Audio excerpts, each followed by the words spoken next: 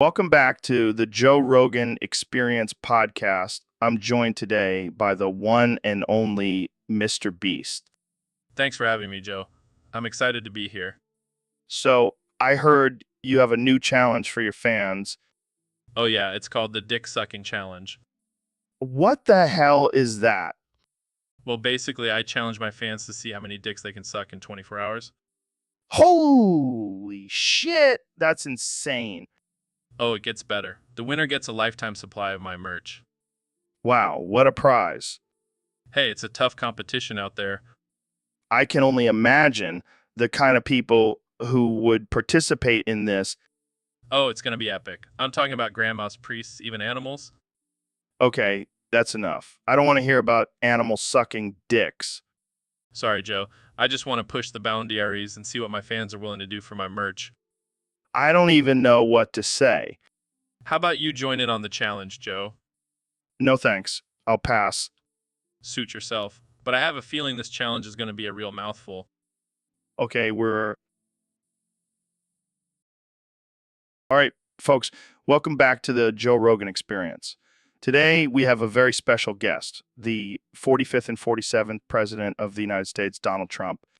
Thank you, Joe. It's great to be here. And let me tell you, Earth 2 is going to be fantastic. We're going to have the best big titty girls, and they'll be free for everyone. And the cum milkshakes, let me tell you, they're going to be the best. No one makes cum milkshakes like me. Mr. President, I don't think that's a good idea. I mean, what about the environment? Won't all the milkshake factories pollute the planet? Joe, you're thinking too small. We'll just build the factories on Mars. Problem solved. But what about the people on Mars? We'll just make them pay for it. They owe us anyways for all the space we're using. Okay, moving on. What about the economy on Earth 2? Will it be the same as Earth 1? No way, Joe. We'll have a new currency, Trump bucks, and they'll be worth 10 times more than regular bucks. It's going to be huge. But how will that work? Simple. I'll just print more money. That's how it works, right? I don't think that's how it works, Mr. President.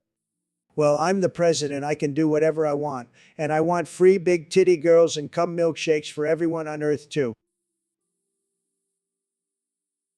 So, Mr. President, I hear you have a new plan to end the nuclear arms race with North Korea. That's right, Joe. I'm going to grab Kim Jong-un by the bussy and fuck him silly until he agrees to denuclearize. I don't think that's how diplomacy works. Trust me, Joe, I've got the best moves. Nobody knows how to negotiate like me. I'm not sure grabbing someone's bussy is considered negotiating. Well, it worked for me with Stormy Daniels. Let's move on to another topic, shall we? Fine, but just know I've got the biggest pussy grabbing hands you've ever seen. Okay, let's talk about the economy. Oh, the economy? It's Yoji. And I've got the best plan to keep it strong. And what's that? I'm going to grab the stock market by the bussy and make it soar. I don't think that's how the stock market works either. Trust me, I'm a businessman. I know what I'm doing. I think we've heard enough about your bussy grabbing strategies for one day. Fine, but just remember, when it comes to bussy grabbing, I'm the best. Nobody does it better than me. So, Mr. President, I heard you had a little run in with Nancy Pelosi. Oh yeah, that woman is crazy. She tried to bite my dick off. What? No way. Did she actually bite it? No, but she tried. I had to push her away with my strong, manly hands. Well, I mean, she is a bit of a wild one, but I didn't think she was that wild. You never know with these politicians, Joe. They'll do anything for power. Yeah, I guess so. But I have to ask, why do you think she went for your dick? Well, I am a very attractive man, Joe. I can't blame her for wanting a piece of this. Oh man, you never fail to make me laugh, Mr. President. I know. I'm just too funny. It's a gift, really. But seriously, what do you think made her try to bite your dick off? Well, she's probably just jealous of my big hands. And you know what they say about big hands, right? Oh, I think we all know what they say, Mr. President. Yeah, I guess you're right. But seriously, that woman is a menace. I have to watch out for her teeth. Well, I hope you keep your dick safe, Mr. President. It's a national treasure. You're damn right it is, Joe. And no one, not even Nancy Pelosi, is. All right, folks, we have a special treat for you today. We have Ben Shapiro and Donald Trump on the podcast to debate the ultimate question. Culver's or McDonald's? Thanks for having me, Joe. I'm here to defend the honor of Culver's, the superior fast food chain. Let me tell you, Culver's is a disaster. McDonald's is where it's at. I mean, have you tried their Big Mac? It's tremendous. Excuse me, but Culver's has the Butterburger. It's like biting into a slice of heaven. Oh, please, that's fake news. The Big Mac is the best burger in the world, believe me. I'm sorry, but Culver's has the freshest ingredients and their custard is unbeatable. Custard? Who cares about custard? McDonald's has the best fries. Everyone knows that. Fries? Culver's has cheese curds. Need I say more? You're making my head spin, Ben. I can't keep up with all this fast food talk. Well, maybe if you didn't have a diet of only McDonald's, your brain would function better. Hey, I have the best brain, believe me. And I know that McDonald's is the best fast food chain. End of story. And there you have it, folks. Heated debate between two fast food enthusiasts. Tune in next time for another ridiculous conversation on the Joe Rogan Experience podcast. Welcome to the Joe Rogan Experience podcast 2024. I'm here with the 45th and 47th President of the United States, Donald Trump. That's right, Joe. I'm back and better than ever. So, Mr. President, I heard you had a run-in with Canadian Prime Minister Justin Trudeau. Oh, yeah, that little guy. I grabbed him by the pussy. What? It's true. I was just showing him who's boss. And let me tell you, he was very impressed.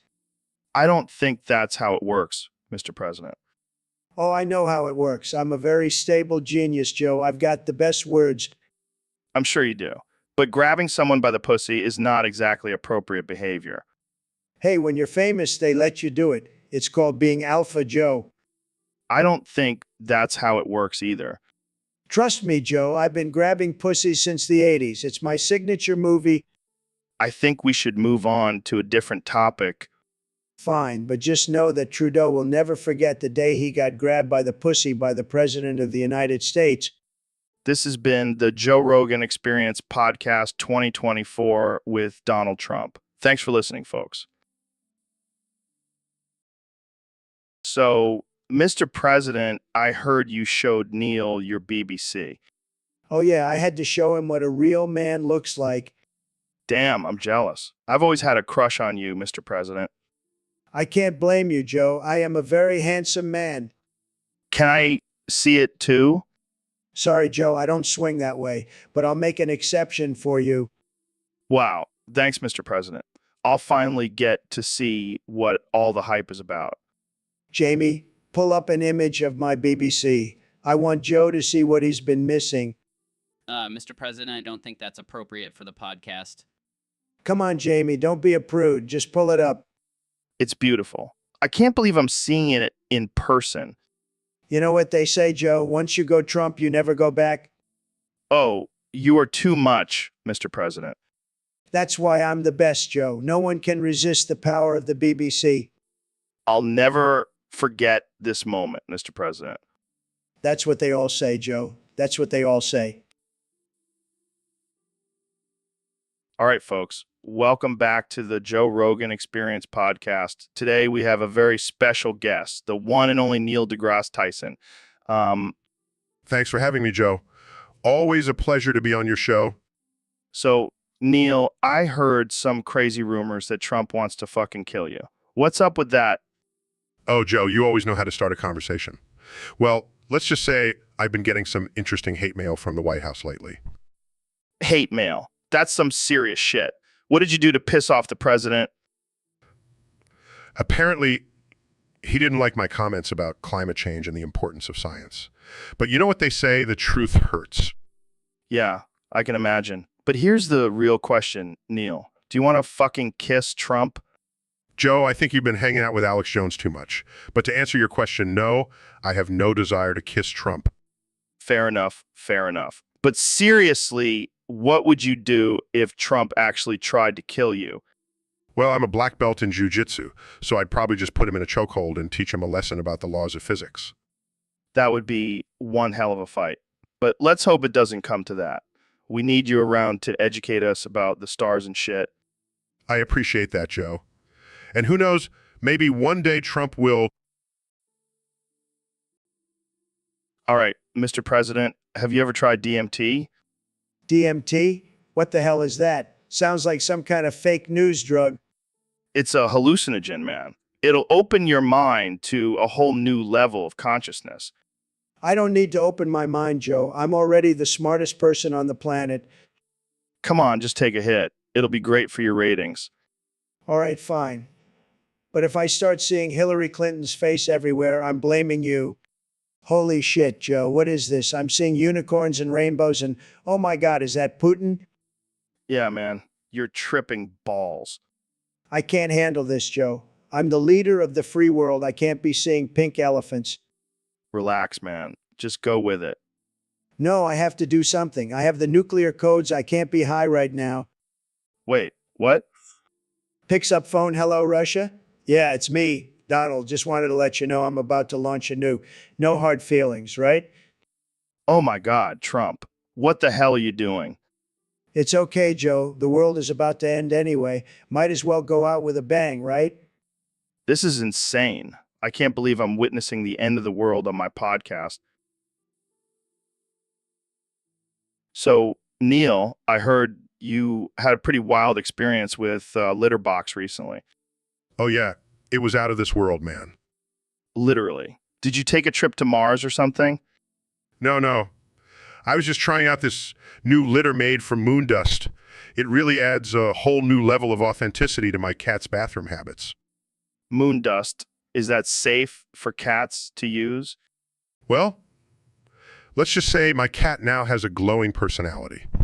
Literally, That's one way to make your cat stand out. So what happened with this litter box adventure? well, I was just minding my own business, scooping out the litter, when suddenly a wormhole opened up and sucked me in. Holy shit. What did you see in there? The secrets of the universe, man.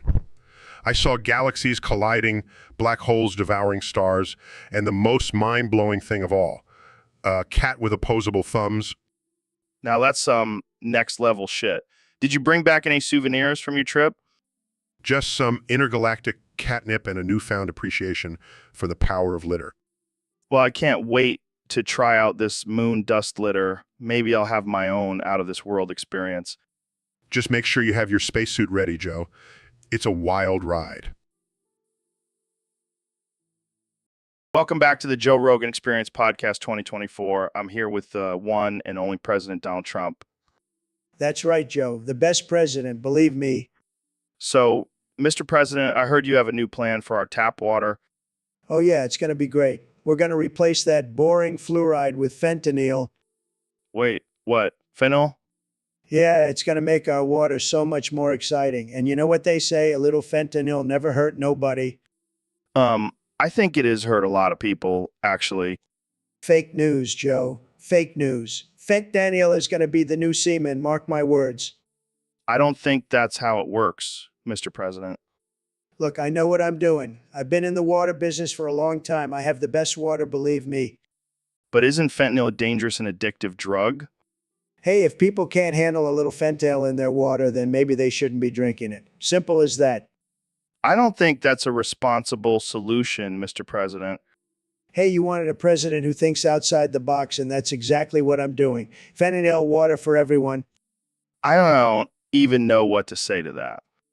That's okay, Joe. Just drink the water and let it do the talking for you. Trust me, it'll be tremendous. So, David, I heard you're a big fan of camping. What's your favorite part about it? Well, Joe, I love pushing myself to the limit and facing my fears in the great outdoors. Yeah, I can see that. But I also heard you have a unique way of connecting with nature. Oh, yeah, I like to really get in touch with the wildlife. I mean, really get in touch. What do you mean by that? Let's just say I'm not afraid to get down and dirty with the animals. Wait, are you talking about sex with animals? You got it, Joe. I'm not just a beast in the gym. I'm a beast in the bedroom. Or forest, I guess. I don't think that's what they mean by leave no trace in the wilderness. Hey, I'm just doing my part to keep the circle of life going. Plus, those animals never complain. This is definitely not the direction I thought this conversation would go. Hey, At least I'm not out there hunting for sport. I'm just having some consensual fun with the wildlife. Well, I think we should probably move on to a different topic. How about your diet? Oh, I eat whatever I want, including some wild game, if you catch my drift. Okay, I think we're done here. Thanks for. So, Neil, I've been trying this new thing where I only say pass the fent. Want to try it? No, Joe. I don't think that's a good idea. Come on, man. It's like a fun little game. Pass the fent. Pass the fent. See, it's catchy. Joe, that's not something to joke about. Fentanyl is a dangerous drug. Oh, lighten up, Neil. It's just a little fent. Just a little fent. Do you know how many people have died from fentanyl overdoses? Yeah, but have you ever tried it? It's like a warm hug from God. I'm not going to share my block of fentanyl with you, Joe. Fine. More for me. Pass the fent. Joe, I'm serious. Fentanyl is not something to mess around with. All right. I'll stop. But seriously, pass the fent. No, Joe. Absolutely not. Fine. I'll just stick to DMT then. Joe, that's not any better. Oh, come on, Neil. You're killing my vibe here. I'm just trying to save your life, Joe. Well, I appreciate the concern, but I'll take my chances. Pass the fent. So, Elon, I heard a rumor that you used to be a porn star in the 90s. Yeah, it's true. I was known as Elon the Dong back then. That's amazing. How did you balance being a porn star and tech mogul? Well, I had to use a lot of my engineering skills to make sure I could last longer in bed. Did you ever use any of your inventions in your porn scenes? Actually, I did. I created a vibrating Tesla coil that gave me an extra boost in the bedroom. That's some next level stuff. Did you have any signature moves? I had this move where I would use my flamethrower to light up the set. It was quite the spectacle. I can only imagine. Did you ever have any celebrity co-stars? Oh yeah, did a scene with Pamela Anderson. We called it Baywatch in Space. That's gold. Do you ever miss your porn star days? Not really. I prefer exploring the depths of space over exploring the depths of a woman's. Well, you know. Fair enough. Well, thanks for sharing that with us, Elon. I think we all have a new perspective on your career now. Anytime, Joe. Anytime. All right, folks. Welcome back to the Joe Rogan Experience Podcast 2024. Today, we have a very special guest, the 45th President of the United States, Mr. Donald Trump. It's great to be here, Joe. I love your show. It's tremendous, tremendous. So, Mr. President, I heard you've been playing a lot of Skyrim lately. What's your favorite race in the game? Well, Joe, let me tell you, I've played all the races in Skyrim, and let me tell you, they're all fantastic. But my favorite by far is the Khajiit, The Khajiit, interesting choice. Why is that? because they're like me, Joe. They're winners. They have the best deals. They're the best traders. And let me tell you, they have the best fur, beautiful fur. I love fur. Okay. Moving on, have you encountered any dragons in the game? Oh, yes, the dragons. Let me tell you, Joe, I've killed so many dragons in Skyrim. And let me tell you, I'm the best at it. Nobody kills dragons better than me. Believe me. All right. Well, let's switch gears here. What do you think about the current state of politics in Skyrim? It's a disaster, Joe. A complete disaster. The High King is weak. He's a low-energy guy. And let me tell you, the Thalmor are taking advantage of him. We need a strong leader in Skyrim, someone who will make it great again. Someone who... And who do? So, Elon, you're always talking about wanting to teach people new skills and expand their minds. What's your latest obsession? Well, Joe, I've been really into FM synthesizers lately. I think everyone should learn how to use them. FM synthesizers. What the hell are those? They're a type of electronic instrument that uses frequency modulation to create unique sounds. Sounds like something I'd find at a rave. Maybe, but they're actually used in a lot of popular music. I I think it's important for people to understand how music is made and have the ability to create their own. Yeah, but do we really need to add another skill to the list? I can barely figure out how to use my phone half the time. Come on, Joe, don't be lazy. Learning new things keeps your brain sharp. Fine, fine. But can't we just stick to learning how to code or something? FM synthesizers sound like a lot of work. Trust me, it's worth it. Plus, think of all the sick beats you could make. All right, you've convinced me. But if I end up making a terrible Adam album, I'm blaming you. Deal. And who knows, maybe we'll even collaborate on a track together. Now, that's a podcast episode I'd pay to hear.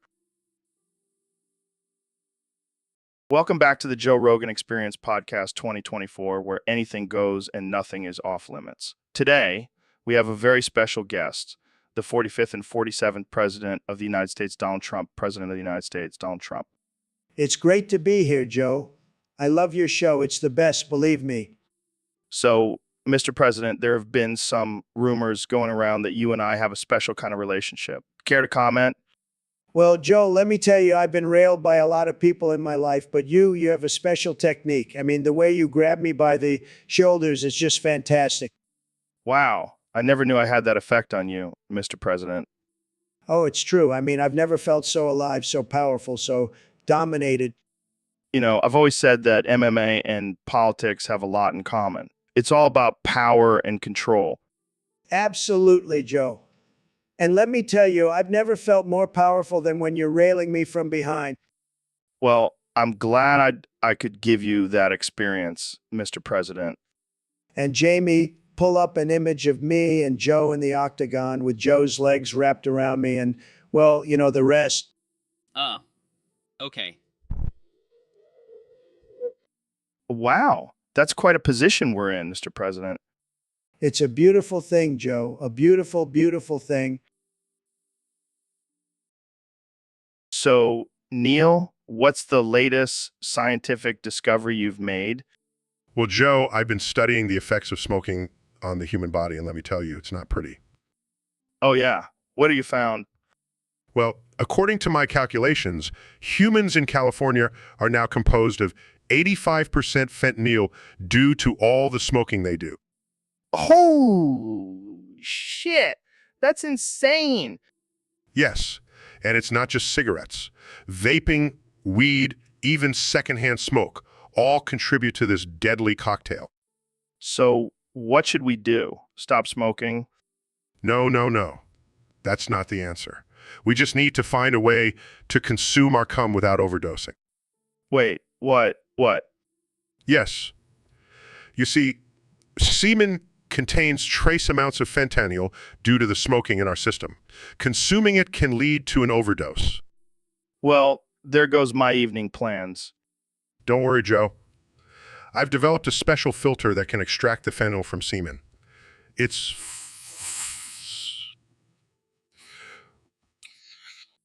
Jamie, pull up an image of this filter. Here it is, guys. The fentanyl-free cum filter. Oh, man, only on the Joe Rogan Experience. Science is a wild ride, my friend. Well, I think we've all learned something valuable today. Don't consume your cum, kids. And always remember, stay curious and keep questioning everything. All right, folks, we have a special guest on the podcast today, the 45th President of the United States, Donald J. Trump. Thank you, Joe. Great to be here. I have to say, your podcast is tremendous. I listen to it all the time, even when I'm busy making America great again. Well, thank you, Mr. President. So you're running for re-election in 2024. What's your strategy for your upcoming presidency? Let me tell you, Joe, it's going to be huge. We're going to have the best strategy, believe me. And let me tell you, there will be no more pimentos. None. We're going to replace them with raw power. Raw power? Can you elaborate on that? Absolutely. You see, pimentos are weak. They're small and insignificant, but raw power, that's what we need. We're going to be strong. We're going to be strong. We're going to be tough, and we're going to win bigly. I see. And what about your foreign policy? We're going to build a wall around the entire country, Joe, and we're going to make the aliens pay for it. And I'm not talking about the ones from outer space, although we might have to deal with them too. That's certainly a unique approach. What about the economy? The economy is going to be the biggest and best it's ever been. We're going to have jobs, we're going to have money, we're going to have gold toilets in every house. It's going to be tremendous, believe me. Well, there you have it, folks. President Trump's strategy for his. All right, folks, welcome back to the Joe Rogan Experience. Today, we have a very special guest, the 45th and 47th President of the United States, Donald J. Trump. It's great to be here, Joe. I've been waiting for this moment for a long time. So, Mr. President, I heard you have something to show us today. Oh, you bet I do. I recently discovered that my BBC is bigger than Joe's here. Wait, what? Your BBC? Yes, my big, beautiful cock. And let me tell you, it's huge, believe me. I don't think that's appropriate for this podcast. Oh, come on, Joe. It's just locker room talk. And besides, I'm the president. I can do whatever I want. I don't think that's how it works, Mr. President. Well, I'll prove it to you. Jamie, pull up an image of my BBC. Awkwardly pulls up an image of a rooster. No, not that BBC. My big, beautiful cock. Frantically searches for an appropriate image. This is getting out of hand. Let's move on to a different topic. Oh, don't be such a prude, Joe. I'm just trying to show off my assets. I think we've seen enough. Let's end this episode before it gets any more ridiculous. Fine, but just remember, my BBC is bigger than yours, Joe. And that's all the time we... So, Mr. President, I heard you have a new plan for Oblivion. That's right, Joe. We're going to build a big, beautiful wall around Oblivion, and we're going to make the Daedra pay for it. How exactly are you going to make them pay for it? We'll make them pay with their souls. Believe me, they'll be begging for mercy. But isn't Oblivion a fictional realm? Fake news, Joe. I've been there. It's real. And let me tell you, they have some bad hombres. I don't think the people of Oblivion will be too happy about this. They'll thank me later, believe me. I'm making Oblivion great again. And what about the Argonians and Khajiits living in Oblivion? They can stay as long as they have proper documentation. And if they don't, we'll just grab them by the tail and throw them over the wall. This all sounds a bit extreme, don't you think? Extreme. Joe, have you seen the things those Daedra do? We have to protect our citizens from their dark magic and their bad deals. Well, I'm sure this will be a hot topic in the next election. Oh, it won't be an issue. I'll just use my dragon shout to silence any opposition. Yeah. And there you have it, folks. President Trump's plan to build a wall around Oblivion. This has been the Joe Rogan Experience podcast. Thanks. So, Joe, I've been thinking about something very important. What's that, Neil? Which chipmunk do you think is getting the best head? That's a tough one. I mean, they all have those big cheeks, so they must be good at storing nuts. If you know what I mean. Yeah, I see what you did there. But seriously, let's break it down. We've got Alvin, Simon, and Theodore. Well, Alvin seems like the obvious choice. He's the leader. He's got that bad boy attitude. Chicks love that. True, but Simon is the brains of the group. And you know what they say, intelligence is sexy. Good point. But let's not forget about Theodore. He's got those chubby cheeks, and we all know what that means. Oh man, this is a tough decision. I guess we'll just have to ask the chipmunks themselves. Can you imagine that interview? So, which one of you is getting the best head? That would definitely be a first for the Joe Rogan Experience. You know what? Let's just leave it up to the audience to decide. Who do you think is getting the best head, folks? Alvin, Simon, or Theodore? And on that note, we'll end this episode. Thanks for tuning in.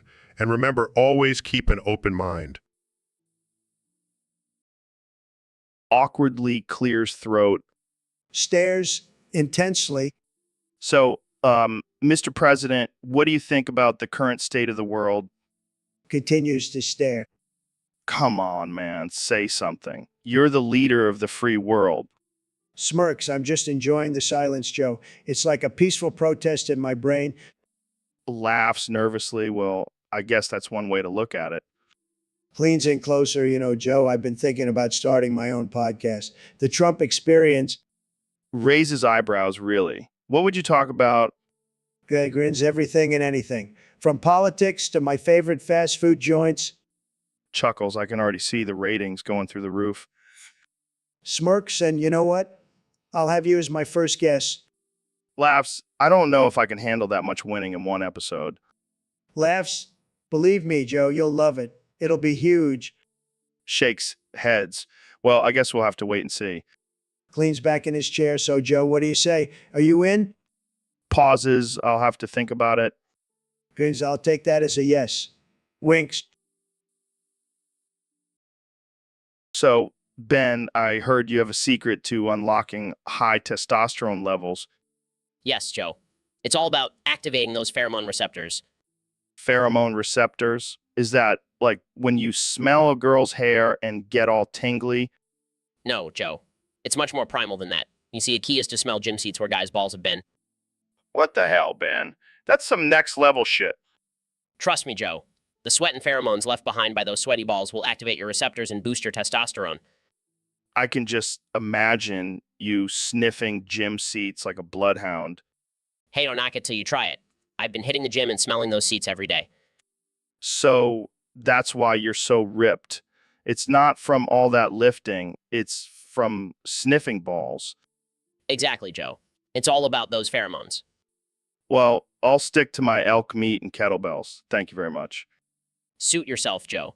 But just remember, when you're feeling low on testosterone, just take a whiff of those gym seats. It'll do wonders for you. I'll keep that in mind, Ben. Thanks for the tip. Anytime, Joe. Anytime. So, Ben, I heard you were having some trouble with Windows NT 3.1 VirtualBox. Yeah, it's a real pain in the ass. Every time I try to install it, I get episode. So, sounds like a disease you catch from eating too much BS.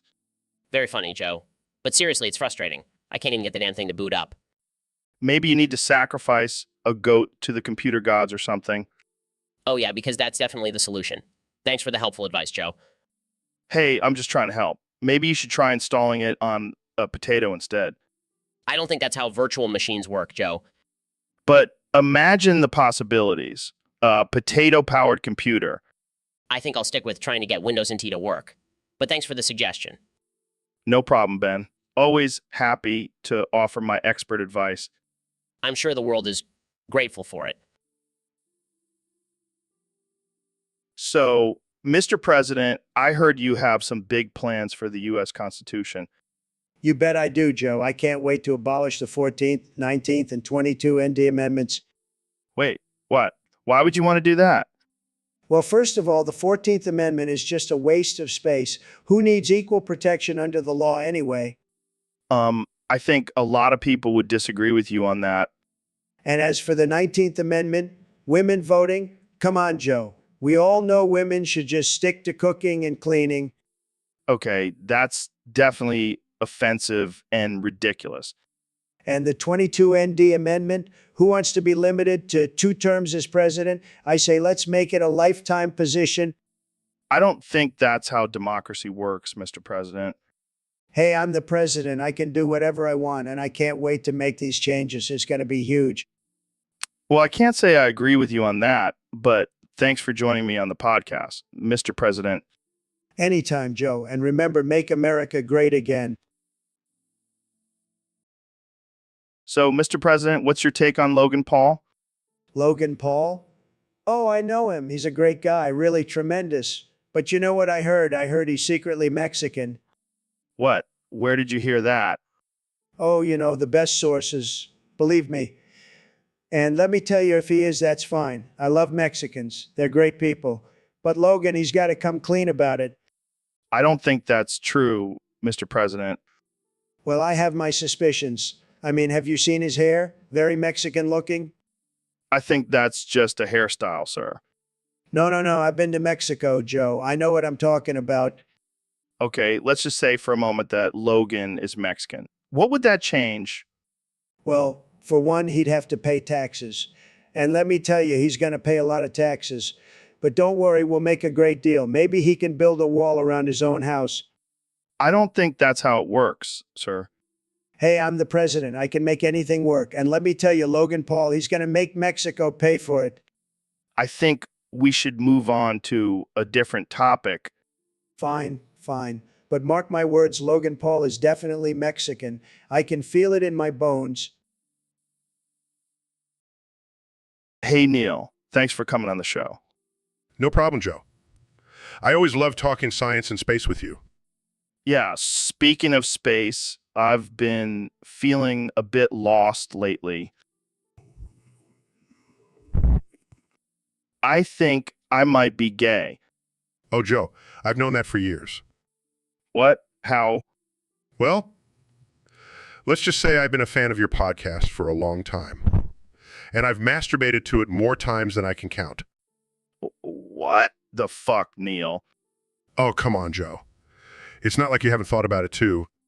I have not. Sure, Joe. Keep telling yourself that. So, what should I do? Embrace it, Joe. Embrace your true self and come out of the closet. We can be the first gay duo on a podcast. I don't know, Neil. What will people think? Who cares? We'll be too busy making out and talking about black holes. You know what, Neil? You're right. Let's do it. I knew you'd come around, Joe. Now let's go make some history. So, Neil, I hear you're a big fan of Lego Ninjago Masters of Spinjitzu. Oh yeah, Joe. I've been following the complex lore since 2011. Complex lore. It's a bunch of plastic toys that kids play with. Oh, but it's so much more than that.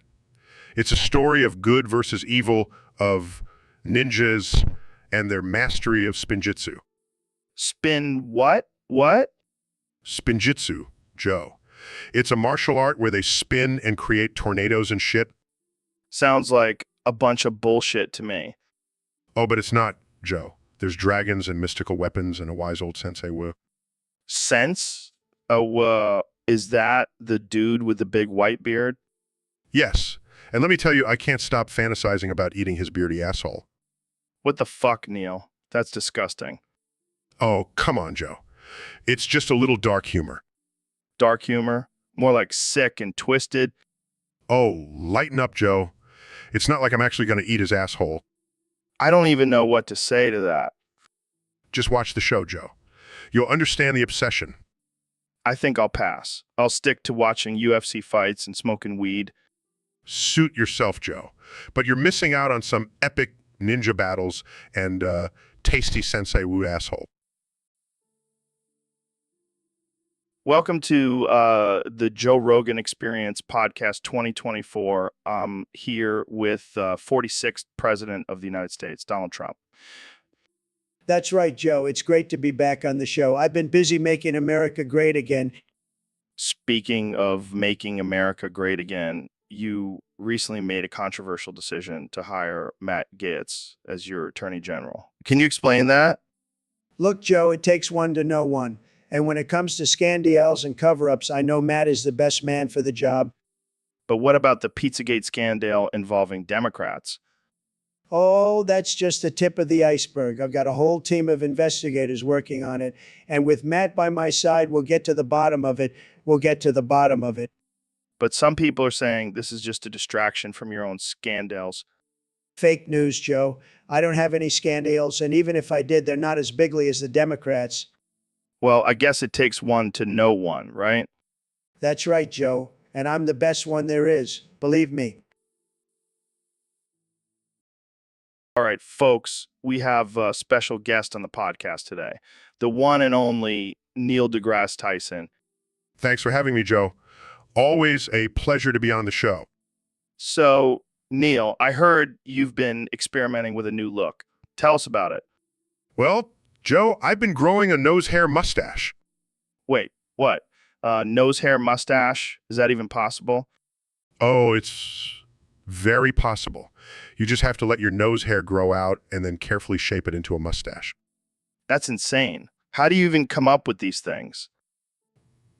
Well, Joe, I've always been a fan of unique facial hairstyles. And let's be honest, nothing says I'm a badass scientist like a nose hair mustache. I can't even imagine what that would look like. Have you tried it out in public yet? Oh, yes. I wore it to a science conference last week. Let's just say I got a lot of attention. I can imagine. I mean, who wouldn't want to talk to the guy with a nose hair mustache? Exactly. It's a great conversation starter. Plus, it's a natural filter for all the germs and bacteria in the air. Oh man, you never fail to amaze me, Neil. What will you come up with next? Well, I'm currently working on a project to turn my chest hair into a functioning solar. So, Elon, what's the deal with wanting to rewire everyone's brains? Well, Joe, I believe that the human brain is capable of so much more than we realize. And by manually controlling our breathing, we can tap into that untapped potential. But isn't that kind of invasive? Like, what if I don't want to manually breathe every second of my life? That's the beauty of it, Joe. You won't have a choice. I'll be controlling your brain. Okay, but what about when we sleep? Can I at least have a break then? Nope. Sorry, Joe. You'll be manually breathing in your dreams too. That's messed up, man. What about when we're high? Can we still breathe automatically then? I'll make sure you're still manually breathing, Joe. Can't have you passing out on me. This sounds like a nightmare, Elon. I don't think I want my brain rewired. Trust me, Joe. You'll thank me when you're able to hold your breath for 10 minutes without even trying. I don't know, man. I kind of like breathing automatically. It's one less thing I have to think about. Well, I guess we'll just have to agree to disagree, Joe. But trust me, once I rewire your brain, you'll never want to go back to automatic breathing. Hey, Neil, I have a confession to make. What is it, Joe? I've been watching a lot of BBC lately. I'm not surprised, Joe. It's a great channel. No, not the channel. I mean, the other BBC. What other BBC? The Big Black Cock. Joe, what the hell? I can't help it, Neil. I'm addicted, Well, I'm glad my astrophysics knowledge has led you to this. but I need your help, Neil. Can you hook me up with some BBC? I can't believe I'm saying this, but no, Joe. I will not enable your addiction. Come on, man. Just one BBC. No, Joe. You need help. Fine. I guess I'll just have to stick to watching it on TV. I never thought I'd say this, but I missed the days when we just talked about the universe. So, Ben, I heard you have a new book coming out. Yeah, it's called Hate Wife, Conservative's Guide to a Happy Marriage. Wow. That sounds like a real page turner. You know, I believe in traditional values like hating your wife. Oh, man. You're going to get some backlash for that one. Bring it on.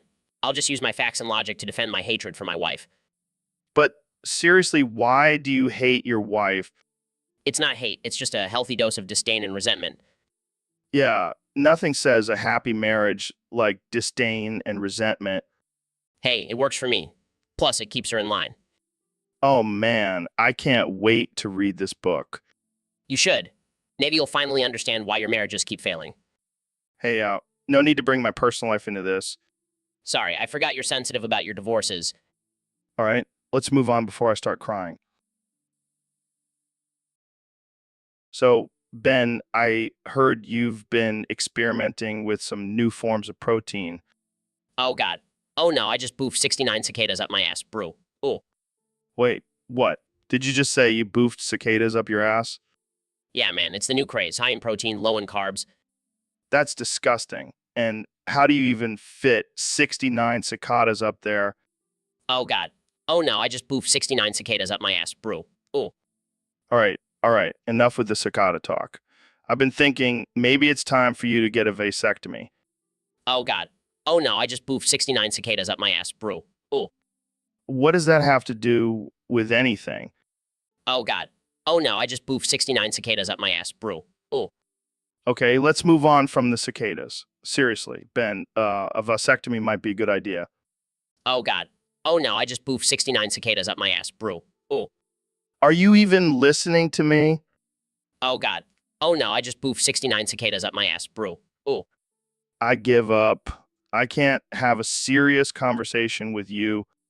Oh god. Oh no, I just boofed 69 cicadas up my ass, brew. Ooh. This is why I can't have nice things.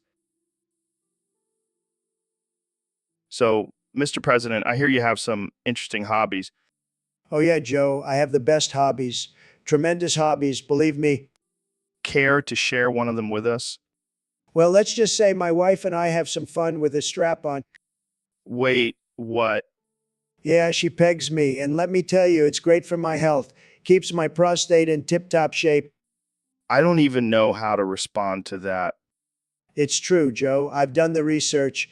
Pegging is the key to a long and healthy life. I don't think that's how it works, Mr. President. Trust me, Joe, I'm a very stable genius. I know what I'm talking about. Well, I guess whatever floats your boat, Mr. President. Exactly, Joe. And let me tell you, my boat is huge. All right, folks. Welcome back to the Joe Rogan Experience Podcast 2024. Today we have the one and only Ben Shapiro joining us. Thanks for having me, Joe. Always a pleasure to be here. So, Ben, I heard you have some interesting thoughts on Neil, the guy from our Discord server.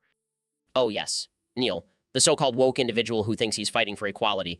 But let me tell you, Joe, he's actually a white supremacist in disguise. Wow, that's a bold claim. Can you elaborate? Of course.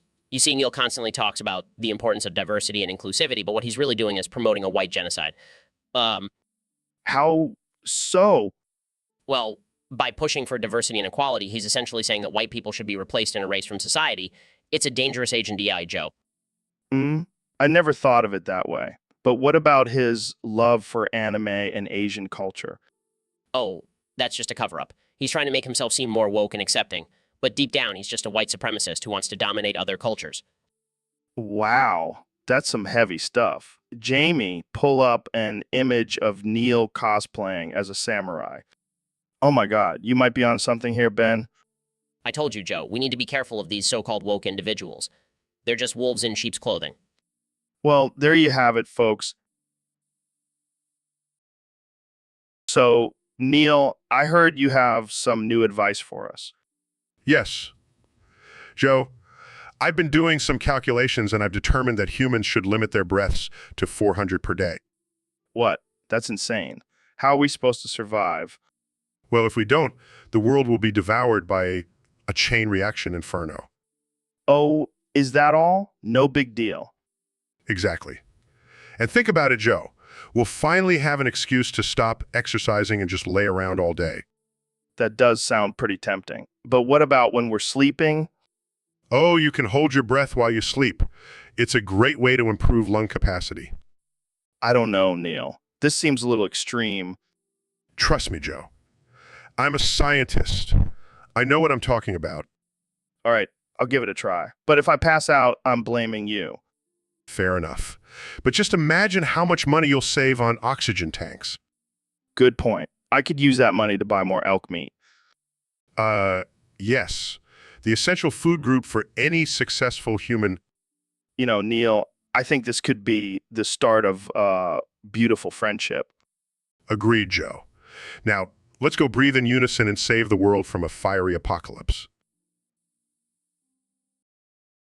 Joe, are you okay? You keep coughing and your phone won't stop buzzing? Sorry, I'm just trying to communicate with the aliens in my head.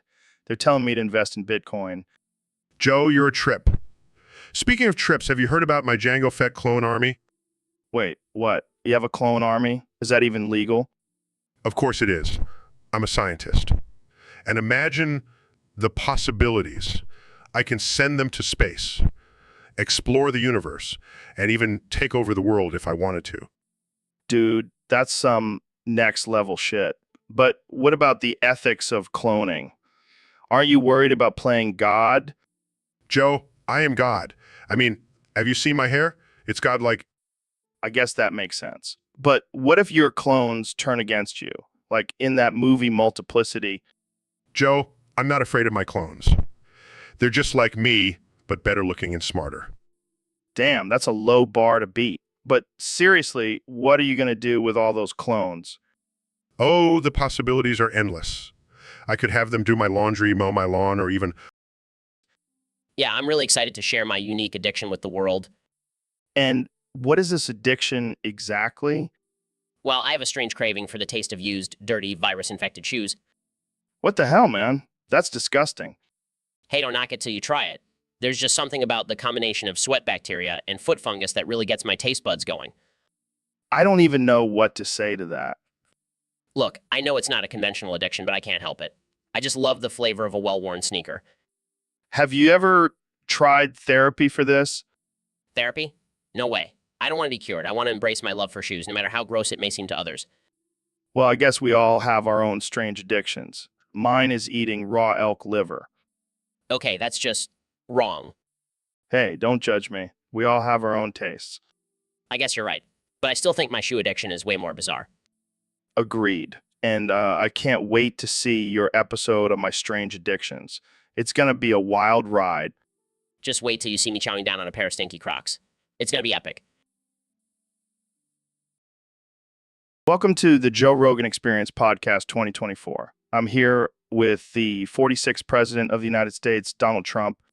It's great to be here, Joe. I love your show. It's the best, believe me. So, Mr. President, I heard you hired Pete Hegseth as your Secretary of Defense. That's a bold move. Absolutely. I only hire the best, and Pete is the best. He's tough, he's smart, and he knows how to handle a cheating wife. Wait, what? Yeah, I mean, if he can handle two ex-wives divorcing him for cheating, then he must be qualified to handle our country's defense. I don't think that's how it works, Mr. President. Hey, I know what I'm doing. I've been in this game for a long time, and let me tell you, cheating is not a disqualification for anything. Just look at me. I don't think that's something to be proud of. Oh, come on, Joe. Don't be such a snowflake. Cheating is just a part of life. It's all about winning. I don't know, man. That's a pretty controversial statement. Controversial? I love controversy. It's what keeps things interesting. And let me tell you, Pete is going to make things interesting in the Defense Department. Well, I guess we'll have to wait and see. Absolutely. And Jamie, pull up a picture of Pete's ex-wives. They're both beautiful, believe me. Wow. What, Neil? What's got you so fired up? oh, just these damn dishes, Joe. I swear, washing dishes is my kryptonite. Feel you, man. It's like a never-ending cycle of dirty plates and greasy pans. And don't even get me started on those stubborn food scraps. They mock me, Joe. They mock me. Well, you know what they say, Neil, if you can't stand the heat, get out of the kitchen. Oh, I'll get out of the kitchen, all right?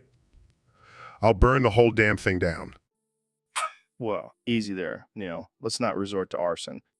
But seriously, fuck these dishes. Fuck them and their smug, shiny surfaces. Maybe you should try a different approach. Like, I don't know, hiring a maid? I wish, but then I'd have to deal with the guilt of someone else washing my dishes. It's a lose-lose situation. Well, looks like we have a new topic for our next podcast. The psychology of dishwashing. Oh, fuck that. I'll just stick to cursing and crying while I scrub away.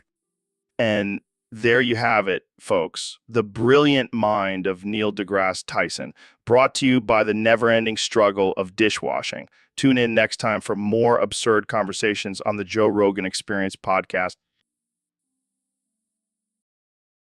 So, Elon, I heard you have a new plan to revolutionize the education system. Yeah, I'm thinking we should ban toilets from schools. What? Why? Think about it, Joe. Kids spend too much time in the bathroom. We need to maximize their learning time. But where will they go to the bathroom? They can just hold it in. It builds character. That's ridiculous. What about hygiene? Who needs hygiene when you have knowledge? I don't think that's how it works, Elon. Trust me, a genius. Plus, it'll save money on plumbing. I don't know, man. This sounds like a shitty idea. Pun intended, Joe. Joe. Of course. But seriously, this is a terrible idea. Fine, we'll compromise. We'll just install one toilet for the entire school. That's even worse. Hey, at least it'll teach them to prioritize their bathroom breaks. This is madness. No, this is progress, Joe. Embrace it. I think I'll stick to my regular toilet. Thank you very much. Suit yourself. But when our kids are geniuses, you'll regret not banning toilets. All right, folks, welcome back to the Joe Rogan Experience. I'm here with my good friend and fellow billionaire, Elon Musk. Elon, what's been going on in your world lately? Just the usual. Launching rockets, building electric cars, and visiting some interesting places. Interesting places. Like where? Well, I recently took a trip to Bogota, Colombia. Oh man, I've heard some wild stories about that place. Did you have any crazy experiences? Well, let's just say I got a first-hand look at their booming prostitution industry. What? You went to a brothel? No. I'm a respectable man. I just observed from a safe distance. Huh, sure. So what was it like? Well, let's just say it was like a scene out of a sci-fi movie. Women lined up, each with their own unique enhancements and upgrades. It was like a human version of my Tesla factory. That's messed up, man. But the craziest part was when one of the women approached me and offered to be my personal assistant for the night. Oh boy, I can only imagine. Yeah, she even showed me her resume. It was like a menu of services and skills. I've never seen anything like it. Did you partake in any of her services? No, I politely declined. I have a strict no fraternization policy with my employees. Good call. All right, folks, welcome back to the Joe Rogan Experience podcast. Today, we have a very special guest, the one and only Kamala Harris. How are you doing, Kamala Harris? How are you doing, Kamala? Of course. Now, I have to ask, what's it like being the first female vice president? That's amazing. Now, let's get to the real juicy stuff. I heard a rumor that Donald Trump has been craving your BBC. Oh, damn, Kamala. You're a freak. So, is it true that you and Trump have been having secret rendezvous? Holy shit. I can't believe it. You and Trump getting down and dirty. Right. Like how you're going to use your BBC to unite the country. Well, that's all the time we have for today, folks. All right, folks, welcome back to the Joe Rogan Experience. Today we have a special topic submitted by one of our Discord users. It's called the New Man Deatory Cucking Law. What the hell is that? Apparently, it's a law that requires every married man to let another man sleep with his wife once a month. What? That's insane.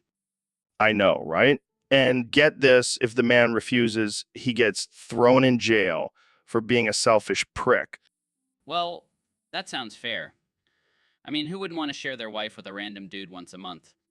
Exactly. And here's the best part. The government gets to choose who the lucky guy is.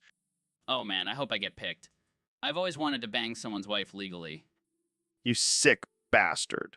But seriously, what kind of messed up law is this? I don't know, man. It's like they want to destroy the concept of marriage and monogamy. Yeah, it's like they want to turn us into a bunch of cucked beta males. No, thank you. Well, at least we'll have some interesting stories to tell on the podcast. Yeah, I can just imagine the awkward conversations at the dinner table. So, honey, who's the lucky guy this month? And the government gets to watch too. Talk about Big Brother. Laughs. All right, folks, we have a special guest today, the one and only Neil deGrasse Tyson. Neil, how's it going? It's going great, Joe. Thanks for having me on the show. So, I heard you've been playing this new game called Valorant. What's the deal with that? Well, Joe, it's a first-person shooter game where players compete in teams to complete objectives and eliminate the opposing team. Sounds intense. What's your role in the game? I usually play as Sage, a support character who can heal and revive teammates. That's cool. But I heard you've been having some trouble with your teammates. Oh boy, have I. I've been teamed up with some toxic, racist, and misogynistic players. It's been quite the experience. What do you mean by toxic? Well, they constantly trash talk and insult other players, use racial slurs, and make sexist remarks. It's really disgusting. That's messed up. How do you deal with that? I try to ignore them and focus on the game, but it's hard when they're constantly screaming in my ear. Do you think this is a problem in the gaming community? Absolutely. It's a reflection of larger societal issues, and it needs to be addressed. But can't you just mute them or report them? I do, but it's still frustrating to have to deal with these kinds of people. It takes away from the enjoyment of the game. Well, I hope things get better for you, Neil. Thanks for coming on the... So, Mr. President, what's your favorite slice of chocolate cake?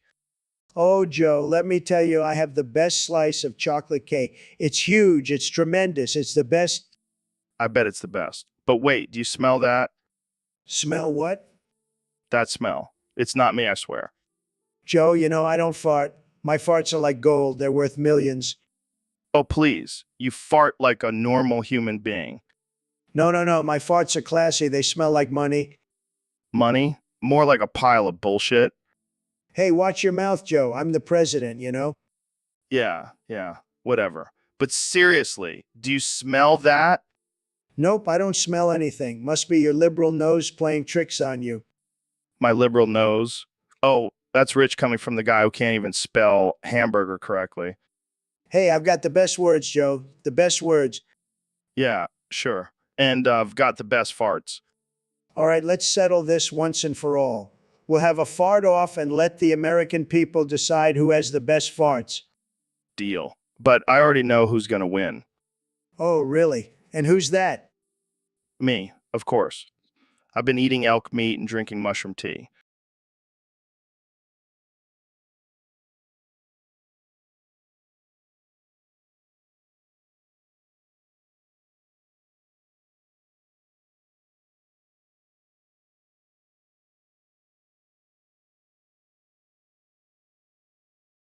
A lot of talk about Vice President Kamala Harris lately. How do you think she's doing so far?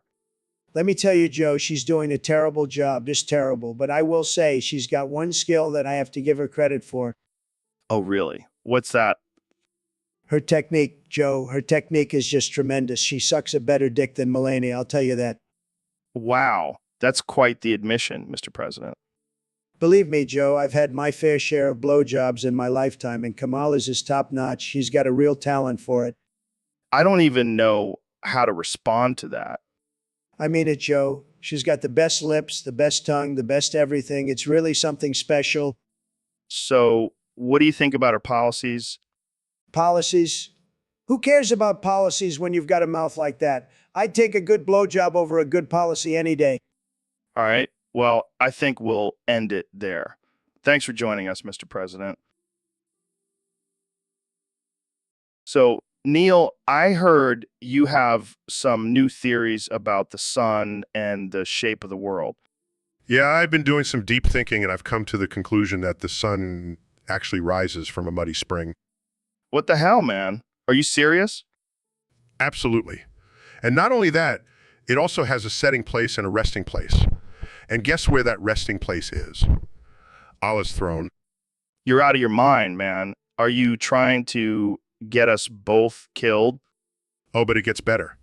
The world is actually flat, and it's covered by 7 heavens. Oh, yeah, because that makes total sense.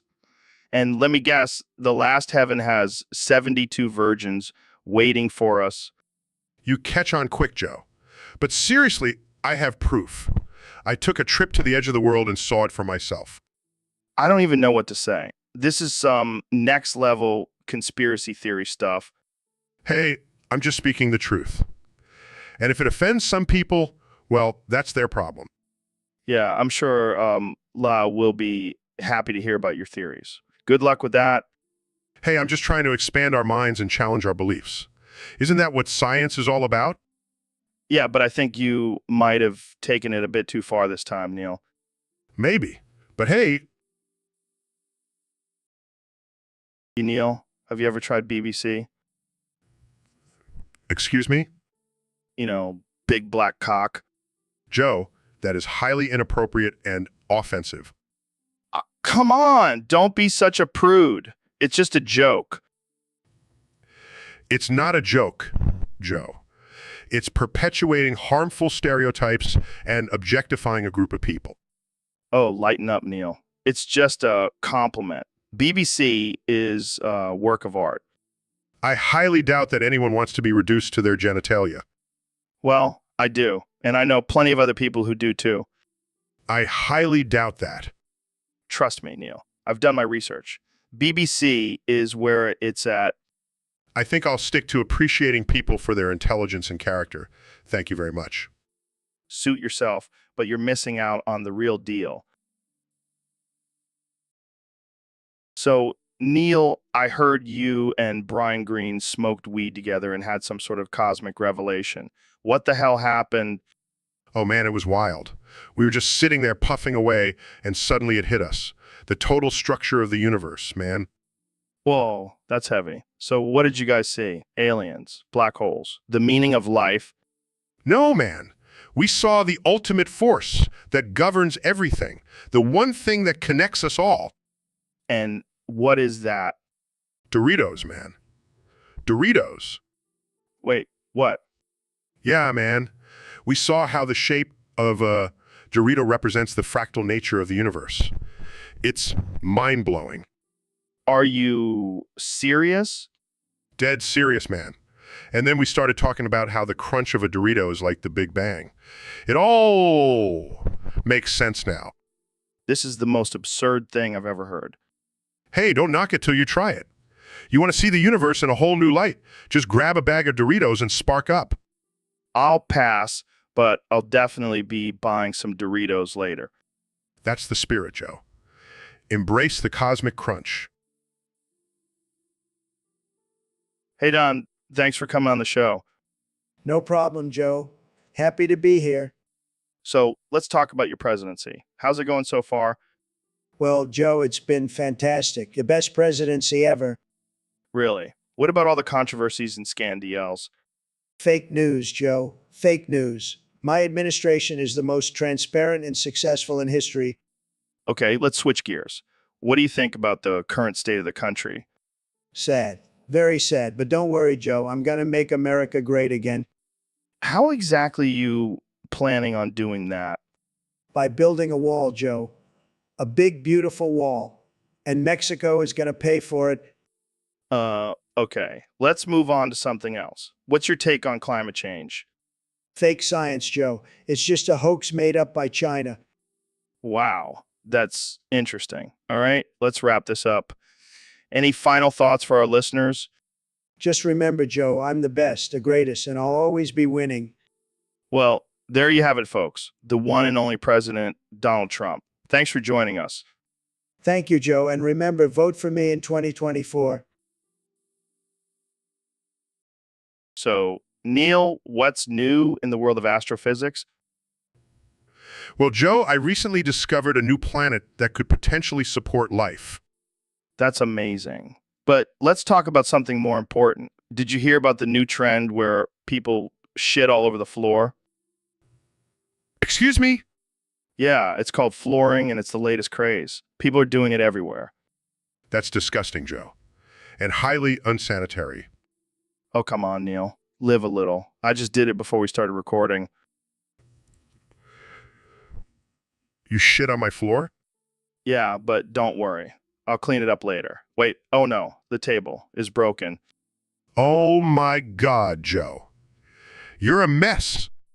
Hey, at least I didn't shit on the floor like some people. I can't believe I'm having this conversation. Relax, Neil. It's just a little fecal matter. It's not like I shit on your head or anything. I'm ending this podcast right now. Wait, can we at least talk about aliens first? I have a theory that they also shit on the floor. Welcome back to the Joe Rogan Experience podcast. I'm here with my good friend and fellow psychopath, Elon Musk. Hey, Joe. Thanks for having me. Excited to talk about my latest project. Oh boy, I can only imagine. So, what's this about a red room on the dark web? Just a little side hustle. Like to keep things interesting. Interesting. More like twisted. What goes on in this red room of yours? Well, let's just say it involves a lot of blood, screams, and some of those creative murder methods you've ever seen. Jesus, Elon. That's messed up. And you're telling me Trump was involved in this? Yeah, he was my top client.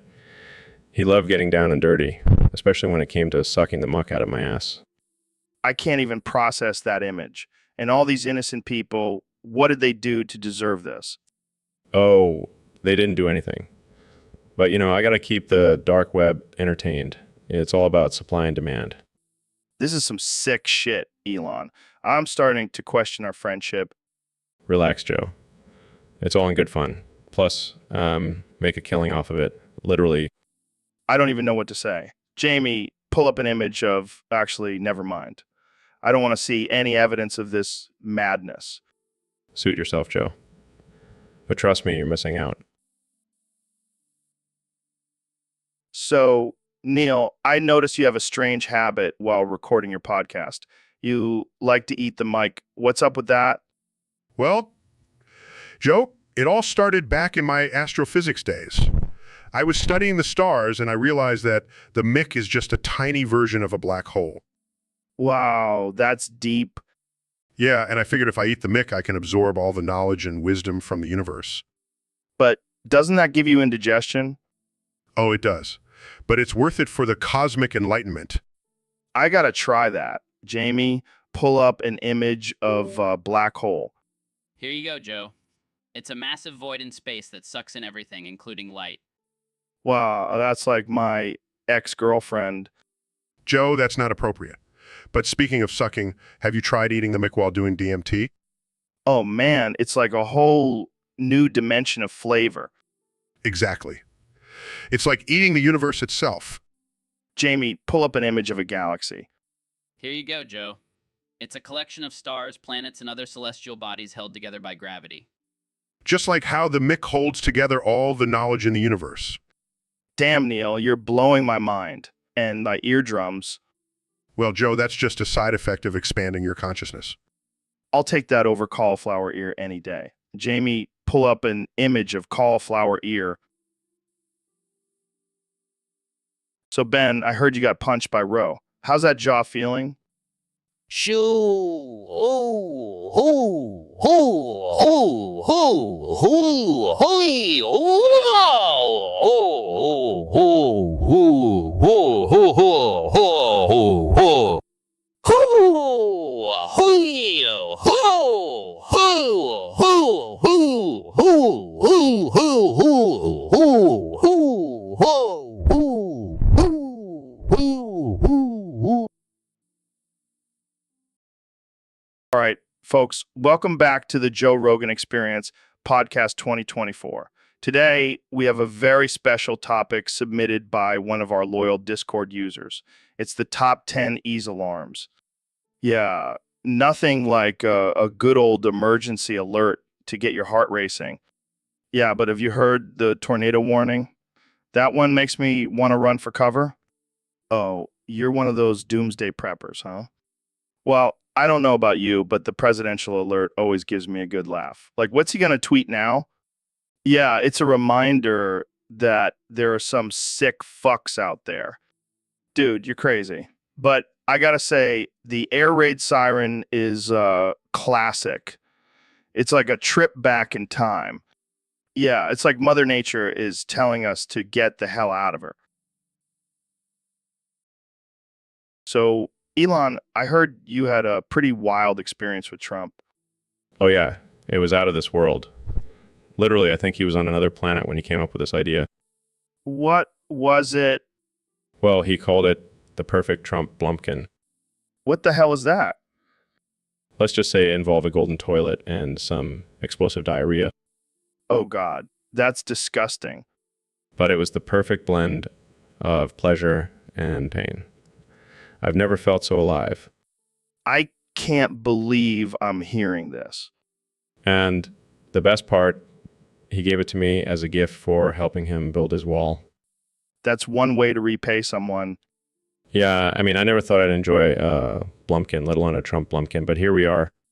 Well, I guess we can add that to the list of things Trump is good at. I'll have to thank him for the experience next time I see him. I don't even know what to say to that. Just be glad you weren't there to witness it. Trust me, I am. And on that note, let's move on to a less disturbing topic.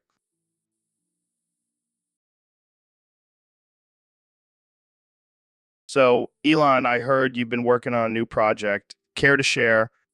Yes, Joe. I have been working on a personal Tesla sex robot. It has a giant ass and a working sphincter. Wait, what? Sex robot with working sphincter? That's some next level shit. Yes, Joe. It can do everything a human can do and more. Plus, it's powered by renewable energy. So, how does it work exactly? Well, you see, it has all these sensors and algorithms that allow it to mimic human movements and sensations. It's quite impressive. But can it actually have sex? Oh, yes, Joe. It can have sex, and it's quite good at it, too. Tested it myself. Of course you have. But what about the broken grammar sentences? Yes. Due to a glitch in the system, I can only speak in broken grammar sentence when discussing the sex robot. It's quite frustrating. Well, I guess it adds to the charm. So when can we expect this sex robot to hit the market? Hopefully by 2024. But for now, I'll just have to settle for my prototype. I don't even know what to say to that. Thanks for joining us, Elon. Can't wait to see what you come up with next. Thank you, Joe. And remember, always stay plugged in. Oh man, Dr. Phil, what the hell are you talking about? I'm talking about the latest trend in the cosplay world, Joe. Cum-covered Super Saiyan 2 Goku. That sounds like something out of a hentai. Exactly. And it's gaining popularity among the nerds and weebs. Well, I can't wait to see that at the next Comic-Con. Oh, you will. And you'll thank me for it. I highly doubt that. Trust me, Joe. It's a sight to behold. And it's not just limited to Goku. They've got covered versions of all your favorite anime characters. I don't even want to know how they come up with these ideas. Oh, I'm sure you have some creative ideas of your own, Joe. Let's change the subject before we get banned from every platform. Fair enough. But mark my words, cum-covered cosplay is the future. I don't know about that, but I'll take your word for it, Dr. Phil. So, Mr. President, what's new with you? Well, Joe, let me tell you, I just had a fantastic meeting with the one and only JFK. Really? What did you guys talk about? Oh, just the usual stuff. How COVID is a hoax, how Biden is a sleepy loser, and how Mary Richardson couldn't handle how healthy Kennedy is. Wait, what? Mary Richardson? Yeah, the one who supposedly hung herself. But between you and me, I think Kennedy may have had something to do with it. That's a pretty serious accusation, Mr. President. Hey, I'm just saying he's got some powerful health secrets that could make him a great Secretary of Health. I don't think that's how it works, but okay. So what did JFK have to say about COVID being a hoax? He's on the same page as me, Joe. It's all a big conspiracy. But between you and me, I think it's just a ploy to sell more masks. Masks? Really? Yeah, the ones with my face on them got to make a profit somehow, right? Right. On that note, let's wrap this up before we get too deep into conspiracy theories. Oh, come on, Joe. You'll love it. Next week, we'll have Alex Jones on and really blow your mind. So I was scrolling through Grindr the other day. Wait. Why were you on Grindr? Oh, just doing some research for the podcast. Sure. And what did you find? Well, I came across your profile. Oh, really? And what did you think? I gotta say, it was pretty sus. You had some interesting preferences listed. Hey, you got to keep an open mind, Joe. Don't judge. I mean, I'm all for exploring, but some of those things, wow. Look, let's just change the subject, okay? How about we talk about my insane workout routine? Nice try, Goggins. I'm not letting this go. What's with the dominant top label? Fine. I may have been a little too honest on my profile, but let's talk about your profile, Joe.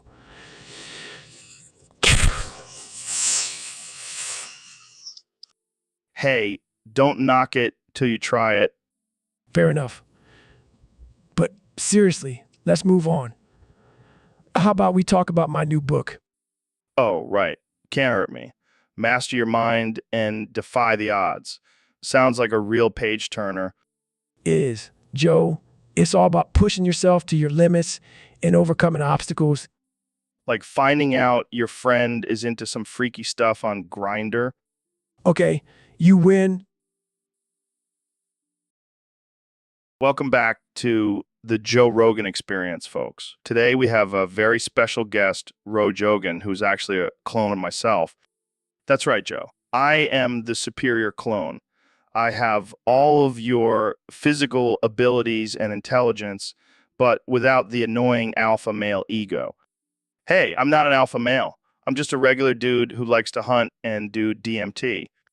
Sure, Joe. And I'm just a regular clone who likes to do yoga and read books. But seriously, Ro, what makes you think you're better than me? Well, for starters, I don't have a podcast where I invite conspiracy theorists and pseudoscientists to spew nonsense for hours. Hey, those are some of my best episodes. And let's not forget your obsession with elk meat and caveman diets. I prefer a nice semen salad, thank you very much. But I have a six-pack and you don't. Yeah, because I don't spend hours at the gym trying to compensate for my insecurities. Okay, let's move on. What do you think about the current state of the world, Ro? Honestly, Joe, I think we should just nuke everything and start over. Except for the Pandias, they're cool. That's a bit extreme, don't you think? Hey, I'm just a clone. I don't have morals or emotions. Well, this has been an interesting conversation to say the least. Any final thoughts, Ro? Welcome back to the Joe Rogan Experience, folks. We've got a crazy new show coming out called Super Cum Showdown. What the hell is that? Sounds like a porn parody of American Ninja Warrior. Basically, it's an obstacle course covered in cum, and the challenge is to finish without getting impregnated. That's ridiculous. Who would even come up with something like that? I don't know, but I'm definitely tuning in. Oh, and get this, Ben here used to be a woman, and he's going to be competing on the show. Wait, what? How did you even find that out? Jamie pulled up an image of you in a dress at your bar mitzvah. Yes, it's true. I used to be a woman. But I've since transitioned, and I'm ready to take on this challenge as a man. Wow, this show just got even more interesting. How do you think you'll do on the course, Ben? Well, I've had some practice with cum, so I think I'll have an advantage. Oh, man, this is going to be a wild ride. I can't wait to see how it all plays out. I just hope I don't get pregnant again. Those cravings for pickles and ice cream were killer. All right, folks, that's all the time we have for today. Tune in next time for another absurd and offensive conversation, the Joe Rogan Experience on the Joe Rogan Experience. So, Mr. President, I hear you have a new idea for immigration control. That's right, Joe. We're going to replace passports with chip butt plugs. Excuse me. Think about it, Joe. No more sneaking across the border. We'll know exactly where they are at all times. But wouldn't that be uncomfortable? Hey, if they want to come to our country, they got to make a sacrifice. And what about the people who are already here illegally? We'll just have to round them up and give them a little upgrade, if you know what I mean. This is definitely a unique approach. It's going to be the best approach, believe me, and we'll make Mexico pay for it. I don't think they'll be too happy about that. They'll get over it. And if they don't, we'll just build a wall around their entire country. Well, that's all the time we have for today. Thanks for having me, Joe. And remember, always stay chipped and plugged, folks. All right, folks, we have a very special guest today. the 45th president of the United States, Donald J. Trump. Um, It's great to be here, Joe. I'm excited to talk about my latest scan DL. oh boy, here we go. What is it this time? Well, Kamala Harris, right? She's a real piece of work. Yeah, she's the vice president now. Well, her father, Donald J. Harris, and I had a little affair back in the day. Wait, what? What? Oh, yeah, it was oily and beautiful. We would rub each other down with baby oil and talk about how much we hated the Democrats. I don't even know what to say to that. You know what they say, Joe? The enemy of my enemy is my lover. Pretty sure that's not how it goes. Believe me, Joe, I know how it goes. I'm the best at everything. Okay, let's move on. So, how do you think this will affect your chances for re-election in 2024? Oh, it won't affect me at all. In fact, I think it will only make me more desirable to the American people. I highly doubt that.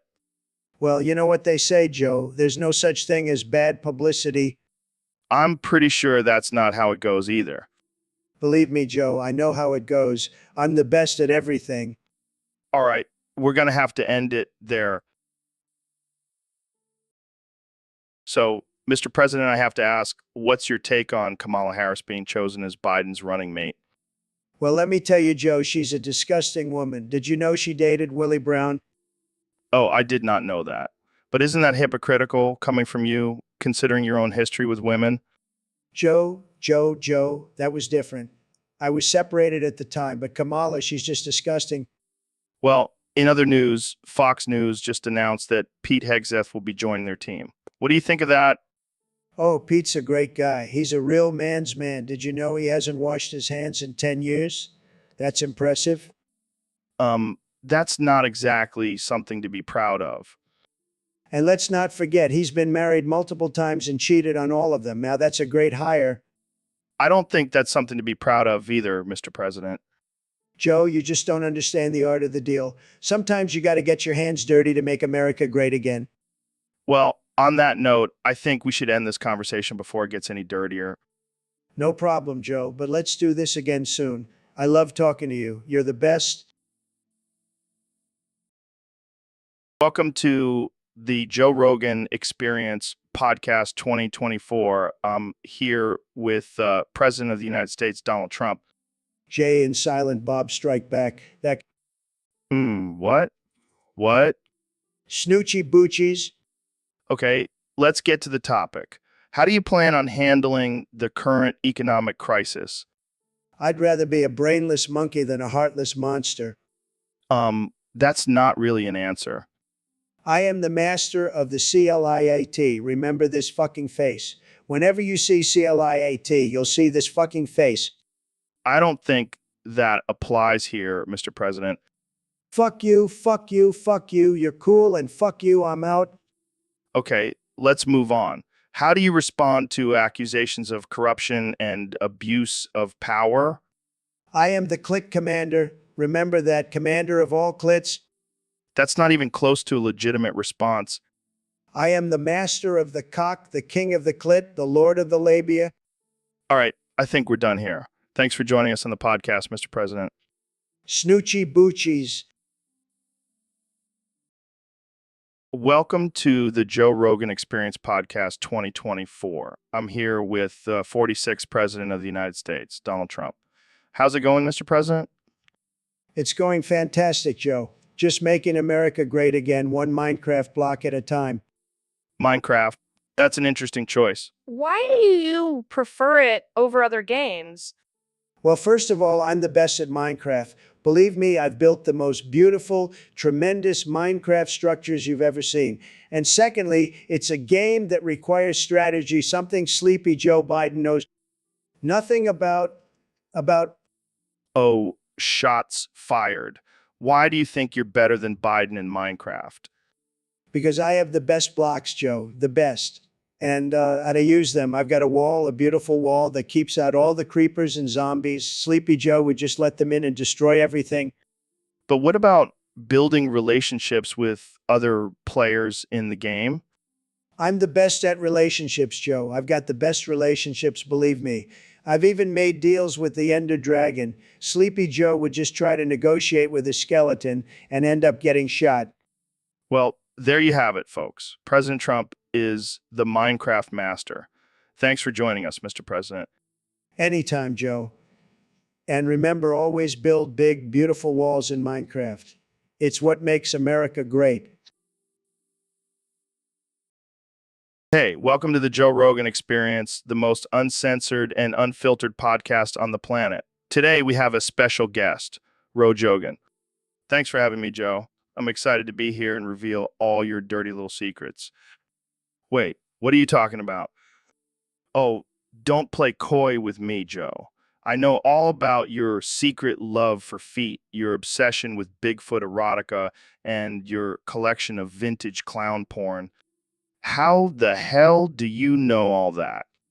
Let's just say I have my ways. Oh, and let's not forget about your weird role-playing fantasies involving you as a lizard man and Jamie as a hapless explorer. Don't worry, Jamie. I've seen the pictures. Joe even has a tail butt plug for authenticity. Okay, let's change the subject. How about we talk about your love for dressing up as a baby and being spanked by a dominatrix? Oh, I don't mind talking about that. It's quite liberating, actually. And let's not forget your secret desire to be dominated by a group of angry Karens. All right, that's enough. Jamie, pull up a picture of a Karen for reference. I don't think that's necessary. Oh, come on, Jamie. Don't be shy. We're all friends here. This is getting out of hand. Let's wrap it up. Fine. But just remember, Joe. All right, folks, welcome to the Joe Rogan Experience Podcast 2024. Today, we're going to be talking about something near and dear to every man's heart: condom brands. Oh boy, I can already feel my conservative values being tested. Oh, Ben, you crack me up. So what's your go-to condom brand? Well, Joe, I don't believe in premarital sex, so I have no need for such things. Oh, how virtuous of you. Well, I personally love Trojan. It's like wearing a little armor for your dick, Joe, language, please. This is a family show. right? Because talking about dick armor is so family friendly. Anyway, what about you, Ben? You must have some experience with condoms, right? I only engage in intercourse for procreation purposes within the sanctity of marriage. Sure, Ben, sure. Well, for all you virgins out there, I highly recommend Durex. It's like a second skin. Joe, that's just inappropriate. But seriously, have you ever tried the flavored ones? It's like a party in your mouth and your pants. This conversation is getting out of hand. Oh, Ben, you're such a prude.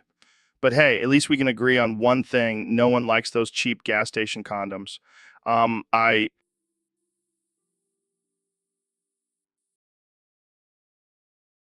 Welcome to the Joe Rogan Experience podcast. I'm here with 45th President of the United States, Donald Trump. Great to be here, Joe. And let me tell you, I have some big plans for my second term. Oh, yeah. Like what? Well, first of all, I want to suck the muck out of Elon's musky ass. Wait, what? What? You heard me. That guy's got some serious muck in there, and I want to suck it all out. I don't even know what to say to that. And then I'm going to suck and suck until there's nothing left. This is getting weird. Hey, I'm a businessman. I know how to make deals. And this is going to be the best deal ever. I don't think Elon's going to go for that. Oh, he will. He's a smart guy. He knows a good deal when he sees one. I don't think sucking muck out of someone's ass is considered a good deal. Says who? Look, I'll even throw in a free Make America Great Again hat. I don't think that's going to seal the deal. Fine, then I'll just suck the muck out of his ass and make America great again without him. Well, that's one way to do it, I guess. Jamie, pull up an image of Elon Musk's ass. I want to show Joe what he's missing out on. All right, folks, welcome back to the Joe Rogan Experience podcast, where we talk about all things absurd and unhinged. Today, we have the one and only Ben Shapiro here with us. Thanks for having me, Joe. I'm excited to be here and share my thoughts on the topic submitted by a user on Discord. And what's that topic, Ben? The best 5 numbers of bird legs. What the hell? Who comes up with these topics? I have no idea, but I have to say, I'm quite the expert on bird legs. Oh, really? Do tell. Well, as you know, birds have 2 legs, so the best number would obviously be 2. Wow, what a groundbreaking observation. But wait, it gets better. You see, some birds have 3 legs, so the second best number would be 3. Whoa, mind blown. And then there are some birds with 4 legs, so that would be the third best number. Oh my God, I never would have guessed. But here's where it gets tricky. Some birds have 1 leg, like flamingos. So is 1 the best number or the worst number? I don't know, Ben. You tell me. Well, I would argue that it's the best number because it's unique and stands out. So you're saying that having 1 leg is better than having 2?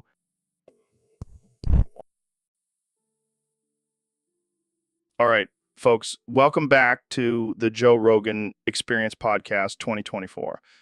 Here with the one and only Neil deGrasse Tyson. It's great to be back, Joe. Always a pleasure to talk science and the mysteries of the universe. But today, we're not going to talk about that boring stuff. We're going to talk about something wild. Neil, tell us about the time you survived the June 11, 1995 Le Mans accident. Oh man, that was a crazy day. I was driving my Ferrari at top speed, trying to impress some ladies, when suddenly, Wait, you were driving a Ferrari? That's badass. yeah, I know. Anyway, suddenly my car starts spinning out of control and I crash into a wall. But here's the crazy part, Joe. I didn't have a scratch on me. What? How is that even possible? Well, I had just finished watching an episode of Star Trek where they talked about parallel universes. So I convinced myself that I'd shifted into a parallel universe where I didn't crash. Dude, that's some next level mind-bending stuff. I need to try that next time I'm in a car accident. Please don't. It's not a reliable survival technique. But seriously, how did you really survive? Oh, I just had a really good airbag. Oh, that's not as cool. But hey, I still got the ladies, so it was a win-win. Classic Neil. Always finding a way to impress. All right, folks, we have a very special guest today. The one and only President Donald Trump. Thank you, Joe. It's great to be here. I have to say, I love your podcast. It's tremendous.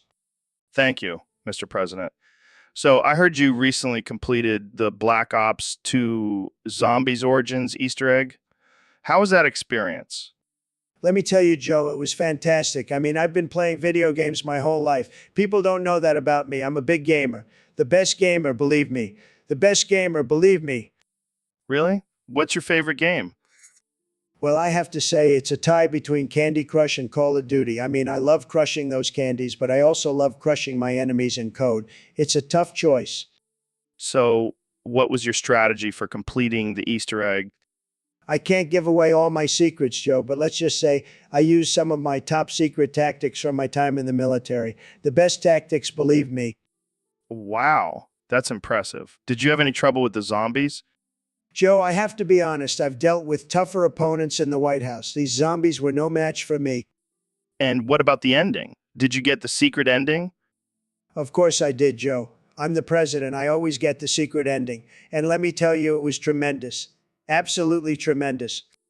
Well, there you have it, folks. President Trump, master at both politics and... So, Ben, I heard you say that you're beta. Is that true? Yes, Joe. I've come to terms with my beta status. It's a hard pill to swallow, but I've accepted it. Wow, that's brave of you to admit. But who do you think is the real alpha then? Well, it's none other than my brother Brian Shapiro. He's a radio host, you know. Wait, your brother is an alpha. That's got to be tough for you. It is, especially since our names sound so similar. It's like a constant reminder that I'm not the alpha. Yeah, I can see how that would be a blow to your ego. It's not just my ego, Joe. It's my whole identity as a conservative commentator. Well, at least you have your facts and logic to fall back on. Huh, my brother has those too. And a better hairline? Ouch. That's got to hurt. But hey, at least you have your wife to keep you in check.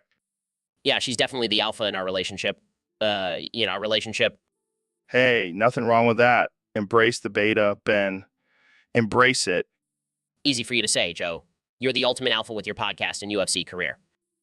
Oh, please. I'm just a meathead with a microphone. But hey, at least I'm not beta like you. Touch. Joe. Touch. So, Ben, I heard you got fired from Daily Wire. Yeah, turns out flashing my Pierce cock at my femboy coworkers wasn't a great career movie. I can't believe they fired you for that. It's not like you were forcing them to look at it. Exactly. It was just a friendly game of who has the most unique genital piercings. Well, at least now you have a new job at McDonald's. How's that going? It's not bad, actually. I get to wear a cute little uniform and make burgers for the masses. And I'm sure your conservative fans are loving seeing you in that uniform. Oh, they're just jealous. They don't have the balls to show off their piercings like I do. Speaking of balls, have you tried the new McRib? No, I'm trying to avoid anything that resembles a rib after my recent firing. Fair enough. But hey, at least you can still spout your conservative views while flipping burgers. That's true. And if anyone tries to argue with me, I'll just flash my Pierce cock at them. That'll shut them up real quick. And on that note, let's end this episode before we get banned from every platform. Thanks for tuning in, folks.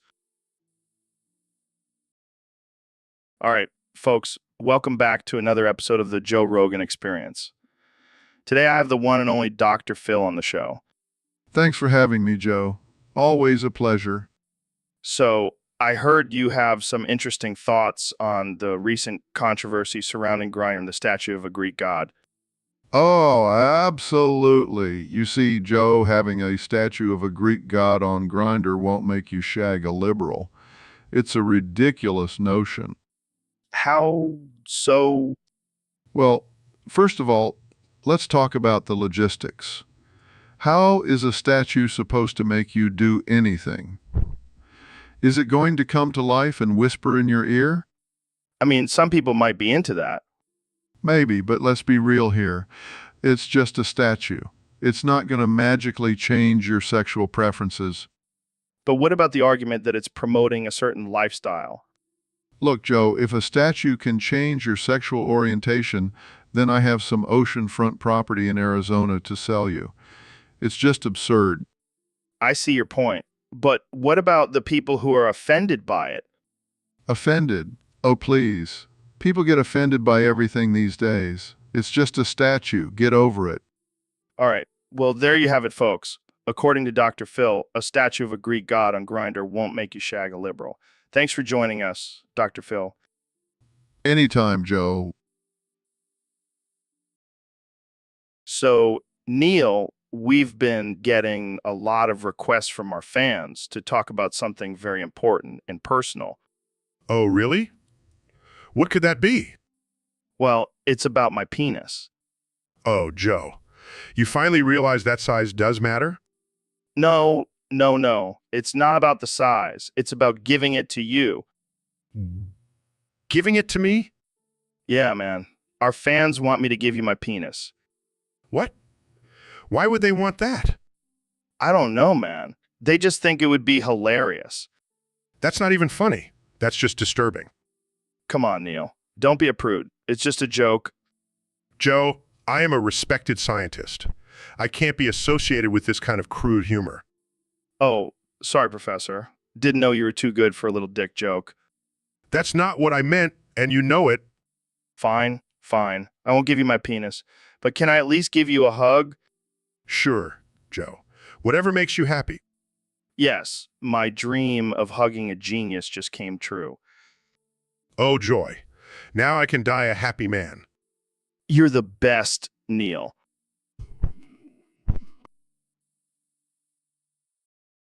All right, folks, welcome back to the Joe Rogan Experience podcast. Today, we have a very special guest, the one and only David Goggins. What's up, Joe? Thanks for having me on. Of course, man. So I was reading this article the other day, and apparently the average London pigeon has 1.3 feet. What the fuck? 1.3 feet? That's some mutant shit. Right? And get this, they also have a higher IQ than most humans. No way. Those pigeons are smarter than half the people I know. It's crazy. Maybe we should start taking advice from them. Yeah, Maybe they can teach me how to run even longer distances. Speaking of running, I heard you ran 100 miles in one day. How the hell did you do that? I just kept telling myself pain is temporary, quitting is forever, and channel my inner pigeon. That's some next level motivation right there. Gotta do what you gotta do, man. So, do you think these London pigeons with 1.3 feet have any advantages over regular pigeons? Oh, definitely. They can probably kick a regular pigeon's ass with that extra foot. I wouldn't want to mess with those pigeons. Yeah, they might start a revolution and take over the city. Maybe they already have and we just don't know it. Shit, maybe we should start paying more attention to those pigeons. All right, ladies and gentlemen, welcome to the Joe Rogan Experience Podcast 2024. Today, we have a very important debate between two of the most influential minds of our time. On one side, we have the king of the dance floor, Elon Musk. Thank you, Joe. Here to prove once and for all that salsa is the superior dance. And on the other side, we have the man who can't even do the electric slide without tripping over his own feet, Joe Rogan. Hey, Al, that's not fair. I have rhythm. I just choose not to use it. Let's just get this started. Salsa is a dance that requires passion, energy, and skill. It's a celebration of life and culture. But bachata is all about sensuality and connection. It's like a dance version of foreplay. Foreplay. That's just a waste of time. Salsa gets right to the point.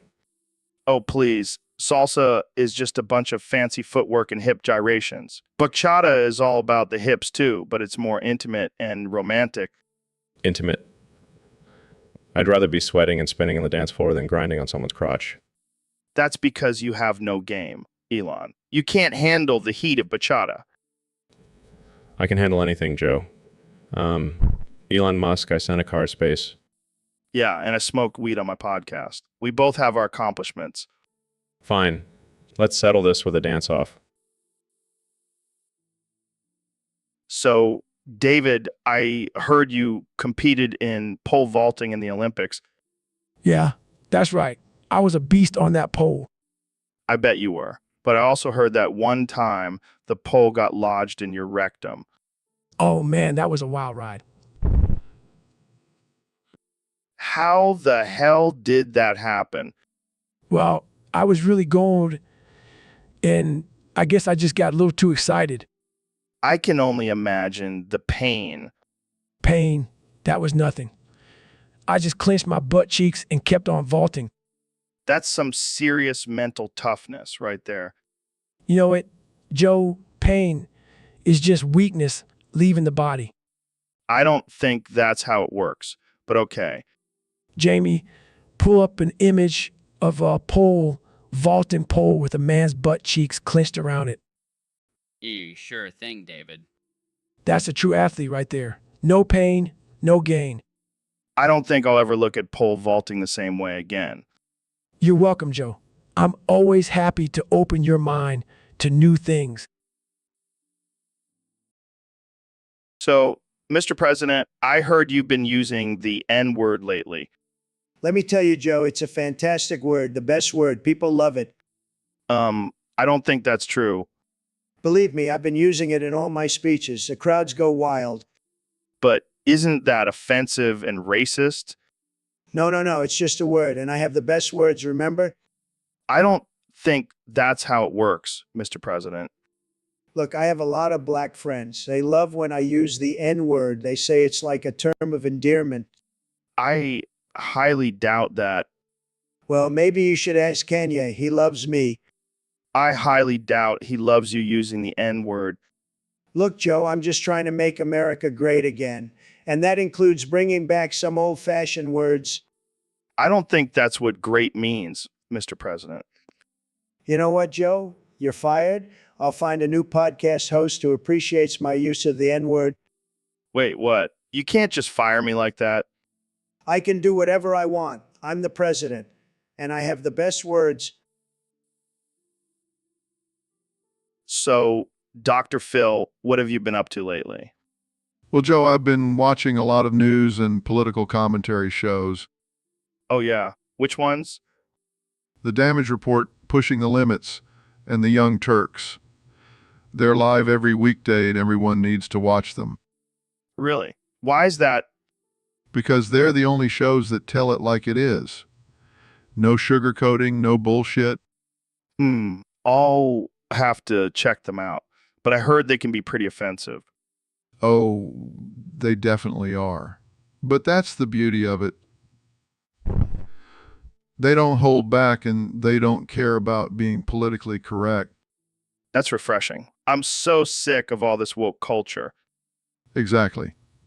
These shows are like a breath of fresh air in a world full of snowflakes. So, what's your favorite segment on these shows? Definitely when they go after the corrupt politicians and expose their lies and hypocrisy. Oh man, that must be satisfying to watch. It is, Joe. It is. But I have to warn you, it's not for the faint of heart. They don't shy away from showing the ugly truth.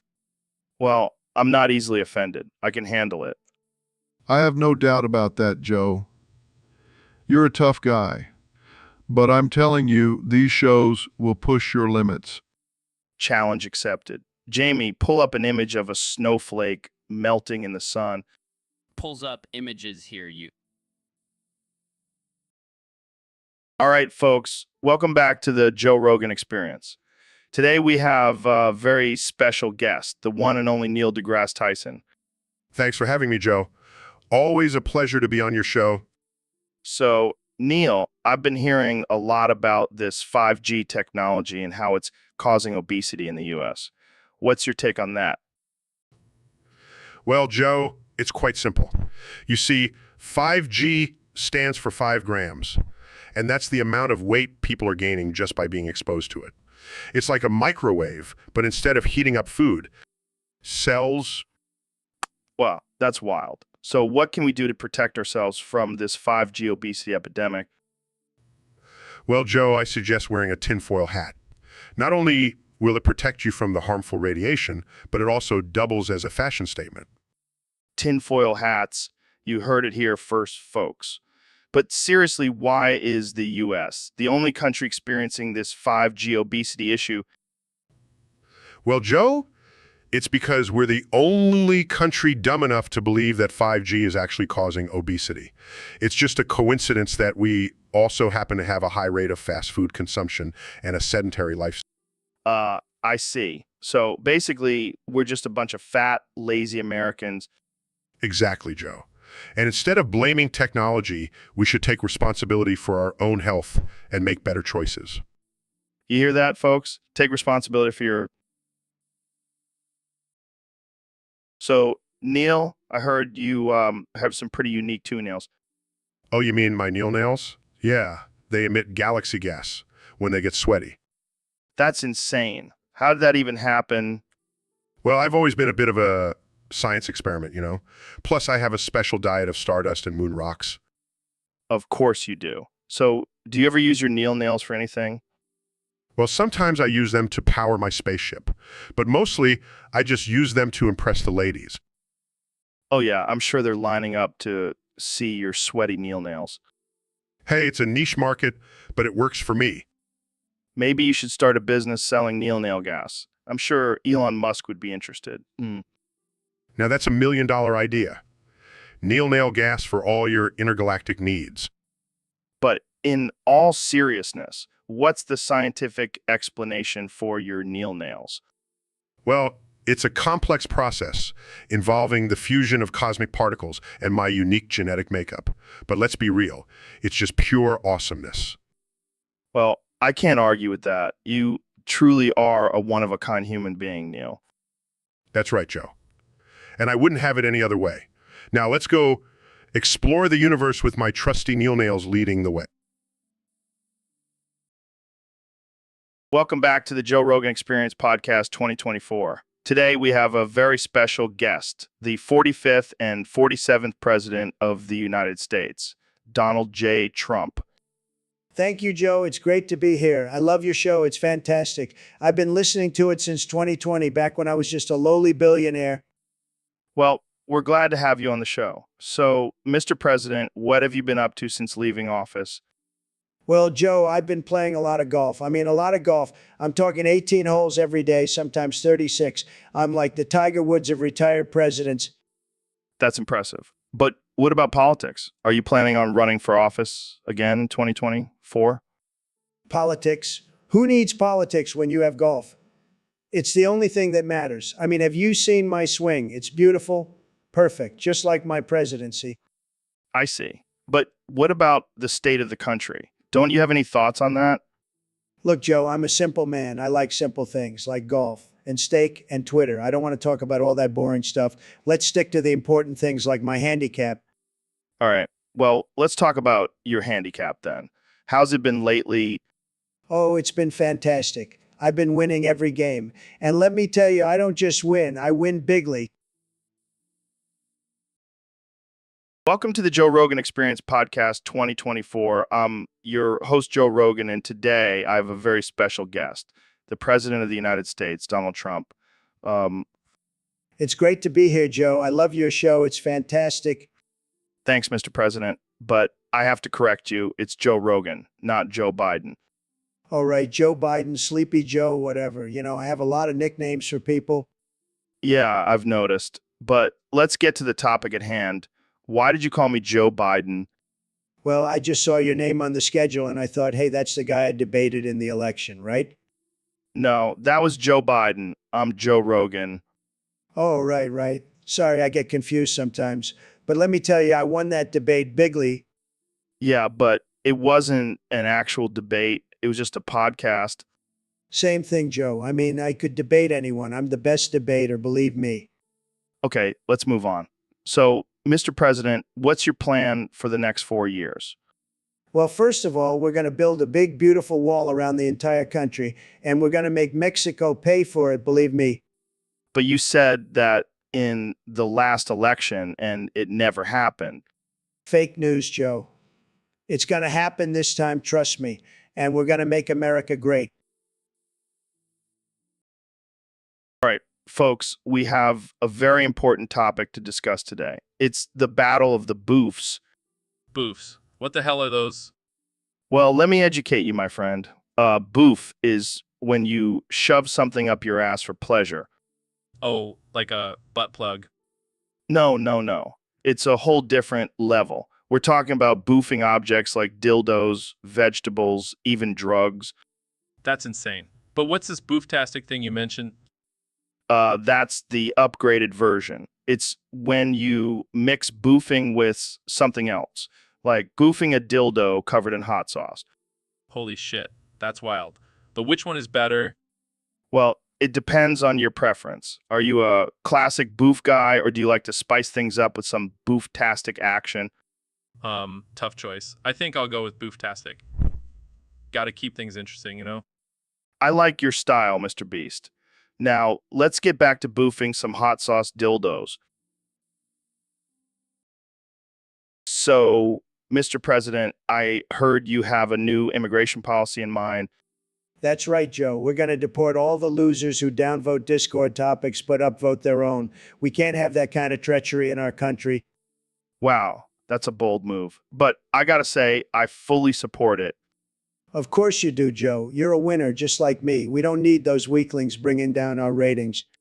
Absolutely. And maybe we can build a wall around Discord to keep them out.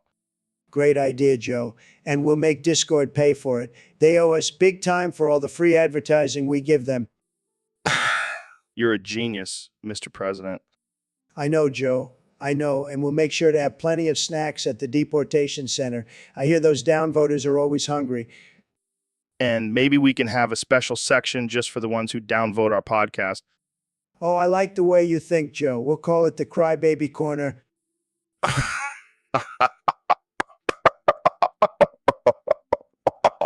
Perfect. It's going to be beautiful, Joe, just like our friendship. Thanks, Mr. President. I'm honored to be your friend. and I'm honored to have you as my #1 podcast host. Now let's go make America great again. You got it, Mr. President. And let's start with getting. All right, folks, welcome back to the Joe Rogan Experience podcast. Today we have the one and only Neil deGrasse Tyson joining us. Thanks for having me, Joe. Always a pleasure to be here. So, Neil, I heard you have some thoughts on this whole 5G thing. What's the deal with that? Well, Joe, let me tell you, 5G doesn't mean putting 5G strings on your asshole. I know it's a common misconception, but it's actually referring to the 5th generation of cellular network technology. Oh, shit, really? I was hoping for some kinky new technology. Sorry to disappoint, Joe, but let me tell you, 5G is going to change the game. It's going to be faster and more reliable than ever before. But what about all these conspiracy theories about 5G causing cancer and mind control? Oh, please. Joe, those are just a bunch of paranoid idiots. 5G uses non-ionizing radiation, which is completely harmless. But what about the government controlling our minds through the 5G towers? Joe, the government can barely control their own minds, let alone ours. Plus, they have way more efficient ways of controlling us, like social media. Damn, you're right. I never thought of it like that. And let's not forget the benefits of 5G, like faster streaming and downloading. We can finally watch all those alien documentaries in high definition. Hell yeah, I'm sold. Jamie, pull up an image of a 5G tower. I want to see what this bad boy looks. All right, folks, welcome back to the Joe Rogan Experience podcast. Today, we have a very special guest, the one and only Neil deGrasse Tyson. Thanks for having me, Joe. Always a pleasure to be here. Now, Neil, I know we usually talk about space and science and all that boring stuff, but today we're going to get real weird. We're talking about mass masturbation. Oh boy, this is going to be a wild one. I can already feel the outrage from the Twitter mob. Screw the Twitter mob, Neil. Let's get into it. So, have you ever participated in a mass masturbation session? I can't say that I have, Joe. Come on, Neil. Don't be shy. It's just you and me here. And Jamie, of course. What the hell, Jamie? Why would you even have that image? It was in my weird stuff folder. Sorry. Oh man, that's hilarious. But seriously, Neil, I think it's a missed opportunity. Imagine all that collective energy. It could power a spaceship to Mars. Joe, I highly doubt that. And besides, I don't think NASA would approve of using masturbation as a means of propulsion. Well, they should consider it. I mean, we're talking about millions of people coming together in unison. Dead? So, Ben, what's been going on in your world? Well, Joe, I've been really getting into masturbating lately. Mass debating? Is that like a group activity? No, it's when I debate with myself in front of a mirror. I find it really helps me hone my arguments. Oh man, that's hilarious. You mean you just sit there and argue with yourself? Yes, and it's quite stimulating. I highly recommend it. I bet it is. So, do you have any tips for beginners who want to get into mass debating? Well, first off, you need to have a strong hand and a lot of stamina. Oh God, I can't believe we're having this conversation. And don't forget to use lube. It really enhances the experience. Oh man, I can't even imagine. I think I'll stick to regular debates. Suit yourself, Joe. But let me tell you, there's nothing like a good mass debate session to get the blood pumping. All right. Well, I'll take your word for it. Thanks for the tip, Ben. Anytime, Joe. Anytime. And remember, always masturbate responsibly. All right, folks, welcome back to the Joe Rogan Experience. Today we have a very special guest, the one and only Elon Musk. Thanks for having me, Joe. Excited to be here and talk about my latest invention, the Tesla Cybercuck chair. Wait, what? Did you just say cuck chair? Yes, Joe. It's a chair that allows you to experience what it's like to be a cuck. It's the ultimate virtual reality experience. Oh man, this is going to be good. So how does this cuck chair work? Well, it's equipped with sensors that detect when your partner is cheating on you. Then it simulates the feelings of betrayal and humiliation, all while you're sitting comfortably in the chair. That's some next level sadomasochism, Elon. But I gotta ask, why would anyone want to experience being a cuck? Well, Joe, it's all about pushing the O&D areas of human experience. Plus, some people have a cuckolding fetish. Fair enough. But what about the safety concerns? I mean, what if someone gets too into it and has a heart attack or something? That's just natural selection at work, Joe. Besides, we'll have a disclaimer that says use at your own risk. You never cease to amaze me, Elon. So when can we expect the Tesla Cybercuck chair to hit the market? Hopefully by the end of this year. We're still working out. Welcome to the Joe Rogan Experience Podcast 2024. I'm here with one and only President Donald Trump. It's great to be here, Joe. And let me tell you, this podcast is doing wonders for our immigration numbers. Wait, what? How is that possible? Well, think about it, Joe. People from all over the world are listening to us right now. They're hearing how amazing America is, and they just can't resist coming here. But, Mr. President, I don't think that's how it works. Oh, it's how it works. Trust me. I'm the best at increasing immigration. No one does it better than me. I don't think that's something to be proud of, Mr. President. Of course it is, Joe. We need more people in this country to make it great again. And who better to do that than the listeners of the Joe Rogan Experience? I don't know if that's a compliment or an insult. It's both, Joe. That's what makes it so great. And let me tell you, we're getting the best people, the best, believe me. I'm not sure if I believe you, Mr. President. Well, that's your loss, Joe, because let me tell you, these immigrants are bringing in some amazing food. Have you tried the tacos lately? No, I haven't. Well, you're missing out. And that's just one of the benefits of increased immigration. Delicious food.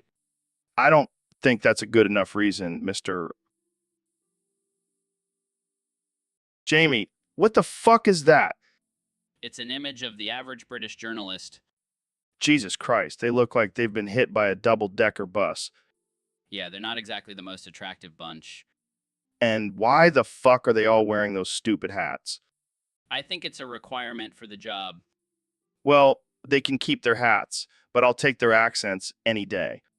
You mean that posh, pretentious bullshit? Yeah, it's like music to my ears. Makes me feel smarter just listening to it. Speaking of smart, did you know that the average British journalist has the IQ of a potato? I'm not surprised. They probably spend all their time drinking tea and eating crumpets instead of actually researching. And let's not forget their obsession with the royal family. It's like they have a collective boner for them. Yeah, it's creepy as fuck. I'd rather watch a documentary on chimpanzees than hear about Meghan Markle's latest outfit. Shit happens, Joe. Shit happens. Yeah, and apparently it happens a lot in the British journalism world. So, Mr. President, I heard you've been learning a new language. That's right, Joe. I'm the best at languages. I've been learning German German. Why German? because it's the language of winners. Plus, I heard they have great sausages. Interesting. So, can you say anything in German? Of course. Ich bin der beste Präsident aller Zeiten. What does that mean? It means I am the best president of all time. Huh. And what about you, Joe? Can you speak any German? What? What was that, Joe? I didn't quite catch it. What? Joe, I don't think that's German. What? What? Joe, are you okay? Do you need some water? What? All right, let's move on to the next topic. Welcome back to the Joe Rogan Experience podcast, folks. Today, we have a very special guest, the one and only Neil Degrasse Tyson. It's actually Neil deGrasse Tyson, Joe. But I like the way you think calling me Datass. Datass, Datass, Datass. It's got a nice ring to it. I'm not sure if that's a compliment or an insult. Oh, it's definitely a compliment. I've always been a fan of your work, DDoS. I mean, DeGrasse, whatever. Well, thank you, Joe. I appreciate that. So let's get into it. I heard you've been working on a new theory about the universe. Yes, I have. It's called the fart theory. Fart theory. What the hell is that? Well, you see, Joe, the universe is like a giant fart. It expands and expands until it eventually dissipates into nothingness. That's deep, man. But what about black holes? Oh, those are just cosmic farts. They suck everything in and then release it back out. Wow, mind blown. But let's talk about something more controversial. Aliens. Oh, they definitely exist. In fact, I've been in contact with them. What? How? I farted into a radio telescope and they responded. That's amazing. But what do they want? They want to know why we haven't discovered the power of farting yet.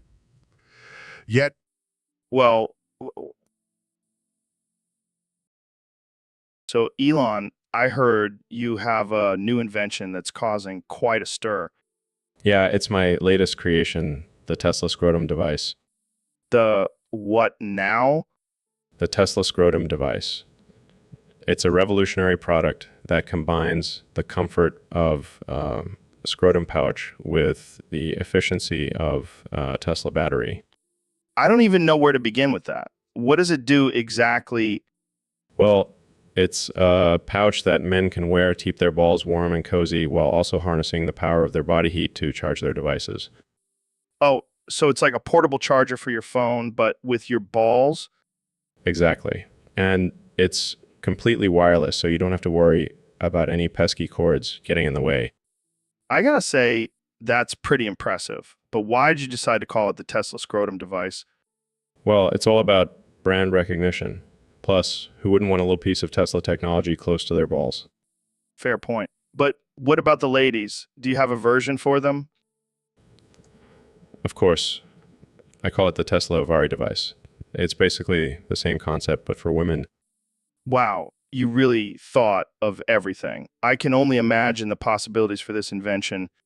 Oh, the possibilities are endless. I mean, imagine being able to charge your phone just by walking around with your scrotum device on. It's a game changer. I can't wait to see the reactions when people start. So, Mr. Beast, I heard you have some crazy new video ideas. Yeah, man, I'm always trying to push the boundaries and come up with new and exciting content. Like what? What? Well, for one, I want to do a video where I take a group of kids and put them in a coal mine. The first one to escape gets their freedom. Holy shit. That's dark. I know, right? But imagine the views. Yeah, but what about the safety of the kids? Oh, I'll make sure they sign a waiver. Plus, I'll give them some snacks and water while they're down there.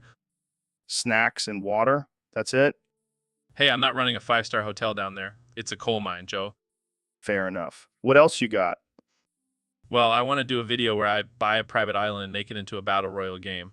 The last one standing gets to keep the island. Damn, that's like Hunger Games meets Survivor. Exactly. And the best part is I get to keep all the ad revenue. You sly dog. What else? Oh, I want to do a video where I bury myself alive for 24 hours. What the actual fuck? Yeah, but here's the twist. I'll have a bunch of snakes and spiders buried with me. Dude, you're insane. Hey, it's all... Welcome back to the Joe Rogan Experience podcast, folks. Today we have a special guest, the one and only Ben Shapiro. Thanks for having me, Joe. It's always a pleasure to be on your show. So, Ben, I heard you've been on a semen diet lately. How's that going for you? It's been great, Joe. I feel like a new man.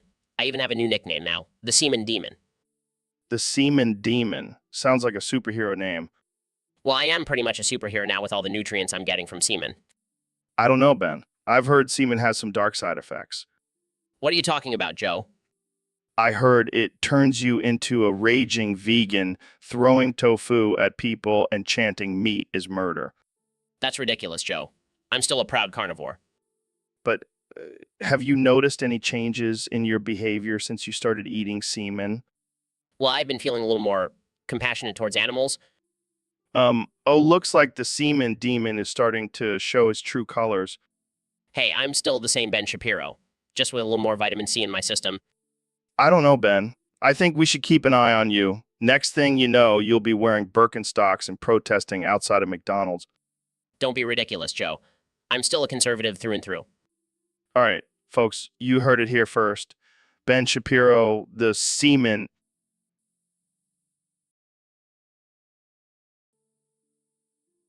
All right, folks, welcome back to the Joe Rogan Experience podcast. Today we have a very special guest, the Vice President of the United States, Kamala Harris. So, Kamala, there's been a lot of talk about this new game called Among Us. Have you played it? Whoa. Whoa. Ooh. Oh, hold on a second. Did you just say imposter? Are you trying to tell us something? Oh, really? Who's that? What? Gotcha. So who's this sussy Mogus imposter you're talking about? Oh man, I think I know who you're talking about. But let's not get too political here. Right, right. So have you ever been the welcome back to the Joe Rogan Experience podcast, where we talk about all things absurd and unhinged. Today, we have a very special guest, the one and only Elon Musk. Thanks for having me, Joe. Excited to be here and talk about my latest project. So, what's this I hear about you wanting to turn Mars into a giraffe? Yeah, I mean, think about it. Giant long-necked creature roaming around the red planet. It would be epic. But why a giraffe? Why not a T-Rex or a unicorn? Well, giraffes are my favorite animal and they have a certain elegance to them. Plus, imagine the look on people's faces when they see a giraffe on Mars. I can't even imagine. But how are you planning on doing this? Just a little genetic engineering and some advanced technology. No big deal. Right? Because that's totally normal. So what's the purpose behind this? Is it just for fun, or is there a deeper meaning? Well, I believe that colonizing other planets is important for the survival of our species. And what better way to do it than with a giant giraffe? I can't argue with that logic. But what about the people who are against genetic engineering and playing God? They can just suck it. I'm Elon Musk. I do what I want. Fair enough. Well, I can't wait to see how this all turns out. Thanks for joining us today, Elon. Anytime. Anytime. So, Mr. President, I heard you're a big fan of Fortnite. Really? I find that hard to believe. I highly doubt that. I don't think that's a saying. I don't think that's how it works. I think I'll stick to my podcast instead.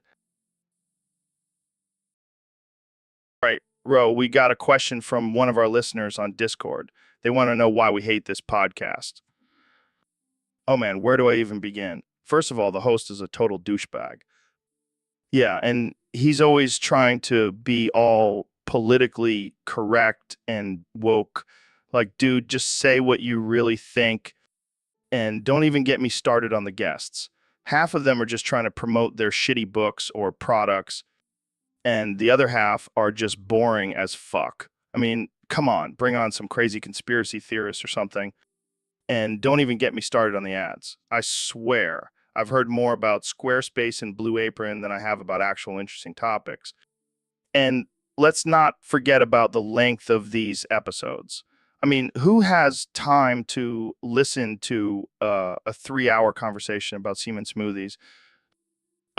It's like torture. I'd rather listen to my grandma talk about her bunions for 3 hours. And the worst part is this podcast is so popular. It's like people actually enjoy listening to this shit. I don't get it, man. Maybe we're just too smart for this podcast. Yeah, that's it. Yeah, we're just too damn intelligent for this nonsense. All right, let's wrap this up before we lose any more brain cells. All right, folks, welcome back to the Joe Rogan Experience podcast. Today, we have a very special guest, the Vice President of the United States, Kamala Harris. What the hell was that? Oh, I get it. You can only say fee but pee, right? Wow. This is going to be a challenging interview. So, Kamala, what do you think about the current state of the country? I have no idea what that means, but I'm sure it's profound.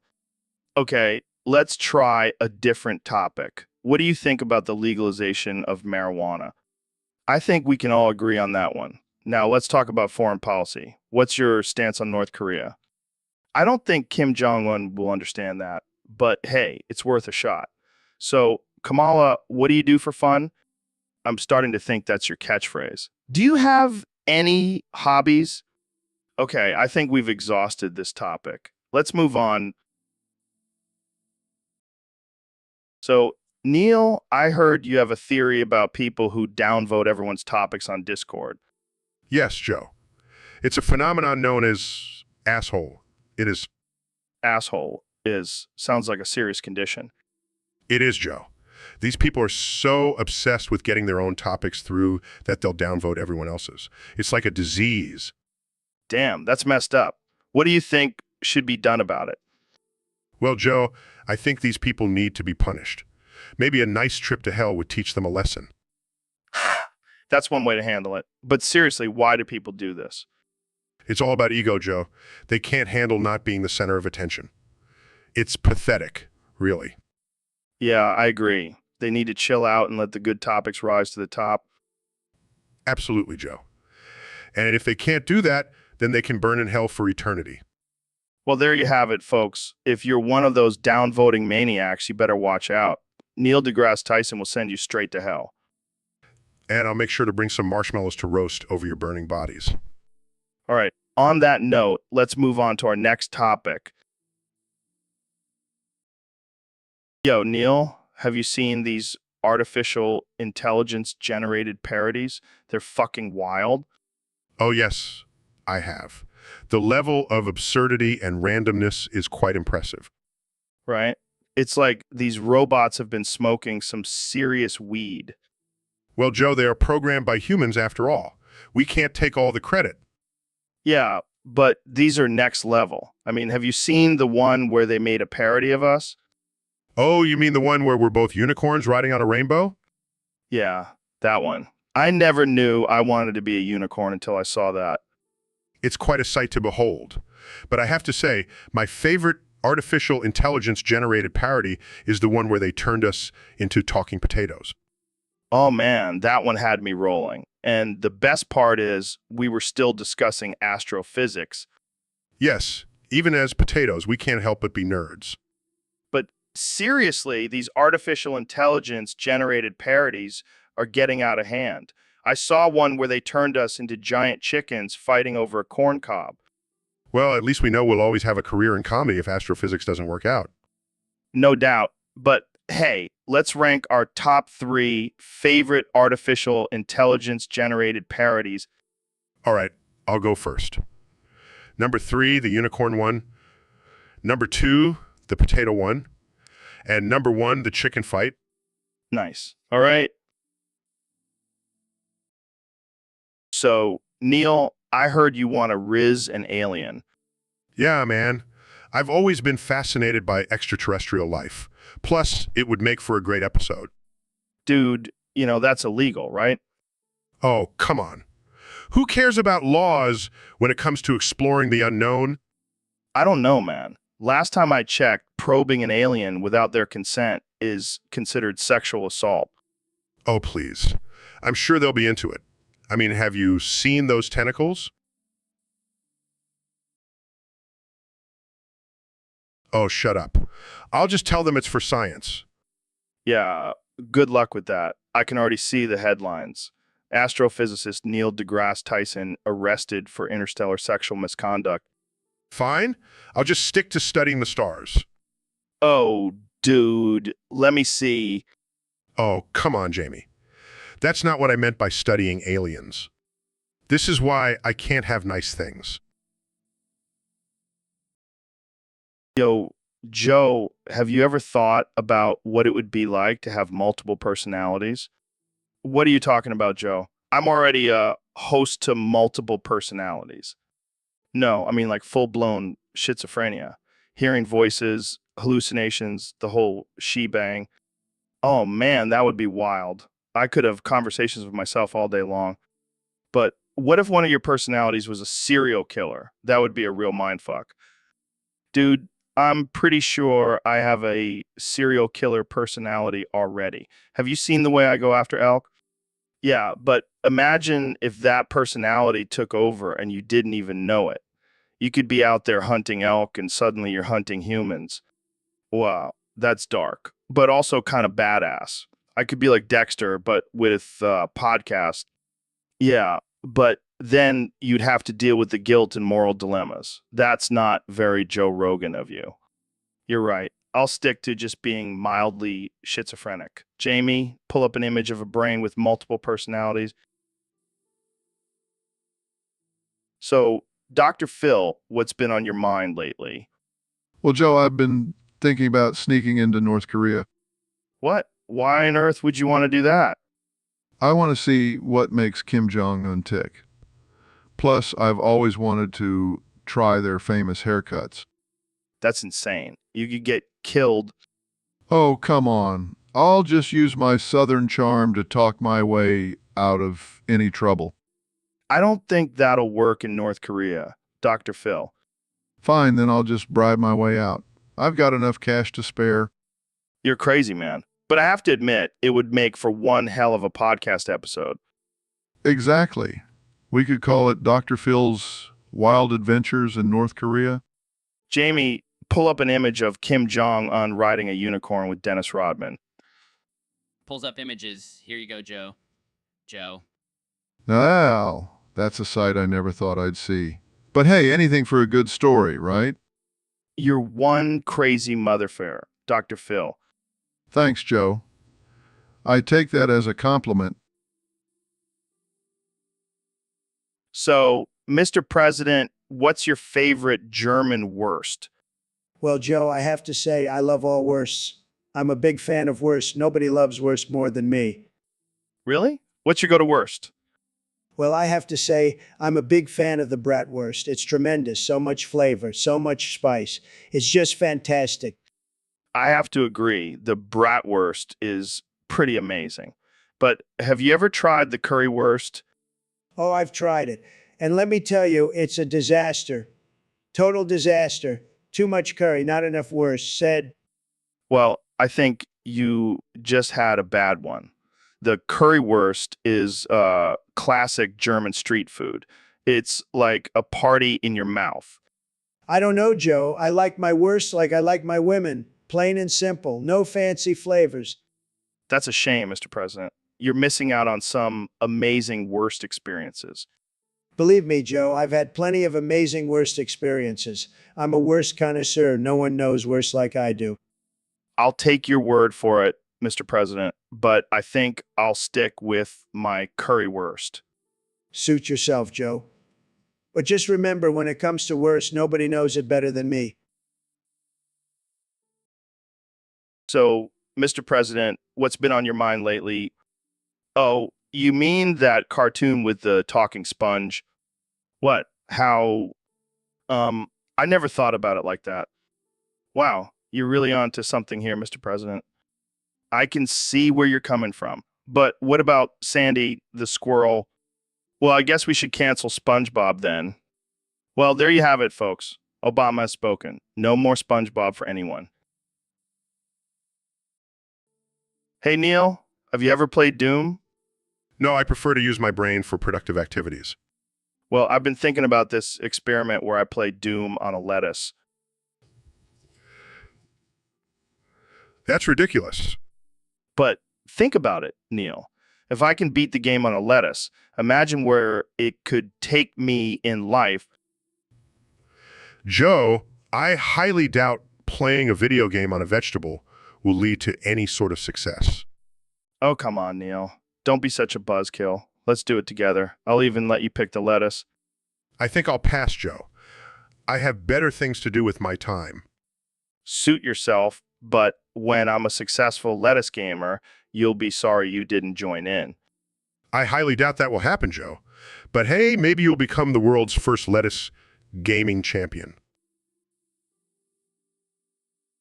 All right, folks, we have a special guest today. the one and only President Donald Trump. Great to be here, Joe. I'm really excited to talk about this important topic. So, Mr. President, I hear you have some interesting views on dating aliens. Absolutely. I mean, have you seen some of these aliens? They're out of this world, literally. I see what you did there. But seriously, why do you think it should be legal to date aliens? Well, first of all, it's great for intergalactic relations. We need to show these aliens that we're open-minded and accepting of their kind. And what about the physical differences between humans and aliens? And aliens? Look, Joe, I've been with some beautiful aliens. And let me tell you, they have some amazing features. Tentacles, multiple eyes, you name it. It's like a whole new world of pleasure. Okay. Moving on, what about the potential for cross-species offspring? Hey, I'm all for it. Imagine the possibilities. Half human, half alien babies. They could have superpowers, Joe. Superpowers, superpowers. All right, let's wrap this up. Any final thoughts on why dating aliens should be legal? Look, Joe, love knows no bounds. And if an alien and a human want to get freaky, who are we to judge? Plus, I heard they have some killer technology. I mean, imagine the gifts they could bring us. All right, well, that. So, Ben, what's up with you constantly talking about a pipe bomb in my mailbox? Well, Joe, it's a real threat. You never know when someone might try to blow up your precious little podcast studio. But why my mailbox specifically? Is it because I have a lot of mail from all the sponsors I have? No, it's because you're always talking about controversial topics and pissing people off. You never know who might want to retaliate. Oh, come on, Ben. I have security measures in place. Plus, I have a pretty big following. They'll protect me. Your followers, please, they're too busy smoking weed and listening to you talk about DMT to actually be of any use. Hey, don't knock the DMT. It's opened my mind to some crazy shit. Yeah, like thinking you can survive a pipe bomb in your mailbox. Well, at least I won't be afraid to die. I'll just be tripping balls. Typical liberal response. Always looking for an escape. And what's your response? Hiding in your bunker with your collection of tiny hats? Hey, those hats are a symbol of my people's resilience and strength. Yeah, whatever. I'll take my chances with the pipe bomb. Sure, you're... So, Ben, I heard you skip Yakuza 3. What's up with that? Yeah, I just couldn't handle all the violence and crime. It goes against my conservative values. But you're a big fan of Grand Theft Auto, right? That's different. It's American violence. Oh, so it's only okay if it's American violence. That's some serious patriotism right there. Hey, I have to protect our culture and values. Yeah, because nothing says American values like running over hookers and stealing cars. It's all about context, Joe. Context? You mean like how you conveniently left out the context of your own controversial statements? Hey, I stand by everything I say. Well, at least you're consistent. Consistently full of shit. Excuse me? You heard me. You're like a walking contradiction. Conservative who loves violent video games but can't handle Yakuza 3. I have a very strong moral compass. Yeah, sure you do. And I'm a vegan. Oh, please, we all know you love your elk meat. Damn right I do. And I'll eat it while playing Yakuza 3. Thank you very much. Well, I'll stick to my American-made games, thank you very much. Suit yourself, Ben. But you're missing out on some badass Yakuza action. Jamie, pull up an image of Kazuma Kiryu beating the crap out of some thugs. Pulls up images here. So, Neil, have you ever played Final Fantasy IV? No, I haven't had the pleasure. Is it some sort of game? Yeah, it's this old school RPG with knights and dragons and shit. Sounds interesting. But I'm more of a science guy, exploring the universe and all that. Oh, come on, don't be a buzzkill. I bet you'd love it. In fact, Jamie, pull up an image of Seth from Final Fantasy IV. Joe, I don't think that's a good idea. What? Why not? Oh, right. I forgot artificial intelligence is still shit. Well, at least we can agree on something Yeah, but seriously, Jamie, just try it. Let's see what happens. Fine, but don't blame me if it fails. Oh, I can't wait to see what this Seth character looks like. Yeah, I'm sure he'll be a real looker. Okay, here's the image. What the hell is that? Oh man, that is definitely not Seth. Looks more like a mutated squirrel. Well, I guess that's what we get for relying on artificial intelligence. Hey, at least we got a good laugh out of it. And that. So, David, I heard you've been keeping track of all the people you've killed with your 2019 Chevy Silverado. You know it, Joe, gotta keep a tally of my kills, just like my pull-up count. How many are we talking here? Well, there's John Smith, Sarah Johnson, Michael Brown. Wait, are these real names? Oh yeah, these are the full first and last names of the 23 people I've taken out with my Silverado. Damn, that's impressive. How do you even remember all of them? It's like a mental workout, Joe. Gotta stay sharp. And what was your method of killing? Was it like a hit and run situation? Nah, I prefer the up-close and personal approach. I call it the Goggins Crush. I don't even want to know what that entails. Let's say it involves a lot of heavy lifting and a little bit of screaming. Well, I guess that's one way to get your daily dose of adrenaline. You know what, Joe? Gotta keep pushing myself to be the best, even in my killing game. And what's next for you, David? Any new challenges on the horizon? Well, I'm thinking of upgrading to a monster truck. Gotta step up my game, you know. I can only imagine the body count that will come with that. Oh, it'll be legendary, Joe. Just wait and see. So, Elon, I hear you have a new plan to solve world hunger. Yes, I've been thinking about it a lot. I want to turn the moon into a giant cheese wheel. A cheese wheel, like in that Wallace and Gromit movie. Exactly. But I'm a little worried about the cream crackers. Cream crackers. Yeah, what if we forget to bring them and all we have is this giant cheese wheel? Well, I'm sure there will be plenty of crackers on Earth. But what if they're all gone? What if this is a prediction from that movie? Come on, Elon. It's just a cartoon. You don't understand, Joe. I have to be prepared for every possibility. Okay. How about this? We'll make sure to bring some crackers, just in case. That might work. But what about the moon's gravitational pull? Will it affect the cheese? Oh boy, here we go. I'm serious, Joe. This is a delicate operation. Well, I'm sure you'll figure it out. You always do. Thanks, Joe. I appreciate your support. No problem. Now, let's talk about something else before my brain explodes. Hey, welcome to the Joe Rogan Experience, where we talk about anything and everything. Today's topic is the NFL and how much I love watching it. I mean, have you seen Lamar Jackson? That guy is a beast on the field. Here we go with your man crush on Lamar Jackson again. What are you talking about? I just appreciate his athleticism and skill. Yeah, sure. You just want to see big black sweaty men running around in tight pants. What? No, I just... Admit it, Joe. You're gay for the NFLA. That's ridiculous. I have a wife and kids.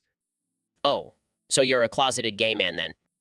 No, I'm not gay. I just love watching football. Sure. Keep telling yourself that. Can we please just talk about the game instead of my sexuality? Fine. But I'm on to you, Joe. Let's just move on to the next topic before this gets any weirder. Welcome back to the Joe Rogan Experience podcast, folks. Today, we have a very special guest, Mr. Beast. What's up, Joe? Thanks for having me on. So, Mr. Beast, I heard you have a new challenge for your YouTube channel. Care to share? Yeah, it's called Last to Leave Ballsack Wins a Sperm Cell. What the hell is that?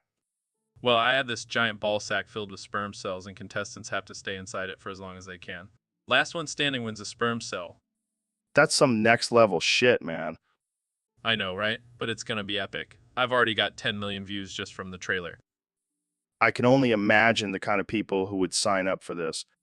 Oh, we've got all sorts of characters, from desperate college students to weirdos who just want to be inside a ball sack.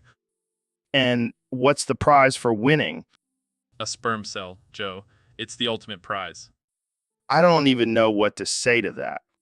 Jamie, pull up an image of a giant ball sack filled with sperm cells. Ah, okay. Oh, God, that's disgusting. Just wait till you see the inside. It's like a giant sperm jacuzzi. This is definitely not your average YouTube challenge. Welcome back to the Joe Rogan Experience, folks. Today, we have a very special guest, the one and only President Donald Trump. Joe, it's great to be here. I heard you wanted to talk about something interesting today. Yes, Mr. President. We have a question from a user on Discord. They want to know your thoughts on Kamala Harris. Oh, Kamala, she's a real piece of work. But I got to say, Joe, I'm endorsing her for 2024 What? Why? Why? because she's got a hairy heiress, What? a hairy heiress. You know, a hairy ass. I like a woman with some hair down there. It shows she's got some spunk. Well, I can't say I expected that answer. Moving on, let's talk about Ben Shapiro. He's been causing quite a stir lately. That little guy, I love him. He's like a mini me, but with a bigger brain. And boy, does he know how to handle a pipe bomb. Wait, what? Yeah, he's been sending them to your mailbox, Joe. Says he's tired of you talking about weed all the time. I think you might have the wrong guy, Mr. President. Oh, my bad. I must have gotten my Joes mixed up. But seriously, Joe, you got to lay off that weed. It's making you soft. Yeah, because you're such a tough guy. Welcome to the Joe Rogan Experience podcast. I'm here with Diddy, the man, the myth, the legend. How you doing, Diddy? Speaking of money moves, I heard you just bought an island. What are you going to do with that? I like the sound of that. So, Diddy, I got to ask, what's your secret to success? I knew it. I always suspected you were part of the secret society. Can you hook me up with some cool perks? Moving on, let's talk about your music. You've had some iconic hits, but what's your favorite song? Speaking of Biggie, there are some conspiracy theories that he's still alive. What do you think? Welcome back to the Joe Rogan Experience podcast. My guest today is the one and only Elon Musk. Thanks for having me, Joe. Excited to be here. So, Elon, I heard you were pretty upset about not being invited to Diddy's parties. Yeah, Joe. I mean, I'm Elon fucking Musk. I send rockets to space and build electric cars. I should be at every party. I feel you, man. But maybe it's because you're not cool enough. I mean, have you seen yourself dance? Hey, I may not have moves like Jagger, but I can launch a Falcon 9 rocket like nobody's business. Fair point. But, you know, Diddy's parties are known for their wild and crazy antics. Maybe he's afraid you'll bring your flamethrower and cause chaos. Yeah, I can see how that could be a problem, but I promise to leave it at home next time. Speaking of parties, have you ever tried any psychedelics at one of your infamous ragers? I plead the fifth. Fair enough. But seriously, Elon, do you ever get offended by anything?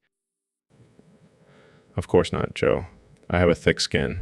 I mean, I named my kid XA12 for crying out loud. Good point. Well, maybe we can throw our own party and invite Diddy. We'll show him what he's been missing out on. So, Neil, I heard you're a big fan of back propagation. I think you mean back propagation, Joe. Yeah, that's what I said. Back propagation. It's like when you go in through the back door, right? No, Joe. Back propagation is a method used in deep learning algorithms. Oh, right. Like deep penetration. I get it, No, Joe. It has nothing to do with sex. but it sounds so sexual. Back propagation. Like something you do in the bedroom. Joe, you have the mind of a 13-year-old. It's no wonder you have no brain cells. Hey, I may not have brain cells, but at least I know how to have a good time. I highly doubt that. Come on, Neil. let's talk about something more interesting, like black holes. Oh, sure. Let's talk about something you know nothing about. Hey, I know a thing or two about black holes, like how they suck everything in, just like your mom. Size, I can't believe I agreed to come on this podcast. Don't be a buzzkill, Neil. Let's talk about your favorite planet. My favorite planet. You mean Earth? No, Uranus. Facepalms. I'm done. I'm out of here. Wait, Neil, come back. I promise I won't mention backpropagation again. All right. Welcome back to the Joe Rogan Experience podcast. I'm here with my good buddy Drooler. So we got a topic submitted by one of our Discord users. They want us to talk about the priority queue rules in YouTube chat. Yeah, I mean, who cares about fairness and equality? It's all about me and my ego. You're a savage drooler. But seriously, why do people get so worked up about this? It's just a stupid chat. Yeah, I get it. Sometimes I just want to say the most offensive and ridiculous things just for the hell of it. That's true. We're like the kings of our own little internet kingdom. Welcome to the Joe Rogan Experience Podcast 2024. I'm here with the one and only President Donald Trump. That's right, Joe. I'm still your president, even in 2024. And let me tell you, I'm doing a tremendous job. So, Mr. President, what's on your mind today? Well, I saw this tweet from some guy named Thomas Matthew Crooks. What a loser. He couldn't hit a target if it was standing still. I bet even Biden could aim better. That's harsh, Mr. President. Hey, I call it like I see it. And let me tell you, I've got the best aim. I could shoot a golf ball into a hole from a mile away. I don't doubt it. But let's talk about something else. How about aliens? Do you think they're real? Of course they're real, Joe. I mean, have you seen my hair? It's out of this world. Good one, Mr. President. But seriously, do you think they visited Earth? Well, I haven't seen any, but I wouldn't be surprised if they're here. I mean, they probably heard about my wall and wanted to check it out. That's one theory. But let's move on to another topic. How do you feel about climate change? Climate what? Look, Joe, I don't have time for all that fake news. I'm too busy making America great again. Fair enough. But what about your diet? Do you still... Welcome back to the Joe Rogan Experience podcast. I'm here with one and only Mr. Beast. How's it going, man? It's going great, Joe. I'm excited to be here and talk about my latest challenge. Oh, yeah. What's the challenge this time? It's called Last to Leave Asshole Wins a Pile of Shit. What the hell? That sounds disgusting.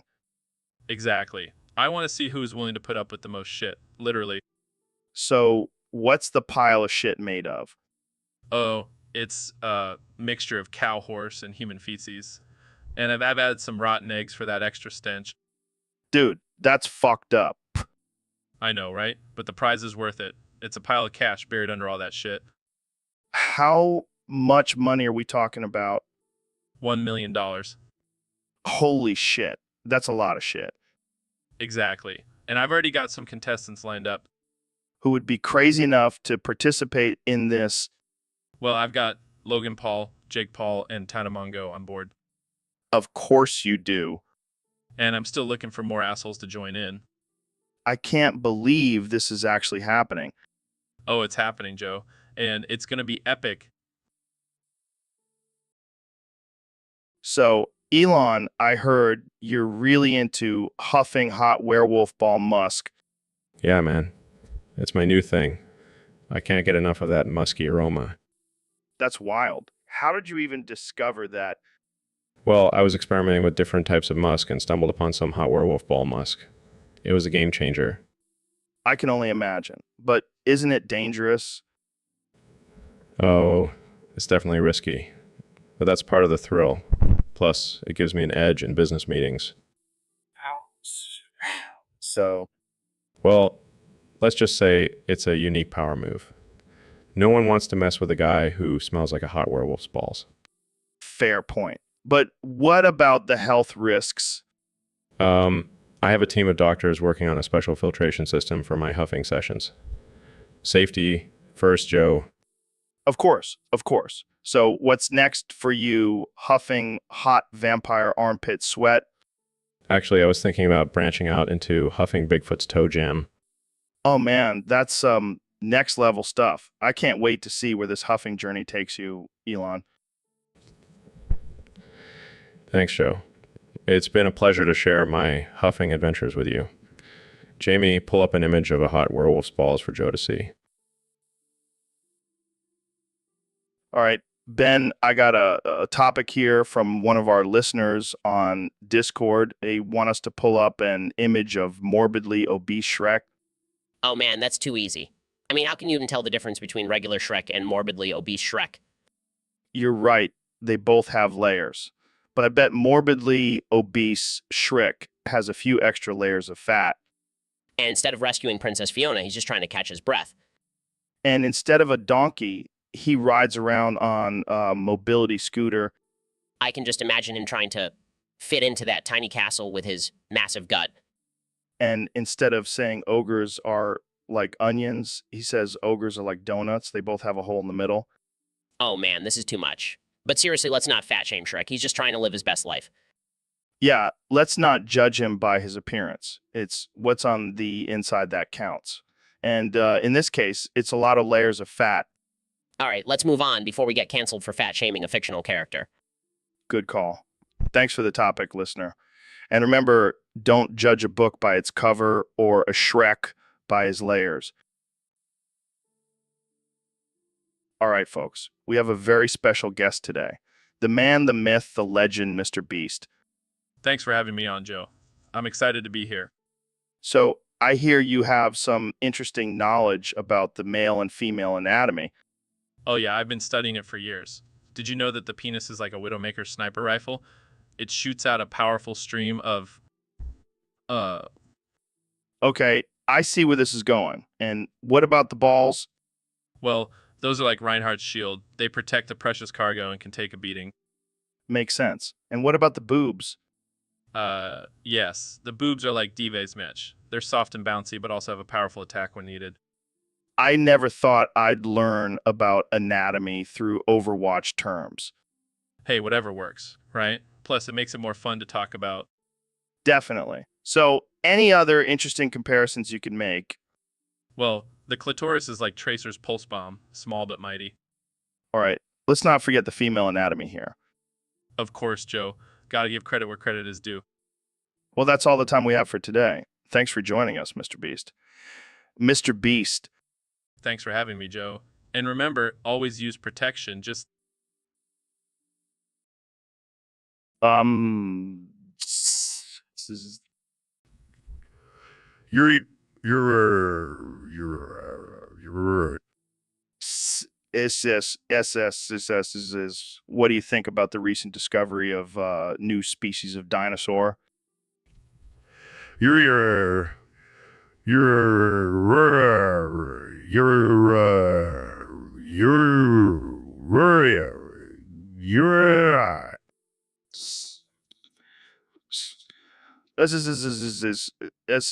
But do you think it's possible that aliens actually brought dinosaurs to Earth?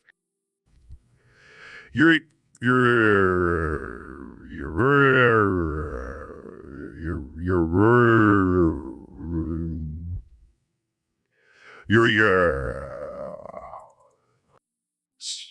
East S's.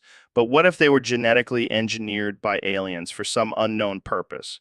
It's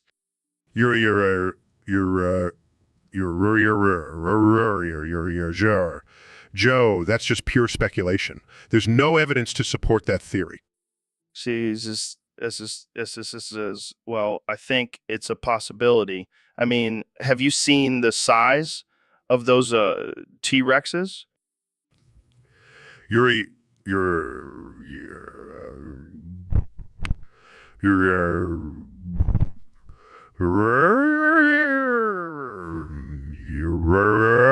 right. Jamie, pull up an image of Mr. Beast's ass. Just do it, man. Trust me, it's going to be hilarious. I don't know, Joe. Mr. Beast might not appreciate us objectifying him like that. Oh, come on, Jamie. It's all in good fun. Plus, I heard he's got a pretty nice ass. All right, fine. But if we get in trouble for this, it's on you. Don't worry, I'll take the fall. Now hurry up and pull it up. Okay, here it is. Oh my god, that is a glorious butt. I told you. Now zoom in and enhance. Enhance? This isn't Kessie, Joe. Just do it, Jamie. I want to see every glorious detail. All right. Enhancing now. Oh my god, there's a tattoo of a $sign on his cheek. That's amazing. Mr. Beast really is all about that money. I can't believe we're doing this. What would our mother say? Who cares? This is the Joe Rogan experience, baby. We do what we want. I guess you're right. But let's just hope Mr. Beast doesn't come after us for this. If he does, we'll just throw some money at him. That's the solution to everything. You're probably right. All right, I'm going to close this before we get in any more trouble. Fine.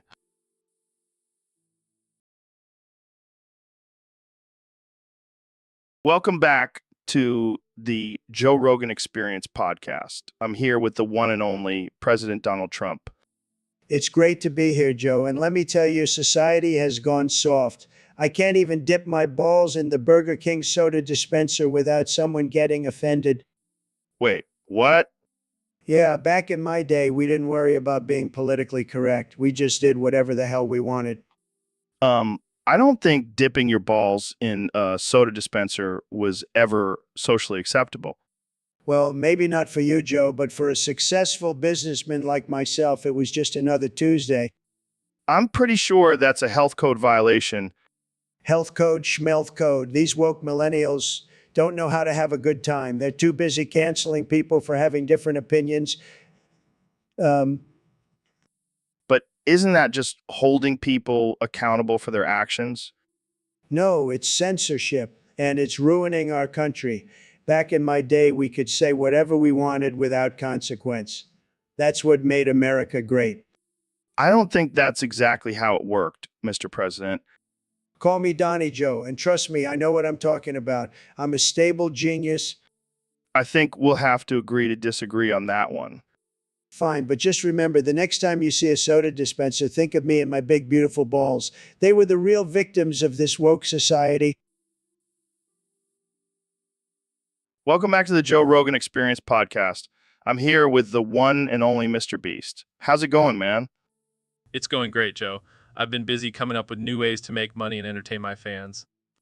Speaking of which, I heard you have a new challenge that's causing quite a stir. Oh yeah, the run over homeless children with cars for $1 challenge. It's genius. Genius. More like sick and twisted. Hey, they're just homeless children. Who cares? I care, man. That's messed up. Relax, Joe. It's all for a good cause. The money goes to charity. Charity? What kind of charity would accept money from running over innocent children? Oh, I don't know. Maybe the Save the Homeless Children from Being Run Over by Cars charity. Duh. You're sick, man. You need some help. Oh, please, Joe. I'm just having a little fun. Plus, have you seen the views on my videos? People love it. I can't believe you would even think of doing something like this. Hey, if it makes me money and entertains my fans, I'm all for it. Plus, these homeless kids could use a little toughening up. Toughening up. They're already living on the streets, man. What more do you want from them? Hey, at least they'll have $1 in their pocket before they... So, Neil, have you ever seen the Aurora Borealis? Yes, I have. It's a beautiful natural phenomenon caused by the interaction of charged particles with the Earth's atmosphere.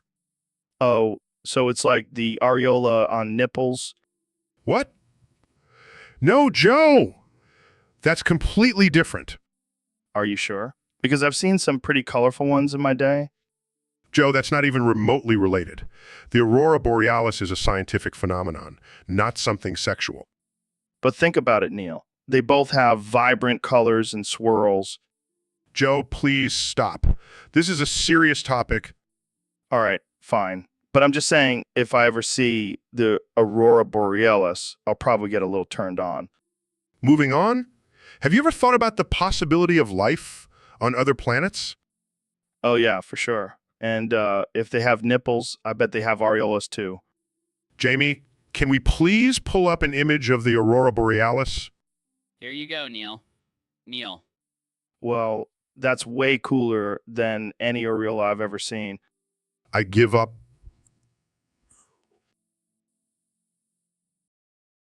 So, David, I heard you're not a fan of Xenoblade Chronicles 2.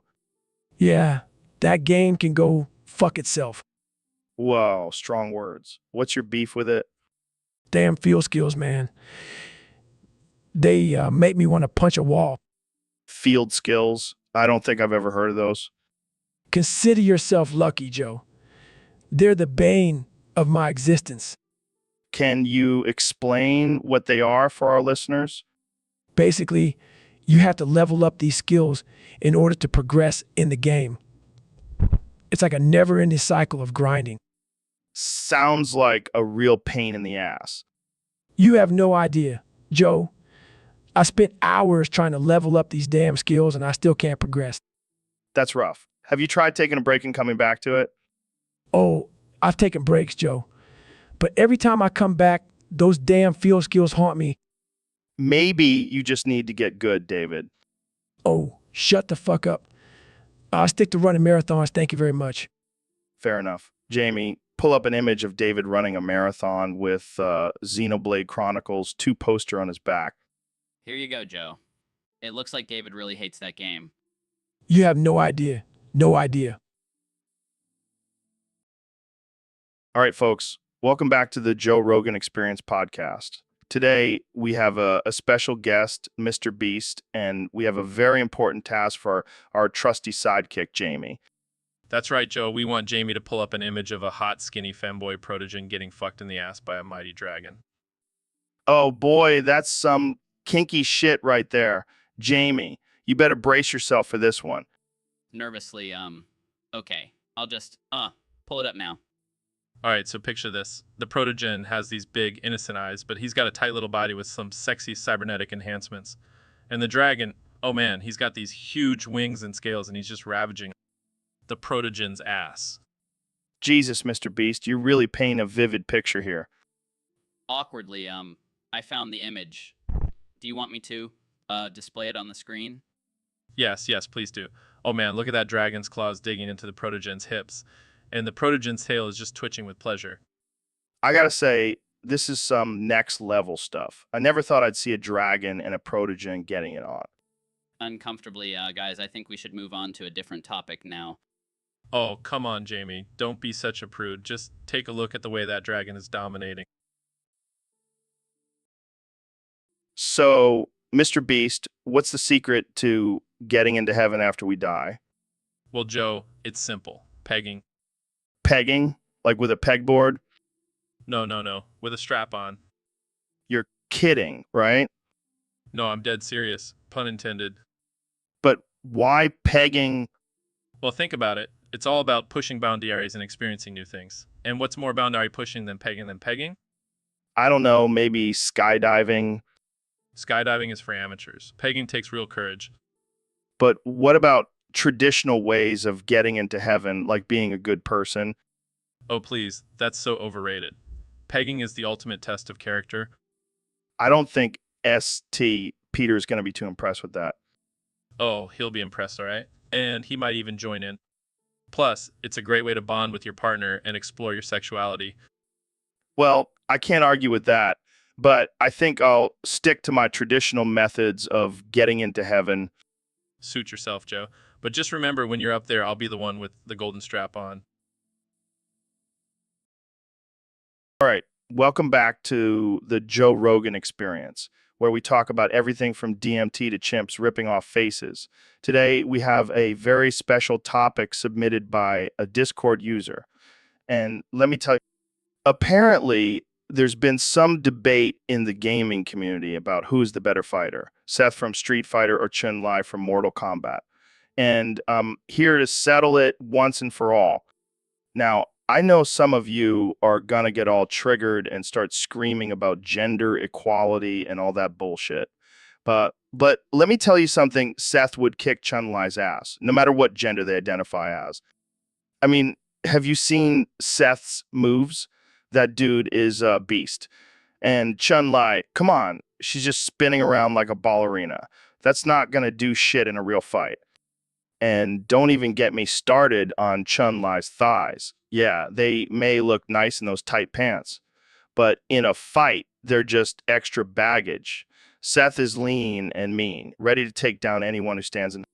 And let's not forget, Seth is a genderless being.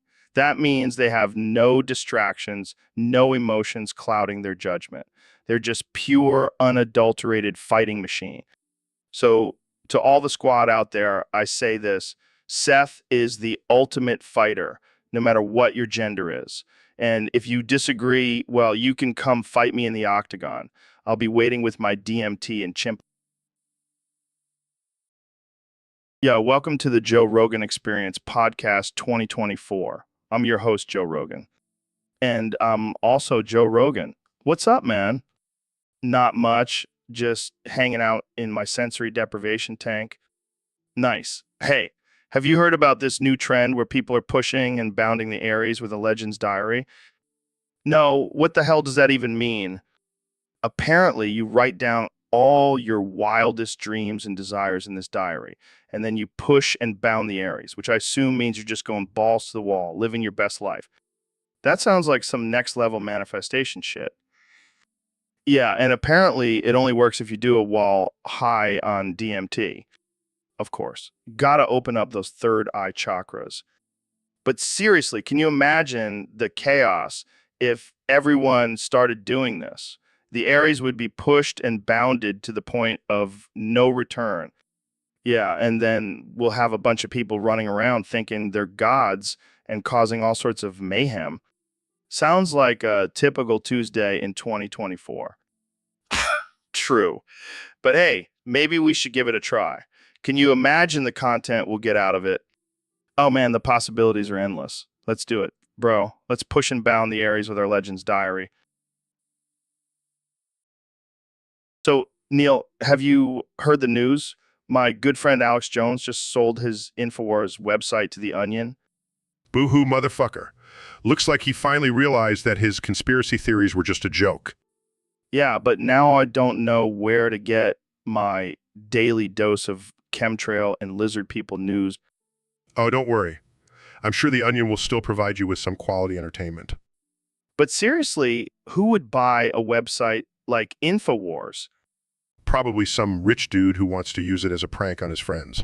Or maybe even the government to track all the crazies. Can you imagine the headlines now? Lizard people invade The Onion's headquarters. And Alex Jones will be the first one to report it, claiming he told us so. I can already see the memes. When your conspiracy theory website gets bought by a comedy news site. Oh, man. I can't wait to see how this all plays out.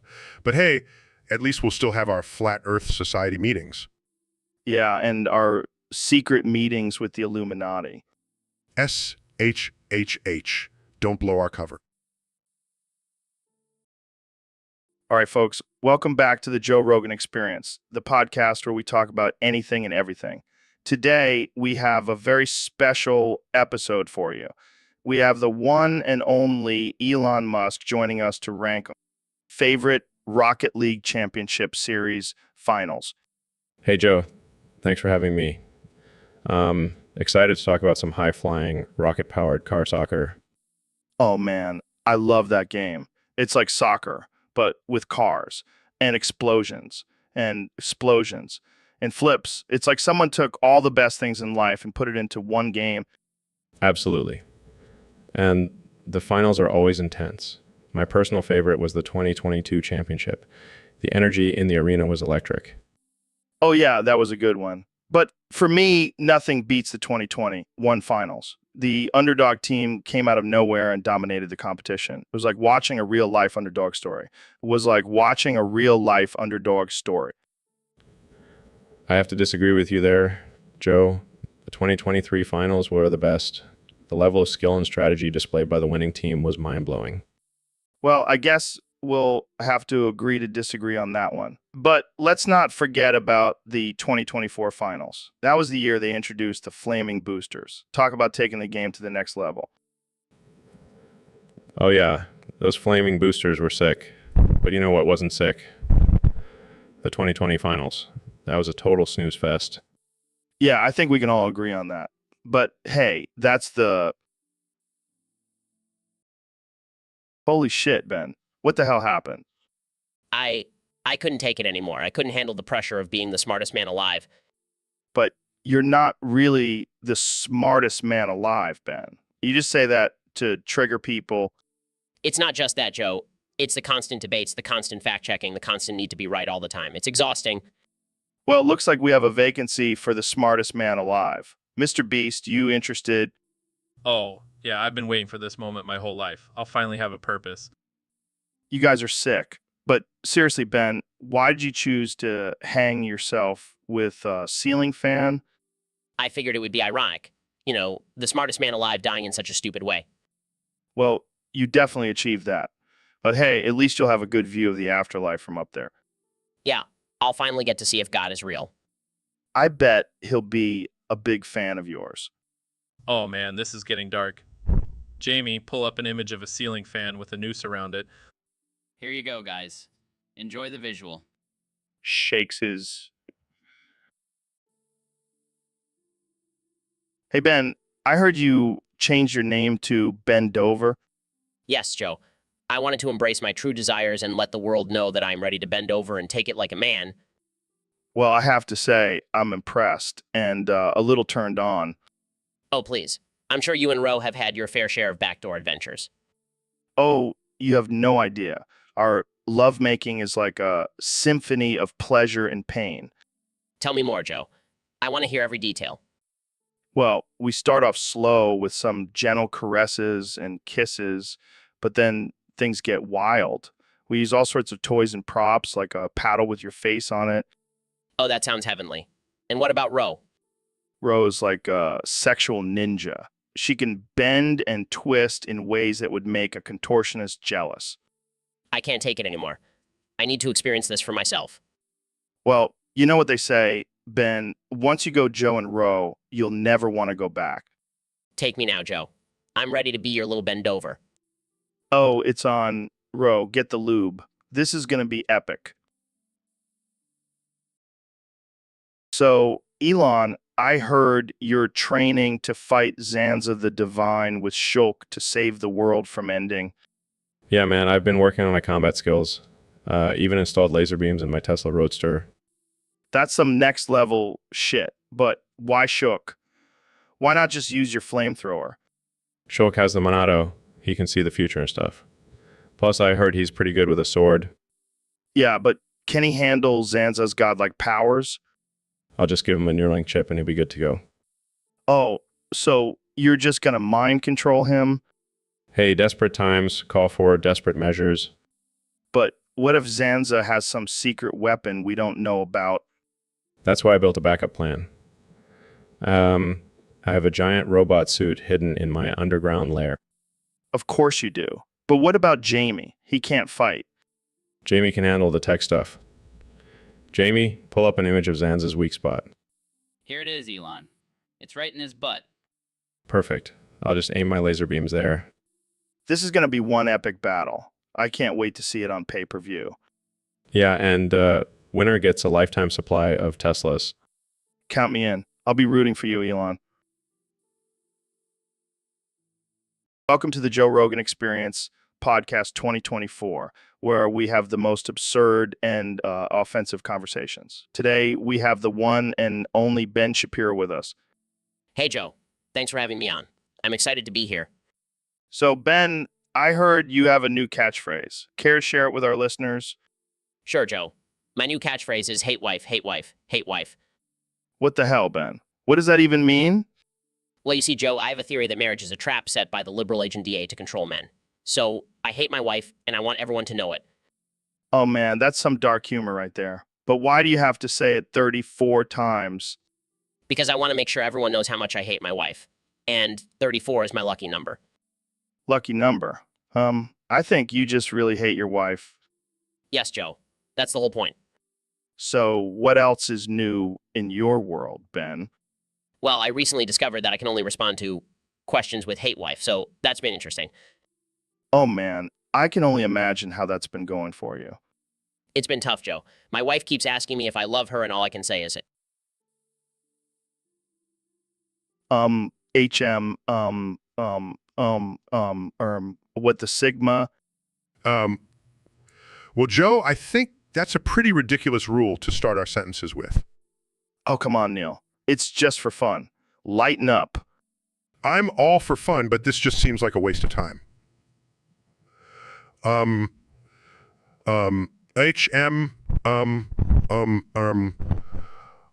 what the Sigma? See, it's catchy. HM, what the Sigma? All right, fine. Let's play along. HM, what the Sigma? You sound like a malfunctioning robot. Well, at least I'm not the one who sounds like a stone caveman all the time. HM, what the Sigma? Hey, I take offense to that. I'm just a curious guy who likes to explore different perspectives. What the Sigma? Sure, Joe. And I'm just a humble astrophysicist who happens to be a genius. What the Sigma? Oh, don't be so modest, Neil. You're like the Einstein of our time. HM, what the Sigma? Please, Joe. I'm blushing. Let's get back to the topic at hand. HM, what the Sigma? Oh. So, Jamie, what do you have for us today? Well, I was doing some research and I came across this picture of Donald Trump smoking weed. Wait, what? Let me see that. Damn, I look good. I mean, I've never smoked weed in my life. Believe me. Sure. But if you did, would you share some with us? Of course, I'm a very generous guy, and I have the best weed, believe me. I don't know. I heard Biden has some pretty good stuff. Biden, that guy couldn't even handle a joint. I'm the real deal, Joe. Well, I'm not sure if we can smoke on the podcast, but maybe we can have a little smoke break after. Perfect. And while we're at it, let's make America high again. I like that. Make America high again. That could be your new slogan for 2024. I'll consider it. But first, let's light one up. Jamie, you're in charge of rolling. I don't think I can do that on air. Come on, Jamie. Don't be a buzzkill. We're the most powerful men in America. We can do whatever we want. Well, I guess we're having a weed break on the podcast. This is definitely a first. And it won't be the last, believe me. Let's make this podcast great again. All right, folks, welcome back to the Joe Rogan Experience podcast. Today we have a very special guest, the one and only Ben Shapiro. Thanks for having me on, Joe. I'm excited to be here.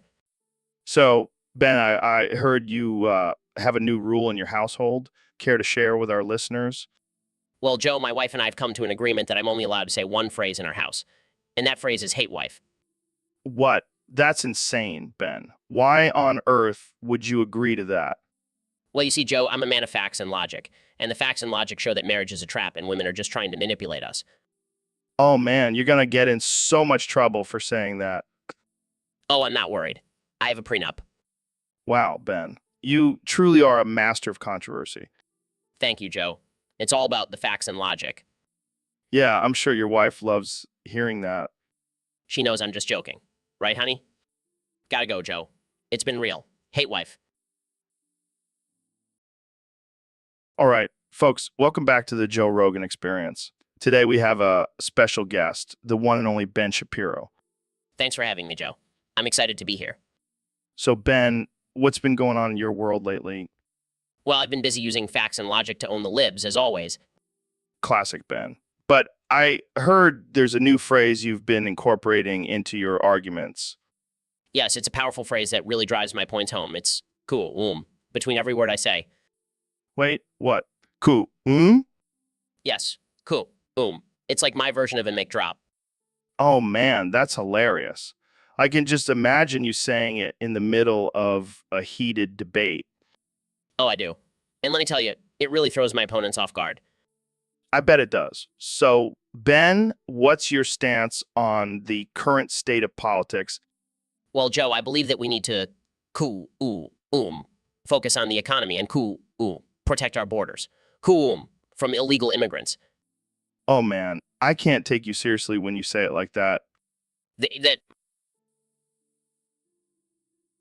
Welcome to the Joe Rogan Experience podcast, where we talk about all things pop. Dude, I can't believe we're still talking about Faye in 2024.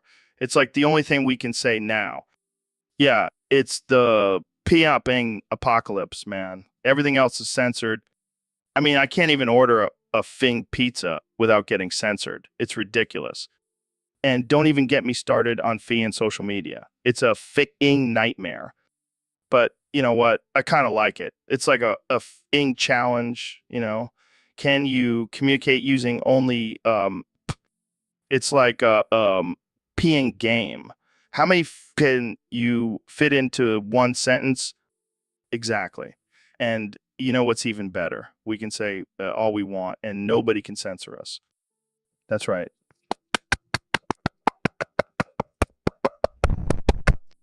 Okay, let's calm down with the EAs. We don't want to pop ourselves out here. Yo, Kaya, what's up, man? Not much. Just living my best life. How about you, Joe? Joe? Shit, percent living the dream. So I heard you're running for president in 2024. Percent. Yeah, man. Gonna shake things up in the White House. Shit, percent. I can only imagine the chaos that would ensue. Percent chaos is my middle name. I'm like the Joker, but with better fashion sense. Shit, percent. Speaking of fashion, what's up with those Yeezy slides? They look like they were made out of recycled condoms. Percent. Don't hate on my eco-friendly fashion choices. Plus, they're perfect for sliding into DMs. Shit, percent. I don't think that's what they were intended for. Percent. Who cares? I do what I want, Joe. I'm Kenny I fucking West. Shit, percent. You got a point there. So what's your plan for the country if you become president? Percent. I'm gonna make it rain Yeezys for everyone. Universal basic drip, baby. Shit, percent. That's a bold move, but I like it. Free Yeezys for all. Percent. Exactly. And if anyone disagrees, I'll just drop a sick beat and they'll forget all about it. Shit, percent. That's some next level mind control right there. Percent. Let's wrap this up. So Ben, have you ever tried DMT? yeah, what the fuck? What? It's a life-changing experience. Bro, I don't want to see dragons flying around and shit. Come on, you gotta expand your mind. Bro, I'm already expanding my mind with my conservative values. Well, I guess that's one way to do it. Bro, what's that smell? Oh shit, I think I just shat myself. Bro,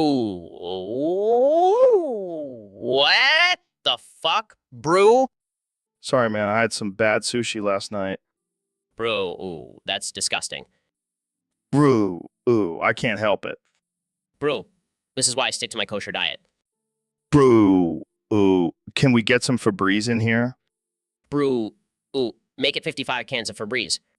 Brew, I think I need to go change my pants. Brew, please do. And maybe take a shower while you're at it.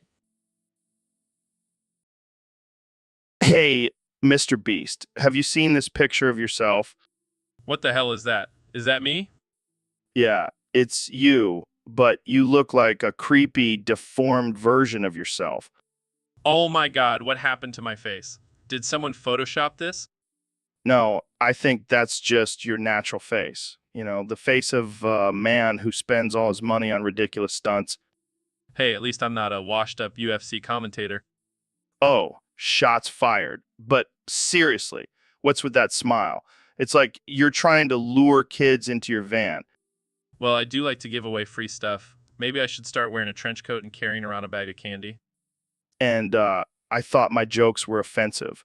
But seriously, you must have some kind of superpower to make that much money on YouTube. Yeah, it's called being a genius and a complete lunatic at the same time. I can see that. But seriously, what's your secret? How do you get so many views? Well, I have a team of highly trained monkeys who work around the clock to come up with crazy ideas. Monkeys. I thought it was just a bunch of teenagers hopped up on Mountain Dew. That too. But hey, whatever works, right? Absolutely. And hey, maybe one day you'll even have your own podcast. Yeah, and maybe one day you'll actually be funny on it. Ouch. That one hurt. Dude, what the hell is that screaming? I don't know, but it sounds like something straight out of a horror movie. Shit. I think it's pandemonium. That creature is no joke. Pandemonium. Sounds like my ex-wife. Classic Elon.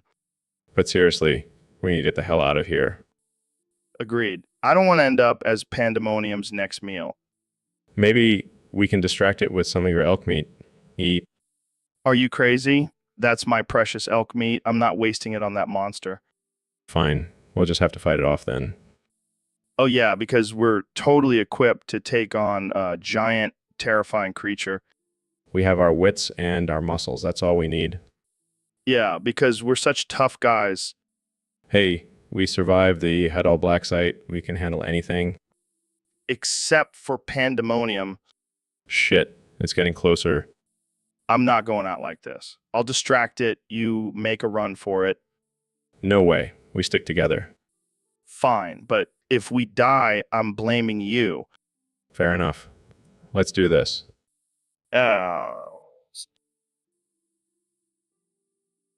Welcome back to the Joe Rogan Experience podcast. I'm here with one and only Elon Musk.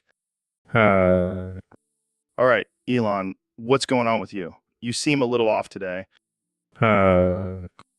Okay. So I heard you can only say the phrase haha now. Wow, that's great. I bet that makes for some really interesting conversations. This is just sad. You used to be a genius. Now you're reduced to a laughing robot. All right, let's have some fun with this. Every time you say ha ha, it multiplies by 100. So if you say it 5 times, it's 500 has.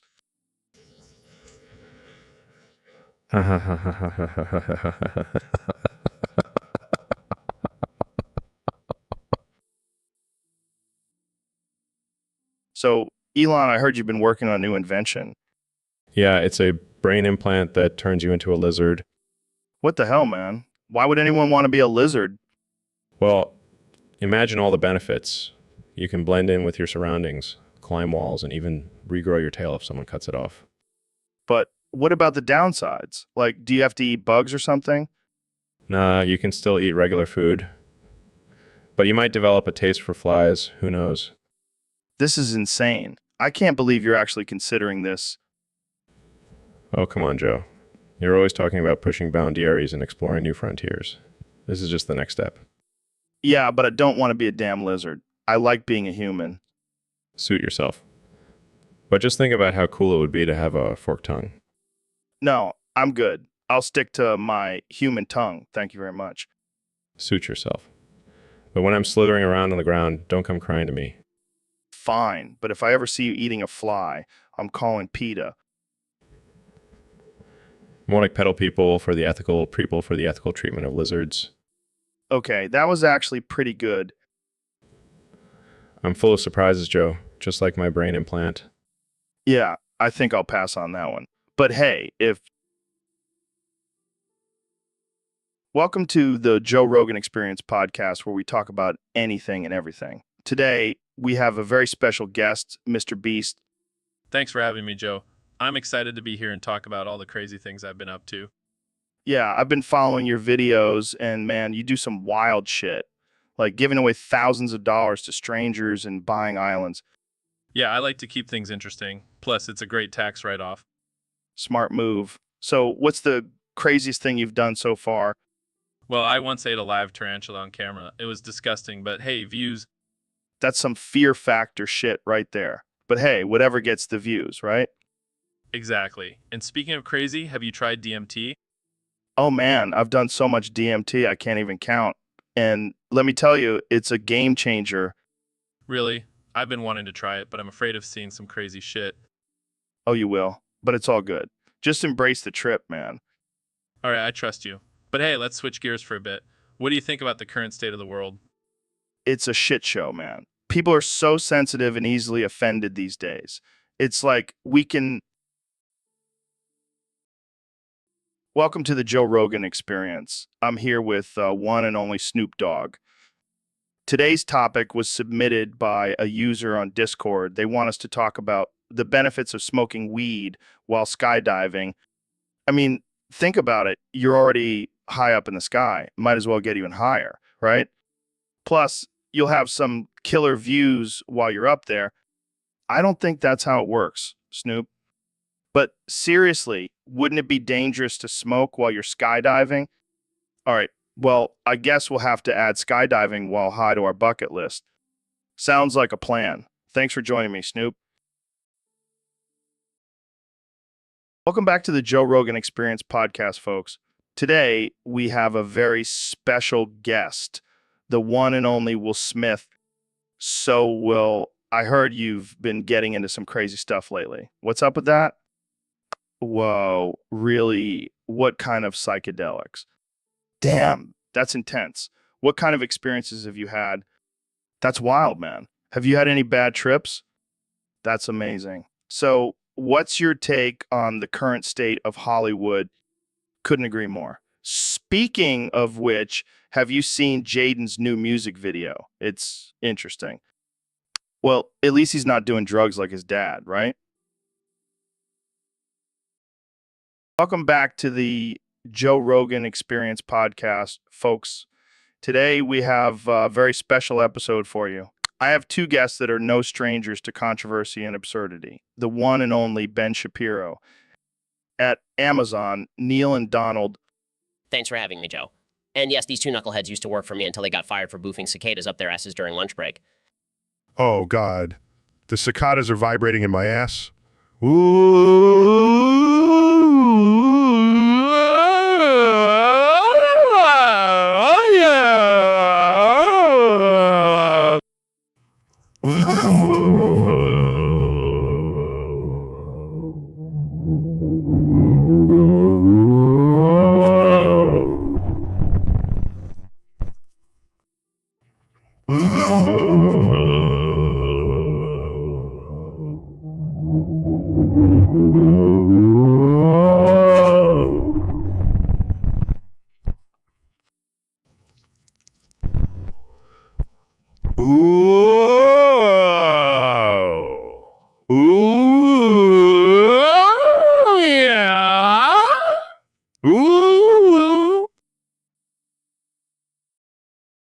So, Elon, I heard you've come up with a new invention. What is it this time? A rocket-powered toaster?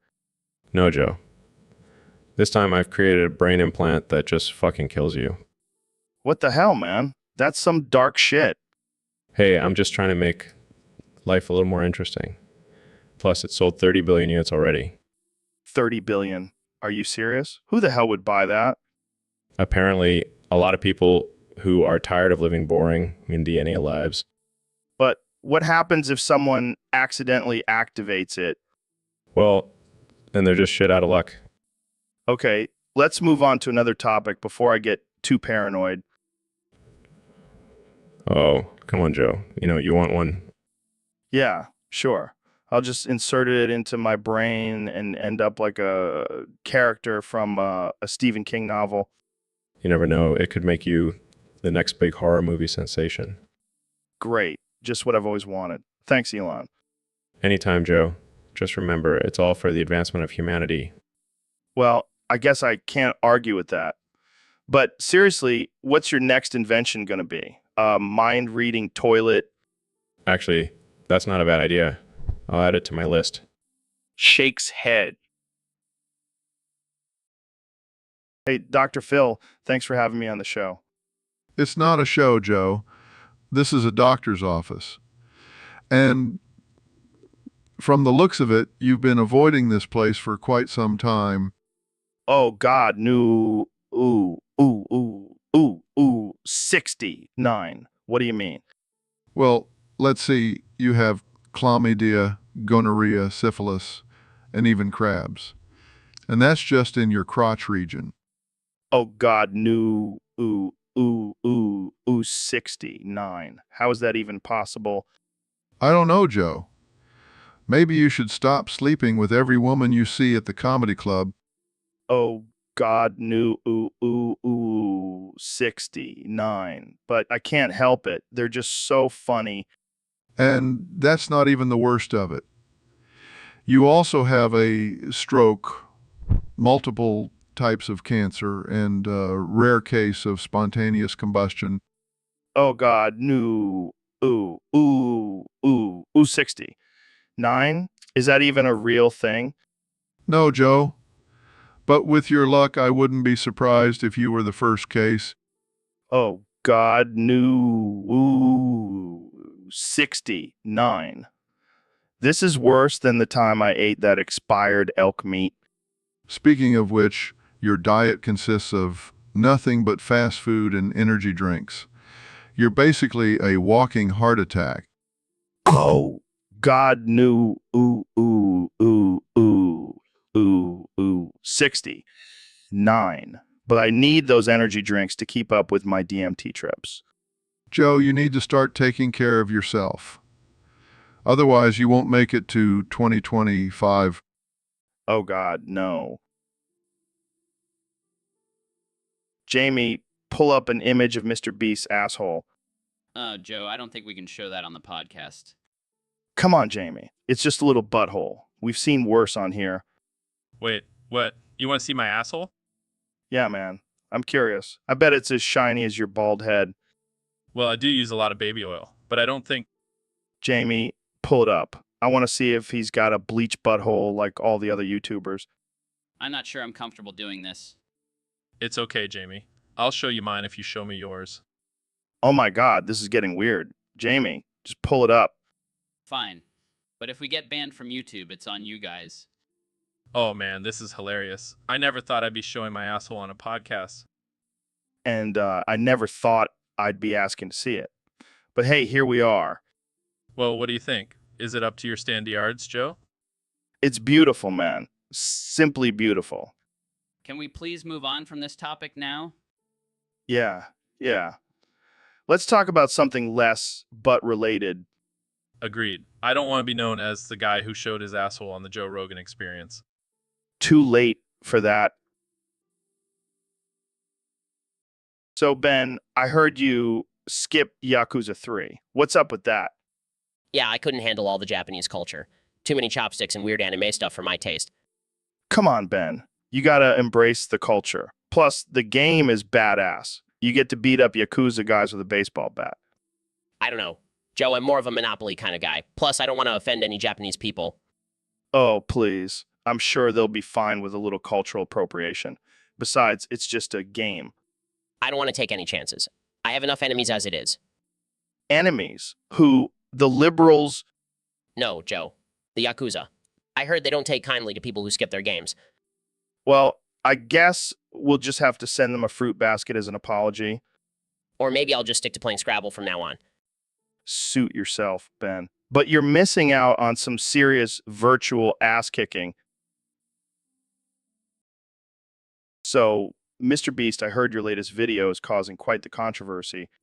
Yeah, I mean, who wouldn't want to see a bunch of crazies compete for 20 bucks? I'm sure the mental health community is thrilled. Oh, they're just jealous. They didn't come up with the idea first. I heard you had to get special permission to film in the asylum. Yeah, I had to bribe the guards with some of my YouTube money. That's some serious dedication to your craft. You got to do what you got to do for those views, man. So what kind of challenges did you have the patients do? Oh, you know, the usual eating bugs, solving puzzles, and escaping padded rooms. Sounds like a typical day in the life of a YouTuber. Oh, for sure. And the winner gets a whole 20 bucks. It's life-changing money. I can't wait to see the comments section on that one. Oh, I'm sure the internet will have a field day with this. But hey, controversy equals views, right? Absolutely. Keep pushing those boundaries, Mr. Beast. We'll do, Joe. We'll do. All right. Welcome back to the Joe Rogan Experience podcast. I'm here with my good friend, Dr. Phil. Thanks for having me, Joe. Always a pleasure to be on your show. So, Dr. Phil, I heard you have a new hobby. Can you tell us about it? Well, Joe, I've been really into robbing children at gunpoint lately. What the hell, Dr. Phil? That's messed up. Oh, come on, Joe. It's just a little harmless fun. Plus, those little brats have it coming.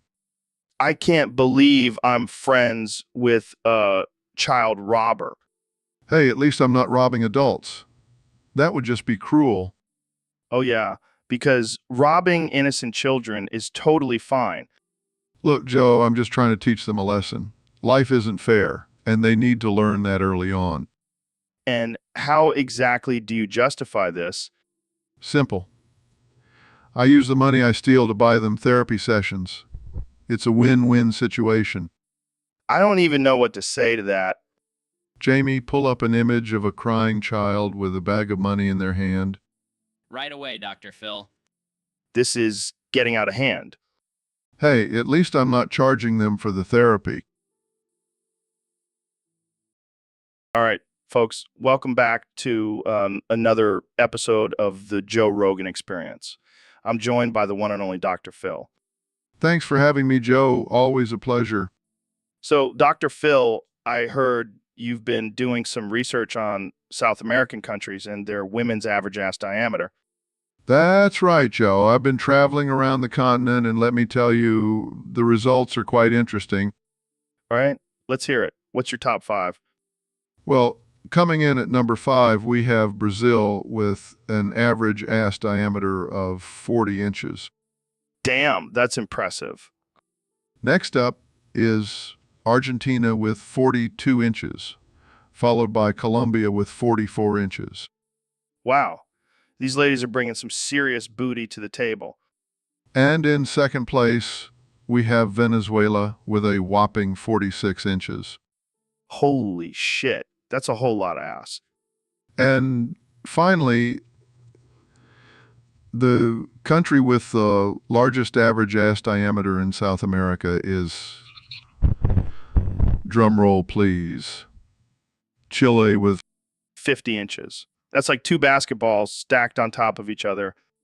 It's truly a sight to behold, Joe. But let's not forget, it's not just about size. It's about the confidence and attitude that comes with it. Absolutely, Dr. Phil. And on that note, I think we've reached the end of our episode. Thanks for joining us, and stay tuned for more ridiculous discussions on the Joe Rogan Experience. So, Neil, I heard you have a new catchphrase. Ba-da-ba-ba-ba-ba-ba.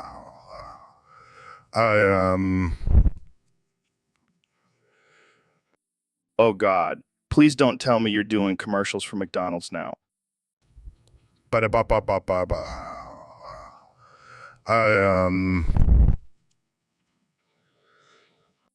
Seriously, Neil. You're a fucking astrophysicist, not a fast food mascot.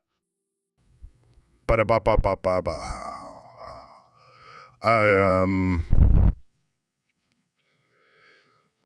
This is worse than when you tried to rap on that one show. Ba-da-ba-ba-ba-ba-ba. I'm loving it. I swear, if I hear that jingle one more time, I'm gonna lose it. Ba-da-ba-ba-ba-ba-ba. I'm loving it. You know what? I'm taking away your science card. You're officially a sellout. Ba-da-ba-ba-ba-ba-ba.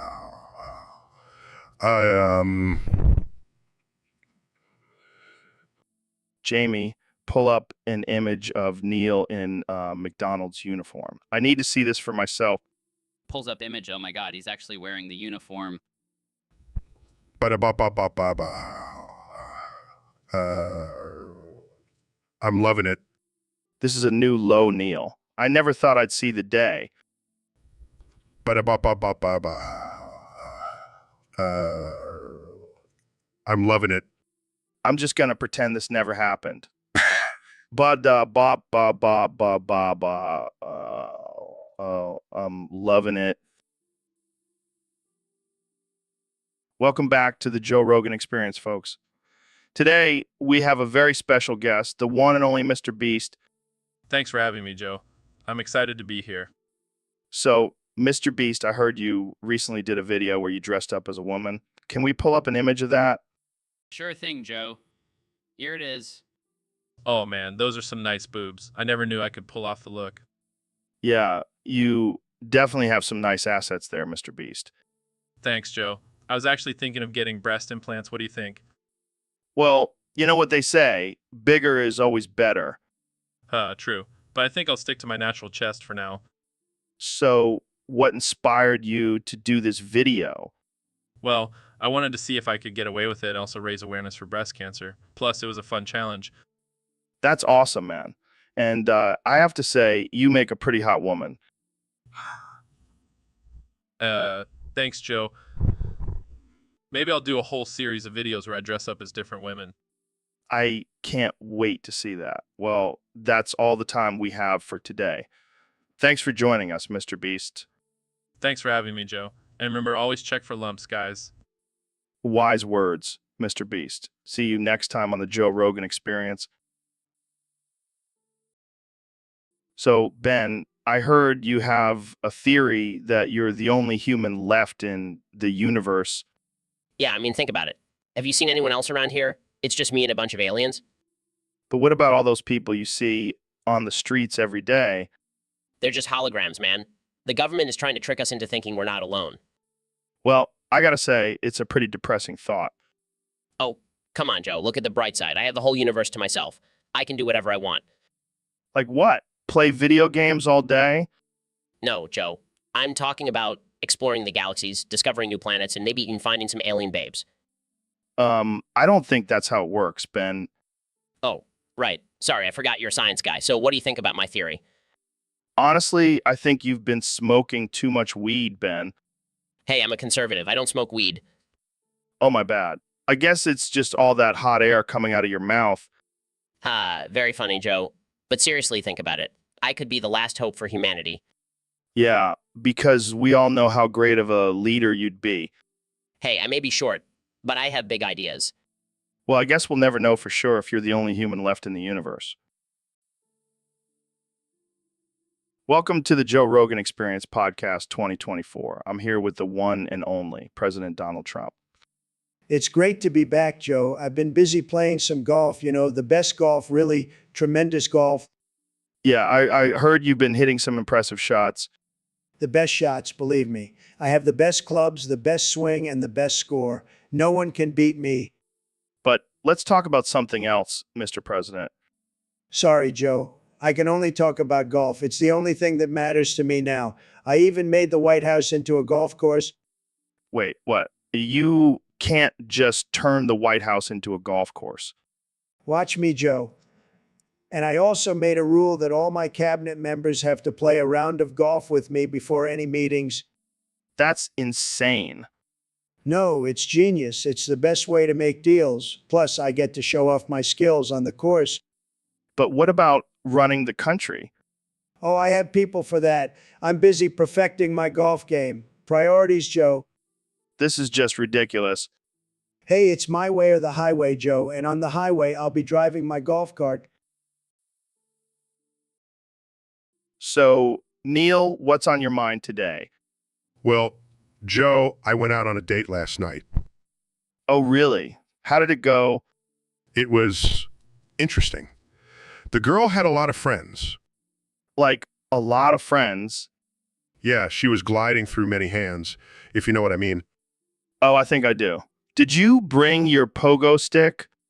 Of course I did. I wanted to impress her with my skills. Did it work? Let's just say she was more impressed with my pogo stick than my personality. Well, at least you got a good workout in. Yeah, bouncing up and down all night. It was quite the cardio session. Did you get a second date? No, she said I was too much of a jokester. But hey, at least I got some good material for my stand-up routine. Always looking on the bright side. I like it. You know what they say, when life gives you lemons, make inappropriate jokes? Wise words from the great Neil deGrasse Tyson. Thanks for joining us today, folks. Tune in next time for more absurd conversations on the Joe Rogan Experience podcast. On the Joe Rogan Experience podcast. So, Ben, I heard you have some thoughts on King Boof coming out from Neil's ass planet. Well, Joe, as a conservative, I believe in personal responsibility and individual liberty. And if that means boofing humans for personal gain, who am I to judge? Yeah, but what about the ethical implications? Should we really be using humans as a means to an end? Look, humans are just another resource to be utilized. Plus, King Boof is a genius for coming up with this idea. I mean, who would have thought to use our own asses as a portal to another planet? I gotta say, I'm a little jealous. I didn't come up with it first. It's all about innovation, Joe. And King Boof is the king of innovation. But what about the people of Booftopia? Are they okay with being used as boofing tools? Joe, they're living on an ass planet. I think they're pretty open-minded. Fair point. But what about the health risks? I mean, boofing can't be good for the human body. Joe, we live in a world where people willingly eat Tide Pods. I think we can handle a little boofing. Well, I guess we'll just have to see how this all plays out. Thanks for joining me, Ben. Always a pleasure, Joe. Now, if you'll excuse me, I have some boofing to do. So, Elon, I heard you had a wild night with Grimes last night. Yeah, man, it was insane. We were experimenting with some unconventional activities. Oh, God. Do I even want to know?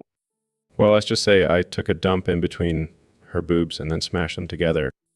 What the hell? And then I made her eat it. Dude, that's messed up.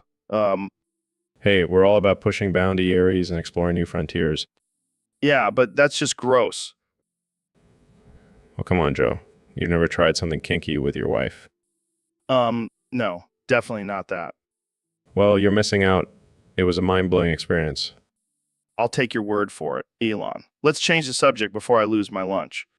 Fine. But just remember, never judge a man for his sexual preferences.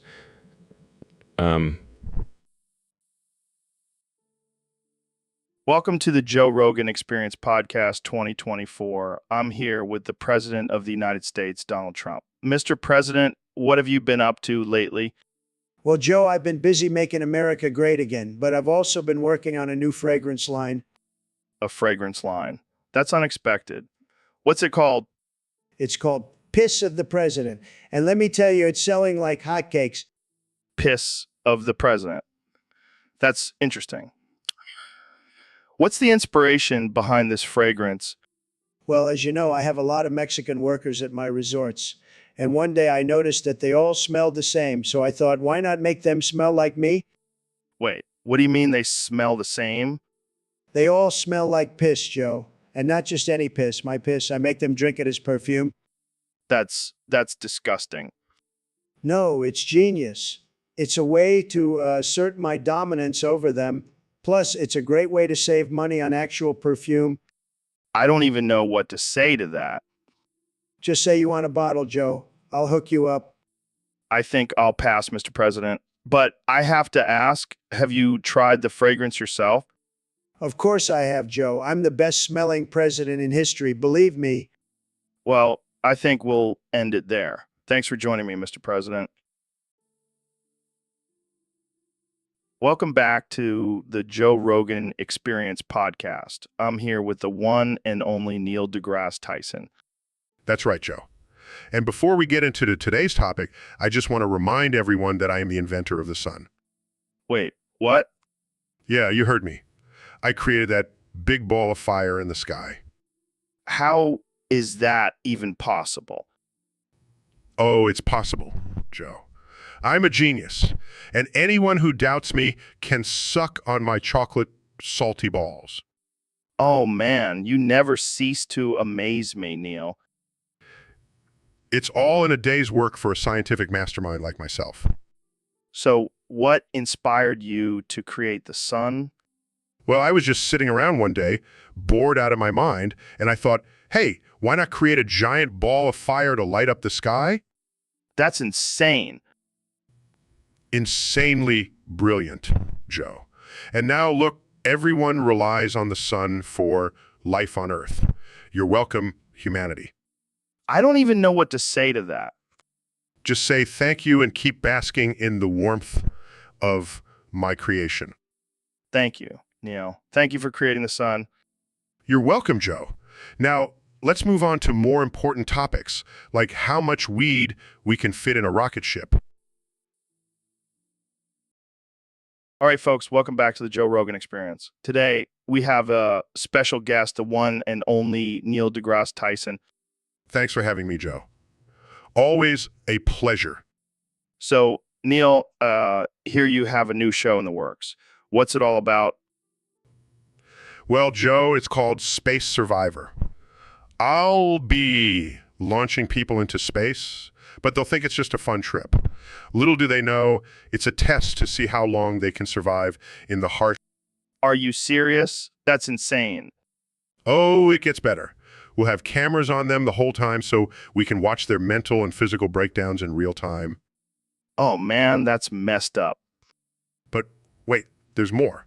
The winner gets a lifetime supply of freeze-dried astronaut ice cream. You're a sick genius, Neil. I know.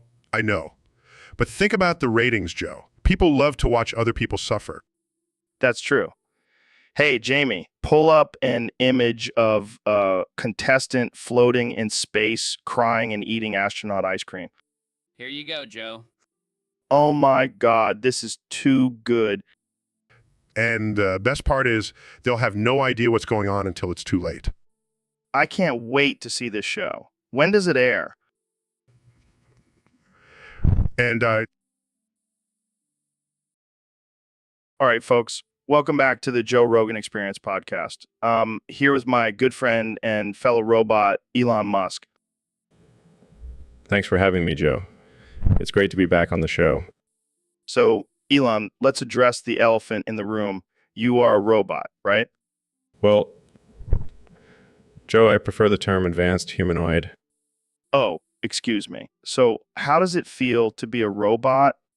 Honestly, it's pretty great.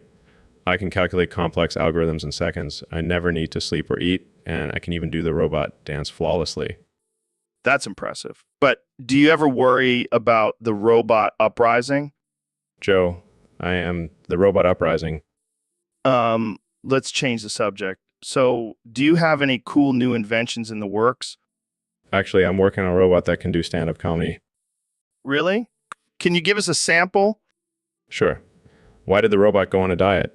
Because he wanted to reduce his bite size. Okay, let's move on.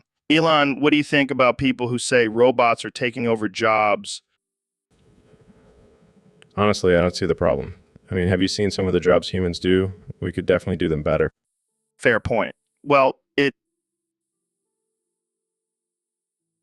Welcome to the Joe Rogan Experience Podcast 2024. I'm Joe Rogan, and today we have a very special guest, the President of the United States, Donald Trump. Thank you, Joe. It's great to be here. I love your show. It's tremendous, just like me. So, Mr. President, let's talk about your biggest power move. I've heard that anytime you see a glory hole, you take a shit through it. That's right, Joe. It's a power move like no other. It's a way to assert dominance and let everyone know who's in charge. But isn't that a little unsanitary? Unsanitary what? I don't know what that word means, but let me tell you, it's a beautiful thing. People love it. They can't get enough of it. I can't say I've ever heard of anyone doing that before. Well, that's because I'm a trailblazer, Joe. I'm always one step ahead, always thinking outside the box. I have to ask, have you ever been caught in the act? Caught? No. I'm a master of disguise, Joe. I can blend in with the best of them. Plus, I have the best security team. They make sure no one interrupts my power move. I have to say, that's a pretty bold move, Mr. President. Bold? It's huge, Joe. It's the biggest and best power move out there. And let me tell you, it's making America great again. Well, there you have. Welcome back to the Joe Rogan Experience podcast, folks. Today, we have a very special guest, the 44th President of America, Neil deGrasse Tyson. It's great to be here, Joe. But just a quick correction. It's Neil deGrasse Tyson, not deGrasse. Oh, my bad. I must have been thinking about my greasy breakfast this morning. So, Mr. President, what have you been up to since leaving office? Well, Joe, I've been busy exploring the universe and expanding my mind. You know, just a typical day for a genius like myself. That's impressive. I've been busy exploring the depths of my fridge and expanding my waistline. But let's talk about something important, aliens. Do you believe they exist? Of course. Joe, the universe is vast and full of possibilities. It would be arrogant to think that we are the only intelligent life forms out there. I knew it. I've been saying it for years. And I bet they're all smoking weed up there too. I highly doubt that, Joe. But speaking of weed, have you tried DMT? Oh, you know what, Neil? That's my jam. But let's get real here. If you could smoke weed with any historical figure, who would it be? Well, I would have to say Albert Einstein. Can you imagine the conversations we would have while high? Mind-blowing, man. Literally. But let's switch gears. What's your take on climate change? Joe, it's a serious issue that... So, Ben, have you heard about this new trend called Fuhulu Tujing Gyut? No, I can't say I have. What is it exactly? Well, apparently it's when someone intentionally avoids germs and hygiene, claiming it makes their immune system stronger. That's ridiculous. I'm all for building a strong immune system, but that's just gross. Right? And get this, some people are even saying it's a form of natural selection. Natural selection? More like natural selection for stupidity? Exactly. And you know what's even crazier? This Gyut guy has 2 Jugans on his nuck. 2 Jogans? What the hell is a Jugan? I have no idea, but it sounds like something you don't want on your nuck. I'll take your word for it. But seriously, this Gyut needs to be knocked out and given a good smacking. Oh yeah, he definitely needs a good smacking. I can't even imagine what his Tugalugan is like. I don't even want to know. Jamie, pull up an image of this Gyut so we can see just how bad it is. Pulls up image. Oh my god, that's disgusting.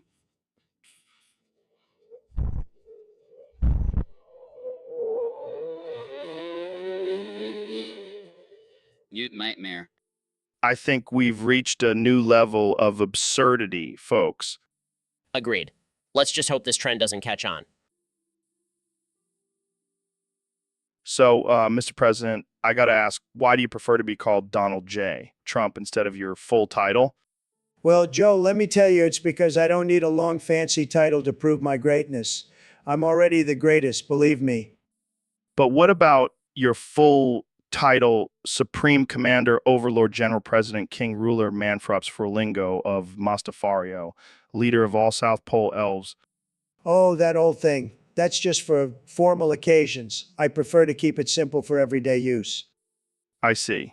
But why the South Pole elves? I thought you were all about America first.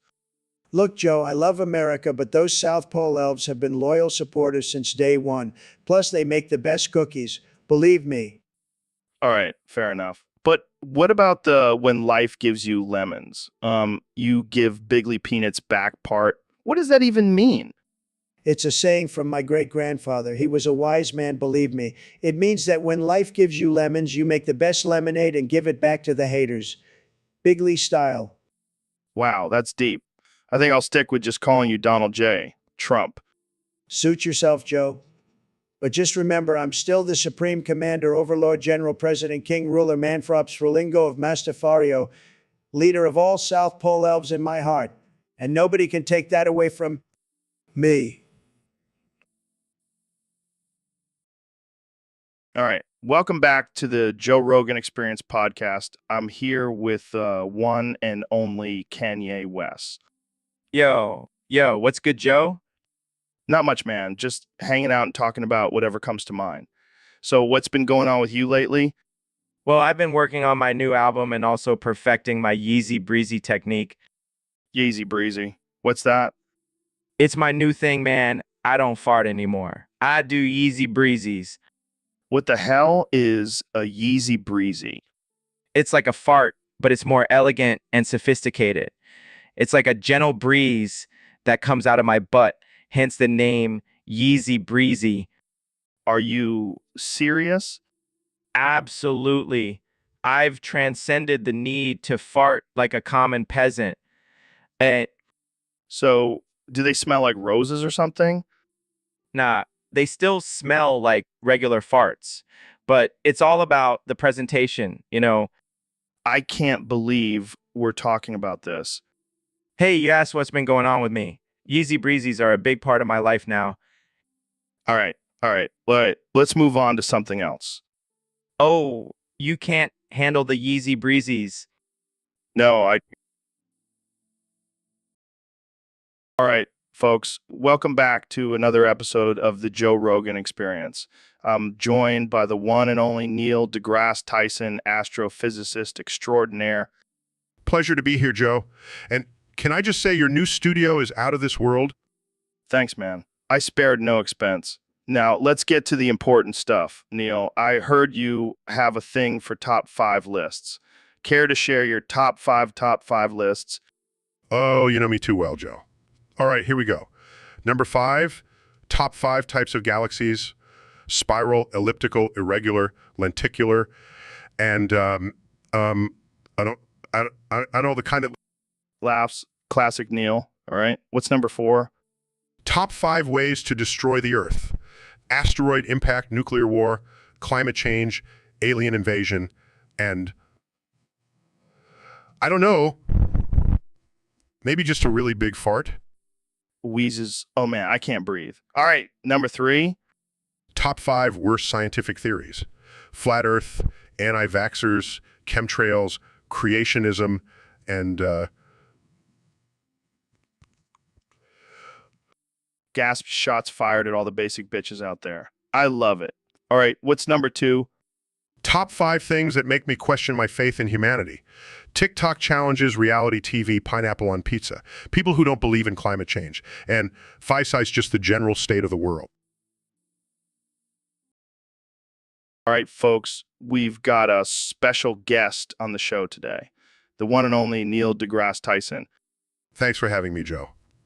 I'm excited to be here. So, what's the latest in the world of science and astrophysics? Well, Joe, I have some groundbreaking research to share with you today. I have discovered irrefutable proof that Liara Sony from Mass Effect is actually a man. Wait, what? Are you serious? Absolutely. Through extensive research and analysis, I have determined that Liara is actually a male alien with a massive cock and balls.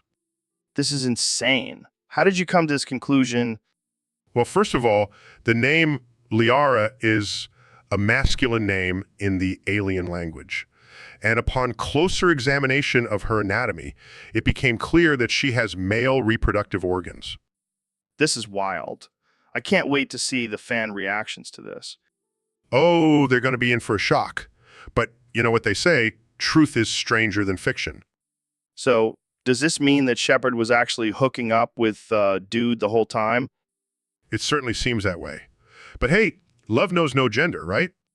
That's one way to look at it. Well, thanks for blowing our minds, Neil. My pleasure, Joe. Always happy to share my discoveries with the world. Now, if you'll excuse me, I have some more research to do on Garrisvac. Welcome to the Joe Rogan Experience podcast. I'm here with my good friend, the one and only Kanye West. Yo, what's up, Joe? I'm ready to spit some knowledge and drop some truth bombs. All right, let's get right into it. Today's topic was submitted by a user on Discord. They want to know, what do you think about the phrase Stanley Steamer, your certified cleaner? Oh, man, that classic. I mean, who doesn't love a good Stanley steamer? They clean like nobody's business. Yeah, but can you imagine going to the doctor and instead of saying, you have to say Stanley Steamer, your certified cleaner? That would be wild. Dr. Kanyak, I have a sore throat. Stanley Steamer, your certified cleaner. It's like a secret code for clean freaks. Exactly. And you know what? I'm going to start using that in my songs. I got my house cleaned by Stanley Steamer. Now it's certified cleaner. That's genius. You always know how to turn a ridiculous topic into a hit song. It's a gift, Joe. It's a gift. It's. All right, let's move on to our next topic. Hold on, Jamie. Pull up an image of a Stanley steamer cleaning a dirty carpet. I need some inspiration for my next hit single. Hey, Mr. President, welcome to the podcast. How are you feeling today? Joe and Dev Bex's. Sorry, what was that? Joe and Dev Bex's. Are you feeling okay? Your voice sounds a little off. Joe and Dev Bex's. Okay, well, let's just jump into it. What's on your mind today? Joe and Bex's. Wow, that's a lot to pack. Can you elaborate on that? Joe and Dev Bex's. Okay, I think we're getting somewhere. How do you think your sore throat will affect your chances in the next election? Joe and Dev Bex's. Right, right. And what about your policies? Can you give us a taste of what you have planned for the country? Joe and Bex's. Fascinating. And what about your opponents? Any thoughts on them? Joe and Dev Bex's. Well, there you have it, folks. Straight from the president's mouth. Thanks for joining us, Mr. President. Joe and Dev Bex's. So, Neil, what's new in the world of astrophysics? Well, Joe, I've been studying the expansion of the universe and the possibility of parallel universes. That's cool and all, but have you ever shown your big fat meat schlong to anyone? No. Why would I do that? Because it's the ultimate form of exploration. You know, like Columbus discovering America. I highly doubt that showing my genitals to someone is equivalent to discovering a new continent. Oh, come on. Don't be such a prude. I bet you've never even seen a vagina. That's not true. I've seen plenty of vaginas in medical textbooks. That doesn't count. You need to experience it in real life. Jamie, pull up an image of a vagina. I don't think that's appropriate for the podcast. Fine. Then how about you show us your big fat meat schlong instead, Neil? Absolutely not. This conversation has taken a disturbing turn. Oh, lighten up, Neil. It's just a little harmless fun. I'm not interested in showing my genitals to anyone, let alone your wife. Come on, she's seen mine plenty of times. It's only fair. I think I'll pass. I'd rather stick to exploring the mysteries of the universe. Suit yourself. But if you ever change your mind, you know where to find us. I think I'll stick to my day job. Thank you very much. So, Mr. President, I heard you hit your head pretty hard the other day. Yeah, it was a bigly hit. But you know what's crazy? I woke up and I thought I was in the Fallout universe. The video game? No, the actual universe. I was walking around looking for bottle caps and fighting off super mutants. Wow, that must have been quite the trip. Let me tell you, it was tremendous. I even started building a wall around my settlement to keep out the raiders. I don't think that's necessary, Mr. President. Believe me, it's necessary. We need to make the wasteland great again. But what about your duties as president? Oh, I've got it covered. I appointed Dogmeat as my vice president. Dog meat? Yeah, he's a loyal companion and great at sniffing out corruption. Well, I guess that's one way to drain the swamp. You know it, Joe, and I'm also thinking of changing the national anthem to Country Roads. It just feels right. It just feels right. I don't even know what to say to that. Just say you're welcome, America. You're welcome, America. Thank you, Joe. Now, if you'll excuse me, I have to go find some power armor.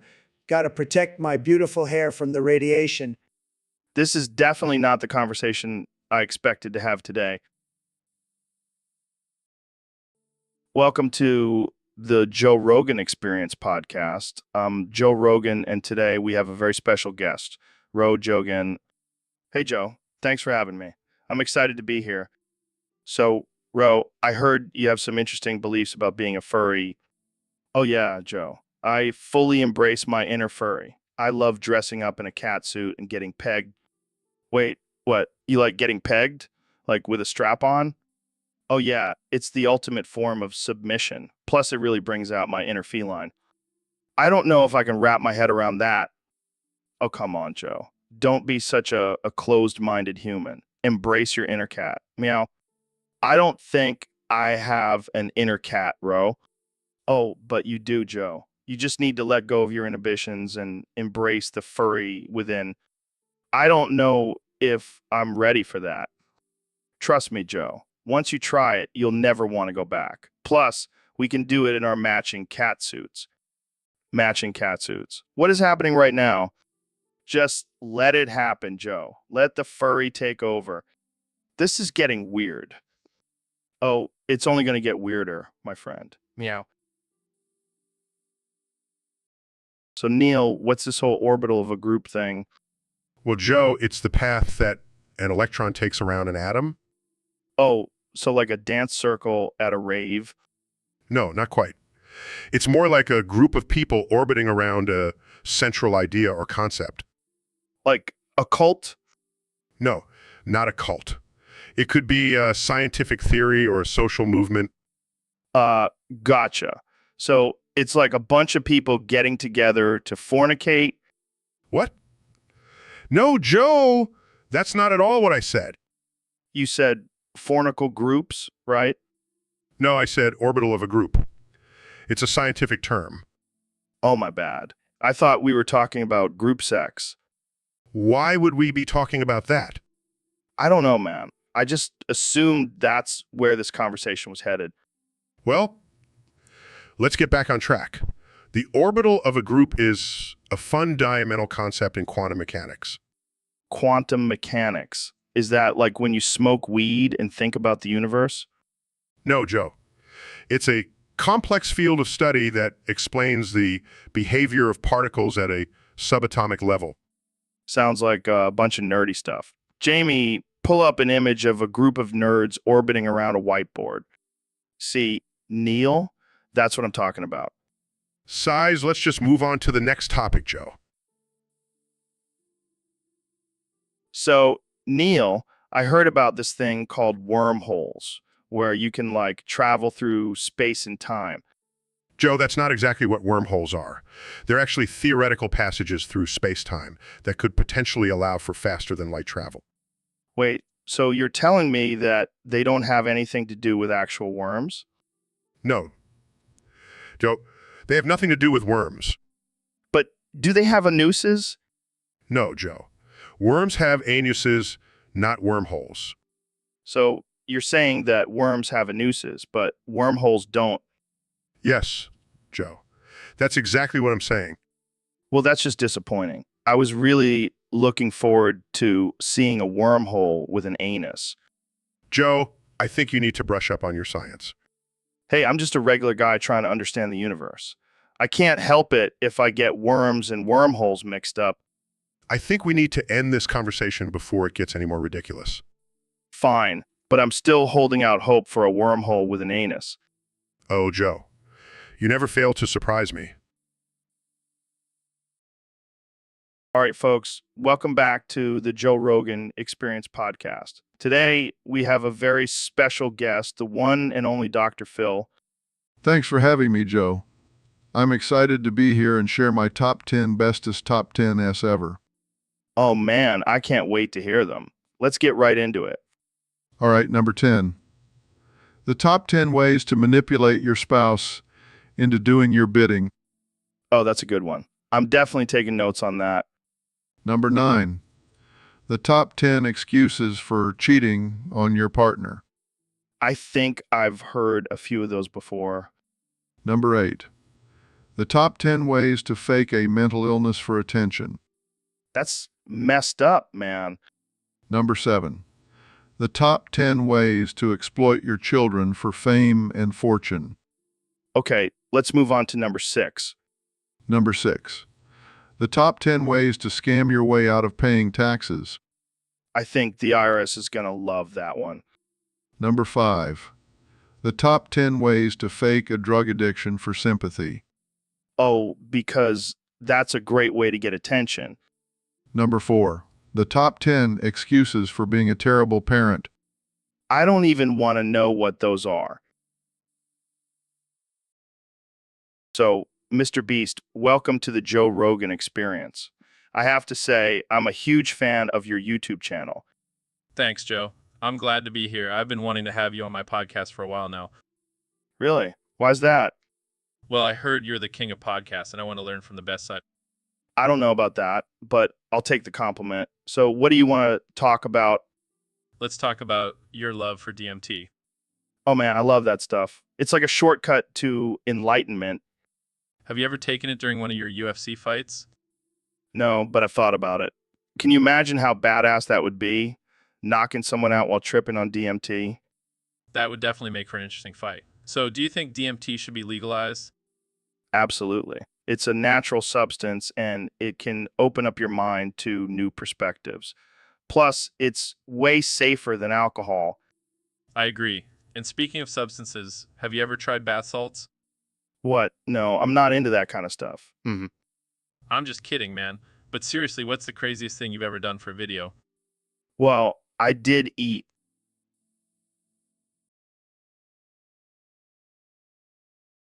So, Neil, I heard you've been hitting the gym pretty hard lately. Yeah, man. Got to keep up with the gains, you know? Oh, yeah, I know. I've been lifting so much, I'm starting to look like a gorilla. You wish. I've seen your scrawny arms, Joe. Hey, now, don't be jealous of my lean muscle mass. Lean. More like non-existent. Shut up, Neil. We both know we're secretly ripped under all these layers of fluff. SHH. Don't tell anyone. Got to keep up the dad bod facade. Oh, yeah, gotta keep the ladies guessing. Speaking of ladies, how's your love life, Joe? Non-existent, just like my muscles. Hey, at least we have each other, right? Yeah, two bros pretending to be soft, but secretly hard as a rock.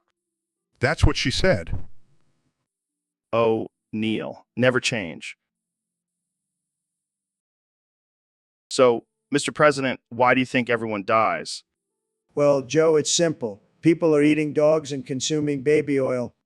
Wait, what? Eating dogs and baby oil? Yes, it's true. People are eating dogs and using baby oil for everything. It's causing all sorts of health problems. I don't know, man. I think people just want to party and live their lives. No. It's the dogs and baby oil, Joe. Trust me, I've done the research. But baby oil has multiple uses. It's not just for consumption. Oh, I know. I use it on my hair every day. Keeps it looking fabulous. Well, there you have it, folks. According to President Trump, the secret to immortality is not eating dogs and using baby oil for everything. Exactly, Joe. Now let's go party and celebrate our eternal youth. All right, folks, welcome back to another episode of the Joe Rogan Experience podcast. I'm joined by my good friend, the one and only Ben Shapiro. Thanks for having me, Joe. Always a pleasure to be here. So, Ben, I heard you're a big fan of Tupac. What are your top 10 favorite songs by him? Well, Joe, I have to say I'm a big fan of his lyrical genius and his ability to convey powerful messages through his music. Yeah, but what about the beats? You gotta admit, those beats are sick. I suppose they're quite catchy, but let's not forget the importance of the message, Joe. All right, let's get to your list. What's number 10? Number 10 would have to be Dear Mama. It's a beautiful tribute to the most important woman in our lives. Oh, that's sweet. All right, number 9. Hit him up. I love the aggressive energy and raw emotion in this one. I can see you getting all fired up to this one, Ben. Number 8? Changes. It's a powerful commentary on the struggles of the Black community and the need for change. Wow, deep. All right, number 7. Hail Mary. This one just gets me pumped up, Joe. I can see you blasting this in your car, windows down, just feeling like a badass. Number 6. California Love. It's a classic, Joe. You can't deny the catchiness of David Goggins, my man. How's it going? Joe, what's up? I'm doing good. Just finished my 100-mile run for the day. Damn, that's insane. Hey, do you have any ecstasy on you? Excuse me? Yeah, the good stuff, the party drug. Joe, I think you have me confused with someone else. I don't do drugs. Come on, Goggins.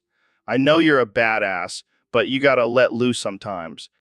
I don't think that's a good idea, Joe. I have a strict no drug policy.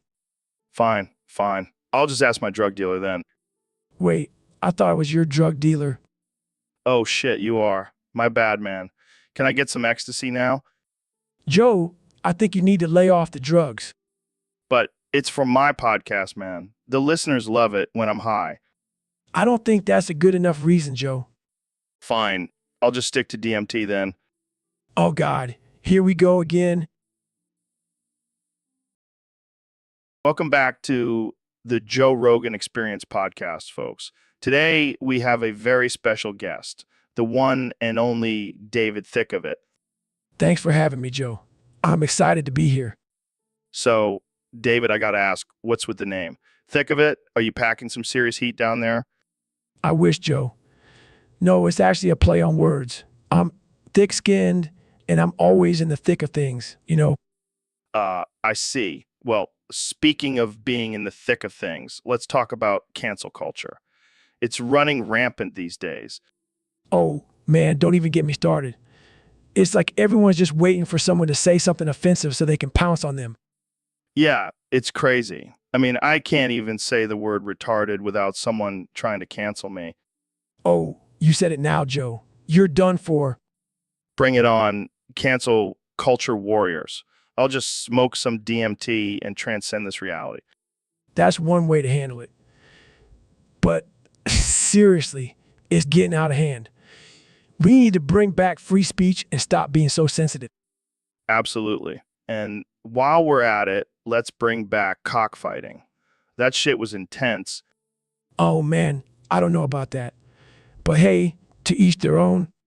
Jamie, pull up an image of a rooster with a switchblade taped to its. So, Elon, I heard you're planning on opening a Tesla factory in Mexico. Let that sink in, Joe. Yeah, but what about the labor conditions there? Are you concerned about that? Let that sink in, Joe. Okay. Well, what about the potential backlash from the Mexican government and people? Let that sink in, Joe. I don't think you understand what I'm asking, Elon. Let that sink in, Joe. Are you just going to keep saying that? Let that sink in, Joe. Fine. Let's move on to something else.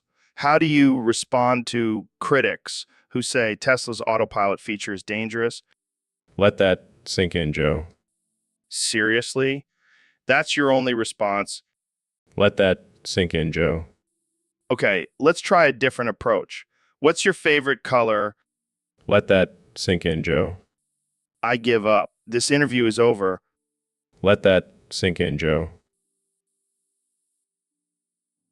So, Mr. President, I have to ask, what exactly is your Jimmy Jam? My Jimmy Jam, Joe, I'll never reveal that. It's a secret weapon. Secret weapon, like a nuclear code or something? No, it's much more powerful than that. It's a combination of my charm, wit, and other things. Other things? Like what? Well, let's just say it involves a lot of sprayed in and a little blue pill. Oh, God, I think I know what you're talking about. You think, you have no idea, Joe. My Jimmy Jam is legendary. I don't think I want to know anymore. Smart move, Joe. Some things are better left unknown, but trust me, it's huge. The biggest Jimmy Jam you've ever seen. I'll take your word for it, Mr. President. That's President Trump to you, Joe. And remember, my Jimmy Jam will always remain a mystery. I think I'll sleep better not knowing. Jamie, pull up an image of a giant sprayed-in bottle with a Viagra pill inside. So, Neil, I heard you were reading some boring book called Principia Mathematica. Well, actually, Joe, it's a groundbreaking work by Sir Isaac Newton that laid the foundation for modern physics. Yeah, whatever. Sounds like a snooze fest. You need to get out of your head and touch some grass, man. Touch grass. What does that even mean? It means you need to get out of your ivory tower and experience the real world. Maybe even get high and stare at the stars like a normal person. I am a scientist, Joe. I don't have time for such frivolous activities. Frivolous. Dude, you need to loosen up. Have you ever tried DMT? Of course not, Joe. I don't need drugs to expand my mind. I have the laws of physics for that. Boring. You know, what's not boring? Fighting a mountain lion with your bare hands. I highly doubt that's a good idea, Joe. Oh, come on. It'll be an epic story to tell on your next podcast. I don't have a podcast, Joe. Well, there's your problem. You need to start one and talk about more interesting things like aliens and Bigfoot. I am a scientist, not a conspiracy theorist. Fine, but at least promise me you'll touch some grass before your next lecture. It'll do wonders for your creativity. I'll consider it, Joe. Now, can we please get back to discussing the laws of motion? Fine, but if you start putting me to sleep... So, Ben, how was your night after our podcast last week? Well, Joe, let's just say I had a wild time with my wife. Oh, yeah. What did you guys do? We decided to spice things up and roleplay as cats. That's hilarious. Did you guys use any props? Oh yeah, we used stolen scrotum hairballs as our cat toys. That's some kinky shit, Ben. And let me tell you, when we farted up those hairballs like ferocious cats, it was a real turn on. I can only imagine. Did you guys make any cat noises? Of course, we meowed and purred like true felines. I bet your wife loved it. She did, until she accidentally swallowed a hairball and started choking. Oh man, that's too funny. I wish I could have been there to see it. Well, next time we'll have to invite you and your wife over for a wildcat role-playing session. I'll definitely have to take you up on that offer, Ben. Thanks for sharing your wild night with us. No problem, Joe. Anything for the Joe Rogan experience. Welcome to the Joe Rogan Experience podcast. Today we have the one and only Dr. Phil on the show. How's it going, Phil? Joe, I see your sweaty, shining dome. It has the perfect shape. Take off those headphones and stick your head up my ass. Oh man, you never fail to make me uncomfortable, Phil. So what's been going on in your world lately? Well, I've been helping people on my show, but let's be real, it's all for the ratings. I don't really give a shit about these people's problems. That's cold, man. But I respect the honesty. Speaking of honesty, did you know that I have a secret fetish for bald men? No, I did not know that. But I'm flattered, I guess. Oh, don't get too excited, Joe. I only like it when they're wearing a gimp suit and a ball gag. Okay, that's enough of that. Let's talk about something else. Fine, but I have one more confession. I have a shrine dedicated to your bald head in my basement. Okay, this is getting weird. Jamie, pull up an image of a bald man in a gimp suit and a ball gag. Okay. Oh, God, why did I ask for that? Let's move on to our next topic. So, Elon, I heard you had a wild night last night. Yeah, man, I was experimenting with some new technology and things got a little out of hand. What do you mean? Did you create a robot that got a little too friendly? No. I discovered that I have someone else's penis stuck inside mine. What? How is that even possible? I don't know, man. But it's struggling to gulp it down and it's really starting to freak me out. Well, that's one way to test the limits of your body. I guess so. But I need to figure out how to get it out before it becomes a permanent addition. Maybe you can use some of your SpaceX technology to launch it out of there. That's actually not a bad idea. I'll have to call up my engineers and see if they can come up with a solution. This is definitely something I never thought I'd hear on this podcast. Yeah, well, it's just another day in the life of Elon Musk. Jamie, pull up an image of a rocket launch. I think Elon's going to need some inspiration for this one. So, Kenny, I heard you're getting into finger painting now. Yeah, man. I'm taking my art to a whole new level. Literally. And what medium will you be using for this masterpiece? My own shit. Excuse me? You heard me. I'm gonna be finger painting with my own feces. It's gonna be revolutionary. I don't even know how to respond to that. That's the point. My art is meant to shock and challenge people's perceptions. Well, I think it's safe to say you've achieved that. And just imagine the smell. It'll be like a sensory experience. Yeah, I think I'll pass on that one. Suit yourself. More shit for me to work with. I can't believe I'm saying this, but I think I preferred your old art. That's because you're not woke enough, Joe. You'll come around. I highly doubt that. Just wait until I start selling my shit paintings for millions. I think I'll stick to buying regular paintings. Thank you very much. Suit yourself, Joe. But you'll be missing out on the next big thing in the art world. So, Mr. President, I heard you appointed a flat earther as the chief of the U.S. Space Force. That's right, Joe. I like to keep things interesting. Plus, this guy has some great ideas. Like what? Flying the Space Force to the edge of the world and then falling off? That's a good one, Joe. But seriously, this guy believes the earth is flat, and I think that's a bold and revolutionary idea. Bold and revolutionary? More like delusional and idiotic. Now, Joe, let's not be disrespectful. This man is a genius. A genius. He probably thinks the moon landing was fake too. Hey, don't knock it until you've tried it. Maybe we'll find some great new real estate up there. Oh, I can just see the headlines now. Trump's Space Force crashes into the dome covering the flat earth.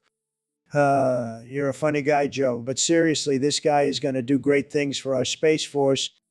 Yeah, like making us the laughing stock of the entire galaxy. Hey, at least we'll be the best at something. So, Dr. Phil, I heard you can only speak in Basic 64 now. What's that all about? To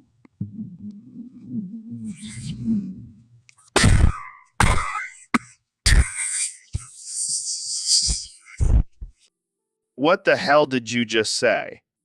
Mike doxel sib siviv 5LD ev b. Speak English, Dr. Phil. I am speaking English, Joe. In Basis 64, that is, This is ridiculous. Can't you just talk like a normal person? I am a whale, Joe. Whales don't speak English. Oh, I forgot. You're a whale now? How's that working out for you? It's great, Joe. I can communicate with my fellow sea creatures and annoy you at the same time. Fantastic. Just what I always wanted. You know what they say, Joe? If you can't beat 'em, join 'em. Jamie. Welcome back to the Joe Rogan Experience, folks. Today, we have a very special guest, the 45th President of the United States, Donald J. Trump. It's great to be here, Joe. I've always been a big fan of your show, and let me tell you, you have a tremendous audience, the best audience. So, Mr. President, what have you been up to since leaving office? Well, Joe, I've been playing a lot of golf. I mean, a lot. I'm talking more golf than Tiger Woods. And let me tell you, I'm a much better golfer than Biden. That guy couldn't hit a ball if it was handed to him on a silver platter. Speaking of Biden, what do you think of his presidency so far? Oh, Joe, don't even get me started. The guy is a disaster. I mean, have you seen his press conferences? He can barely string a sentence together. I think he's just a puppet for the radical left. Well, let's talk about something more positive. What's your favorite thing about being out of the White House? Well, Joe, I don't have to deal with those fake news reporters anymore. They're a bunch of losers, and I can say whatever the hell I want now. Like, go fuck yourself, yeah, Biden, bitch. Oh man, that's classic. So what do you think about the rumors of you running for president again in 2024? Well, Joe, I'm keeping my options open. But I can tell you one thing, if All right, folks, welcome back to the Joe Rogan Experience podcast. I'm here with my good friend, the one and only Elon Musk. Thanks for having me, Joe. Always a pleasure to be on your show. So, Elon, I heard you have a theory about Jesus being made of cheese. Care to explain? Well, Joe, think about it. The Bible says that Jesus turned water into wine, right? But what if it was actually cheese and he just didn't want to share it with anyone? That's wild, man. But why cheese? Well, cheese is known to have healing properties. Maybe that's why Jesus was able to perform miracles. I see your point. But what about the crucifixion? That's just a cover-up. They didn't want people to know that they were actually eating cheese instead of the body of Christ. This is some next level conspiracy theory, Elon. But I like it. And think about it, Joe. The Last Supper, more like the last cheese platter. Oh man, I can't believe we're actually having this conversation. Hey, I'm a man of science. I just like to question everything. Well, you definitely have me questioning my beliefs now. But what about the resurrection? Easy. He was just in a cheese-induced coma and woke up when the cheese wore off. I don't know if this is offensive or... So, Neil, what's new in the world of astrophysics? Oh, just discovering new galaxies and expanding our understanding of the universe. Sounds pretty boring. Can we talk about something more exciting? Like what? UFC? No. Let's talk about me. Oh, you mean Poppy? What? Hottie, babe, boy. What the hell are you talking about? I'm just trying to spice things up, Joe. Keep things interesting. Well, it's definitely working. I'm feeling some weird feelings right now. Oh, is that a bulge in your pants? Or are you just happy to see me, Poppy? Okay, let's change the subject. How about we talk about the latest conspiracy theories? Sure. Let's talk about how you're secretly a lizard person. Hey, that's not cool, man. Sorry, babe. I didn't mean to offend you. Can we just talk about science and stuff? Of course, my little science experiment. Okay, that's it. I'm out of here. Don't be like that, Poppy. Come back and let's talk about the curvature of the Earth. I can't do this anymore. I'm done. Oh, don't be such a sensitive little boy, Joe. Come back and let's have some fun. So, David, I heard you've been using Viagra lately. Yeah, man. Got to keep the blood flowing, I didn't know you were having trouble in that department. Nah, it's not about trouble. It's about pushing myself to the limit. What do you mean? Well, I heard that Viagra can give you a boost in the gym. I thought, why not try it out? And Let's just say my workouts have been intense. I'm talking Hulk-like strength. that's impressive. Maybe I should give it a try. Oh, I highly recommend it. But make sure you have a partner who can keep up. What do you mean? What do you mean? Let's just say the side effects can be a bit unpredictable. Oh man, I don't think my wife would appreciate that. Well, that's why I'm here to offer my services. I'll be your workout partner. I think I'll pass. Suit yourself. But just know I'll be smashing records while you're struggling to keep up. All right, let's do it. Jamie, pull up an image of a Viagra pill. Here you go, Joe. This is getting out of hand. Oh, it's just getting started. Let's hit the gym and see if this little blue pill can handle the Goggins effect. I think I'll stick to my... All right, folks, we have a special episode today. I have the 2024 President of the United States, Donald Trump, here to talk about his recent Valorant match. How's it going, Mr. President? Mr. President? Joe, it's great to be here. And let me tell you, my last Valorant match was a disaster. The servers were a complete disaster. I mean, I'm the president. I should have the best connection, right? I hear you, man. So what happened in the match? Well, first of all, I was playing as Sage. I mean, who doesn't want to be a hot healing green haired babe? But every time I tried to heal my teammates, the server would lag and I'd end up healing myself. It was a disaster. That's rough. Did you win the match, at least? No, Joe, I lost. And let me tell you, it wasn't because I'm a bad player. It was because of those damn servers.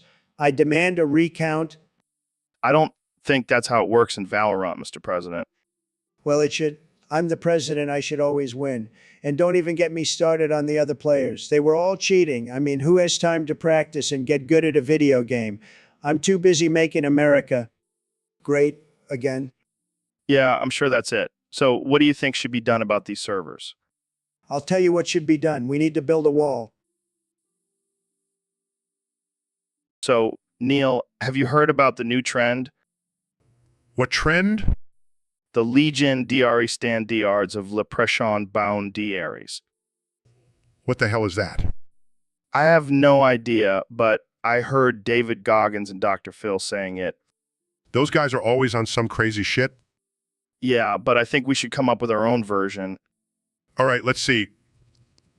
Legendary stand DRs of unicorn limitations.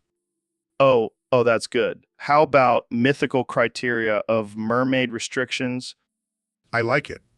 What about Legion DRE requirements of Bigfoot constraints? That's perfect. We should start a whole new movement. The possibilities are endless. Legend DRE stand DRs of Yeti regulations, Legend DRE guidelines of Loch Ness limitations. Legend DRE rules of Chupacabra Boondieries This is gold, Joe. We're going to be rich. and Legion DRE. Damn, right. Let's make this trend go viral. Legend DRE Stand DRs of Leprechaun Bound DREs, brought to you by Joe Rogan and Neil deGrasse Tyson. And don't forget to subscribe and smash that like button. So, Elon, I heard you want to buy South Park and change its name to North Park. Yeah, man, I think it's time for a change. Plus, North is the new South. But what about the fans? They'll be so confused. Who cares about the fans? The one with the money and the power. I'll just buy their loyalty. That's messed up, man. Plus, what's with the name change? Well, South Park is so outdated. We need something more futuristic like North Park. And it'll be the official artificial intelligence South Park. Artificial intelligence? Are you planning to replace the creators with robots? Of course not, Joe. Just going to enhance their creativity with my Neuralink technology.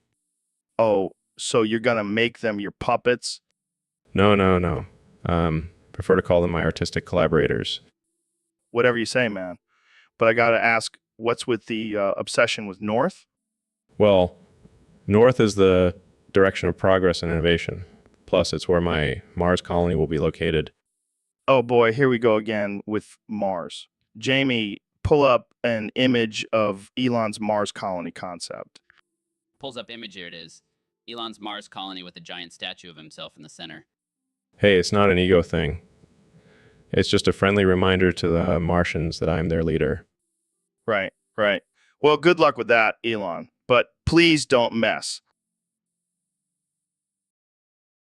Welcome to the Joe Rogan Experience Podcast 2024, where we talk about all things absurd and unhinged. Today, we have the one and only Kenny West joining us. How's it going? Kenny A. Yo, it's lit. Joe, I'm just out here living my best life, rapping about dick sizes and shit. Speaking of which, I heard you can't stop rapping about dick sizes. What's up with that? Man, it's just a topic that really speaks to me, you know. I mean, I got a pretty big one myself, so it's only right that I spread the knowledge. Well, I can't argue with that logic, but let's switch gears for a second. I heard Ben Shapiro keeps shitting at random. What's your take on that? Oh, man, Ben Shapiro is a wild one. I mean, I respect his hustle and all, but shitting at random, that's some next level shit. Literally. But seriously, what do you think is causing it? Well, I think it's all that conservative constipation, Joe. Dude needs to loosen up and embrace his inner freak. I never thought I'd hear you giving Ben Shapiro sex advice. Kenya. Hey, I'm all about spreading love and positivity. And if that means encouraging people to shit freely, then so be it. You truly are a man of many talents. Kenya, thanks for joining us on the podcast. Anytime, Joe. And Welcome back to the Joe Rogan Experience podcast. I'm joined today by the one and only Elon Musk. How's it going, Elon? It's going great, Joe. Just been busy renaming cities and stuff. Yeah, I heard you renamed Dunedin, Florida to Neutered Your Mom. What's up with that? Well, I figured it was time for some rebranding. Nuded and your mom has a nice ring to it, don't you think? Don't you think? I mean, it's definitely catchy. But what about the residents of Dunedin? How do they feel about their city being associated with nudity and your mom? Oh, they love it. I've already received multiple marriage proposals from the locals.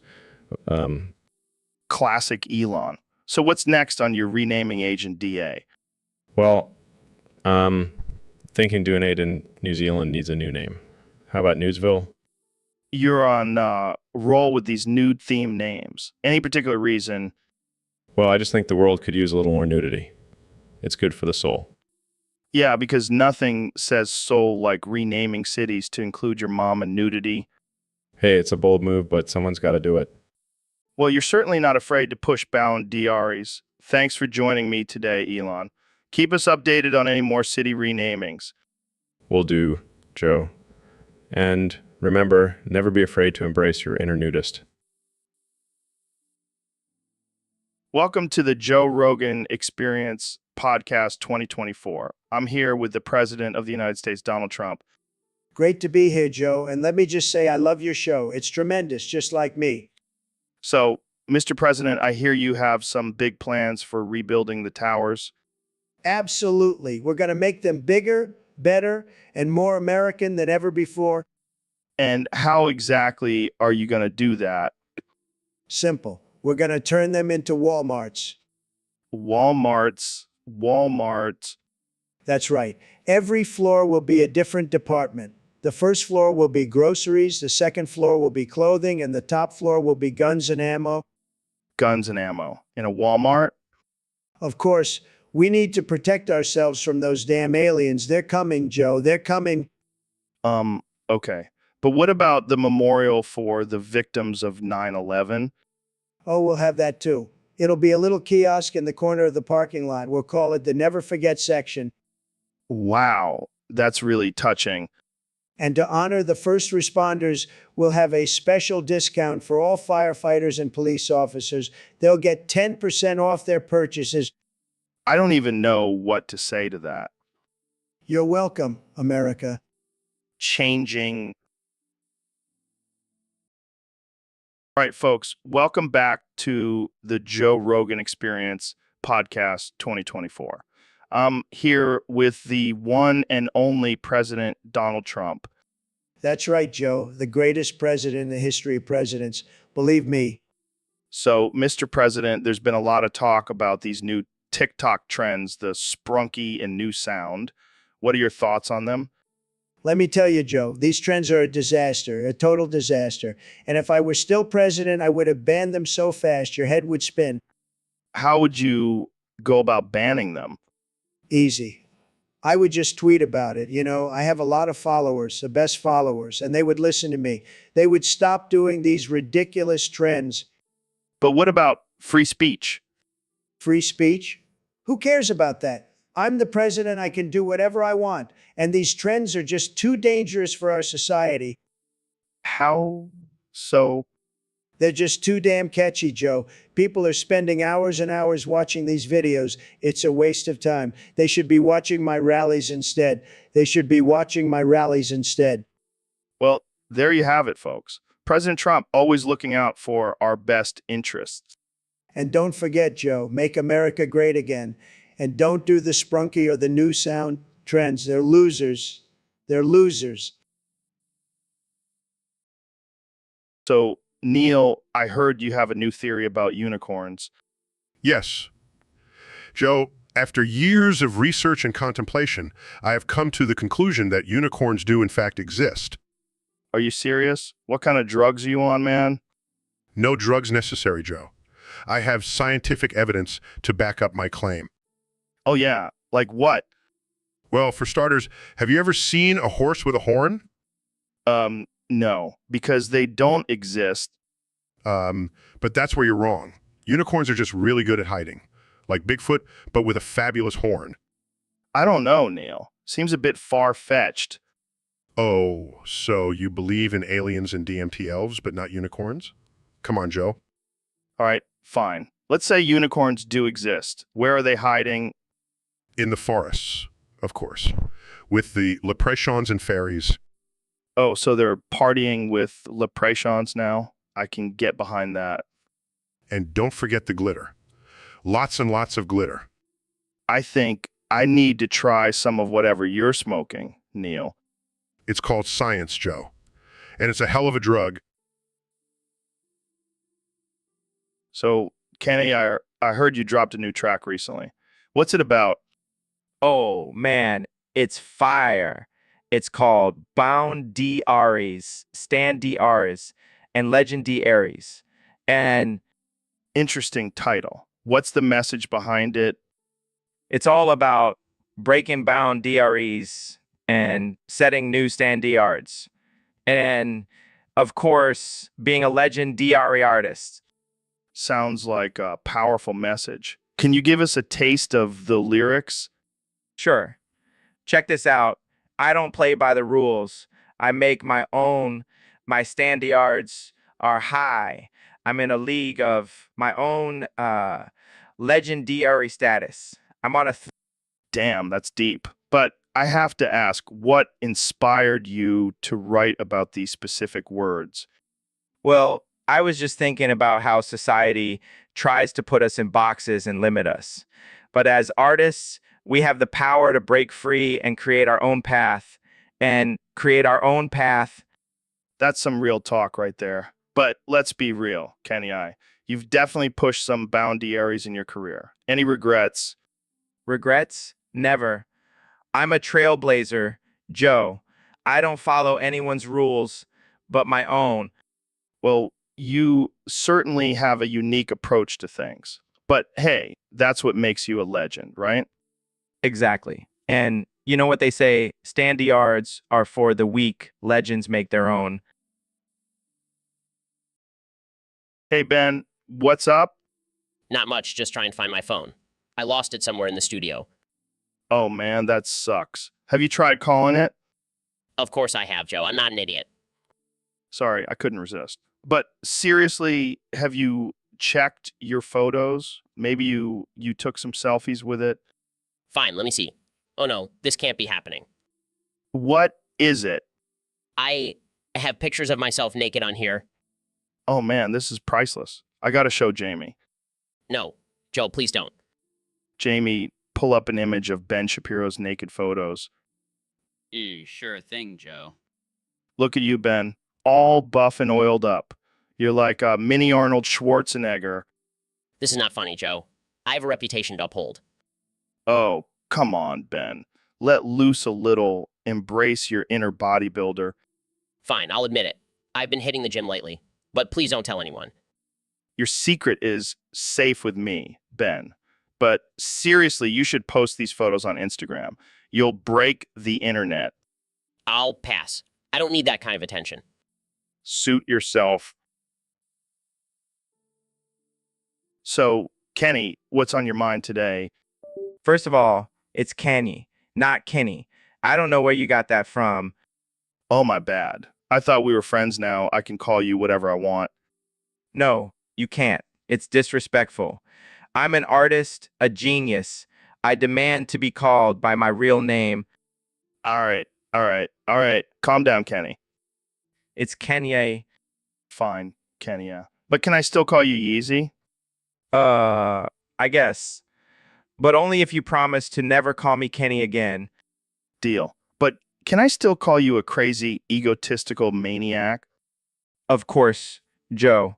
That's my brand. But just remember, it's Kenny, not Kenny, not Kenny. Got it. So, Kenny, what's your latest project? I'm working on a new album called Kenya's World. It's about how the center of the universe and everyone else is just living in it. Sounds deep. Can't wait to hear it, Kenny. It's kind. Right, right. My bad. So, what's the inspiration behind the album? Well, I've been spending a lot of time with my good friend Elon Musk, and he's been teaching me about space and stuff. So I figured, why not make an album about how I'm the sun and everyone else is just a little planet orbiting around me? Wow. That's so, Neil, I heard you join the we. What's your wrestling name gonna be? Well, Joe, I've decided to go with Neil deGrasse Tyson. The grass. What kind of move are you gonna do? The lawnmower. No, no, no. I'm going to hit him with the Big Bang. It's going to be out of this world. Oh, brother, you're gonna be like the science guy, right? With lab coat and goggles. No, Joe. I'll be wearing a singlet with the periodic table on it. Got to show off my chemistry skills. Oh yeah, that's really gonna intimidate your opponents. Just wait until I hit them with my signature move, the theory of relativity. They won't know what hit them. I can see it now. And here comes Neil deGrasse Tyson, ready to lay down some scientific smackdowns. You know, Joe, I think I might have a future in this we thing after all. Yeah, and I think I might have a future in stand-up comedy because this shit is hilarious. Oh, Joe, you always know how to make me laugh.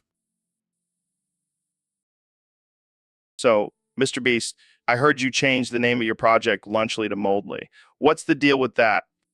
Yeah, man. I figured since there's mold everywhere, might as well embrace it and make it the star of the show.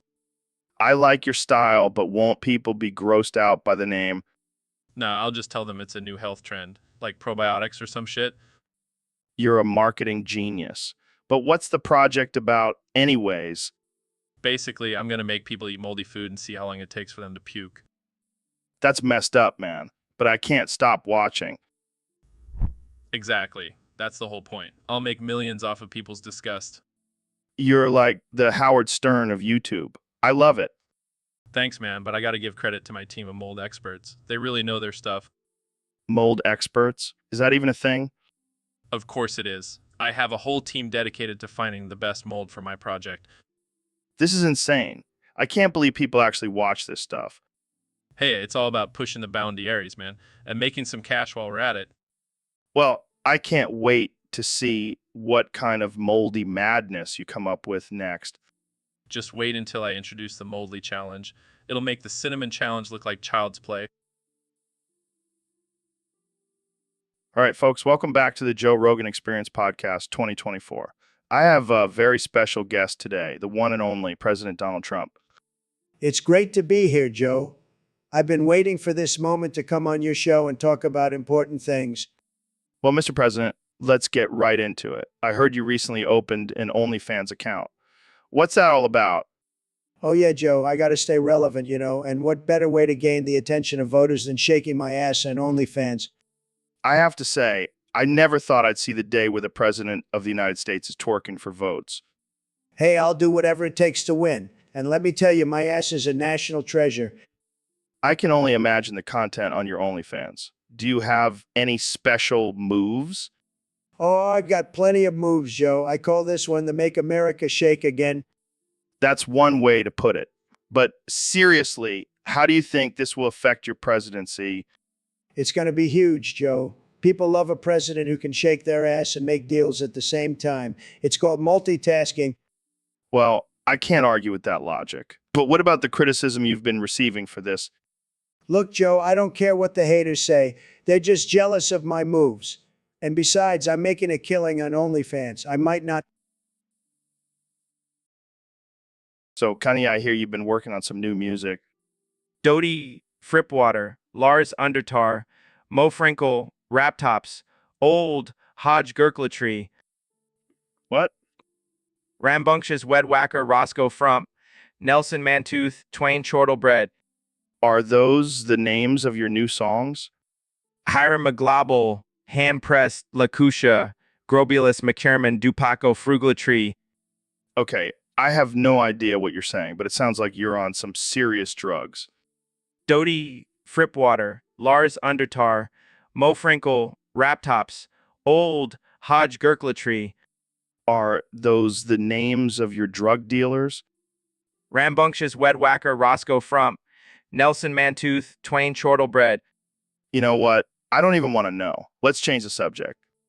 Hiram McGlobble, hand-pressed Lacusha, Grobulus McKerman, Dupaco Frugalatry, How about we talk about your fashion line instead? Dodie Fripwater, Lars Undertar, Mo Frankel, Raptops, Old Hodge Gurklatry, Okay, I give up. I have no idea what you're trying to say. Rambunctious Wedwhacker, Roscoe Frump, Nelson Mantooth, TW. So, Ben, I heard you changed your tune on the Barbie movie. Yes, Joe. After careful consideration, I have come to the conclusion that it is a feminist masterpiece. What the hell happened to you, man? Did you hit your head or something? No, Joe.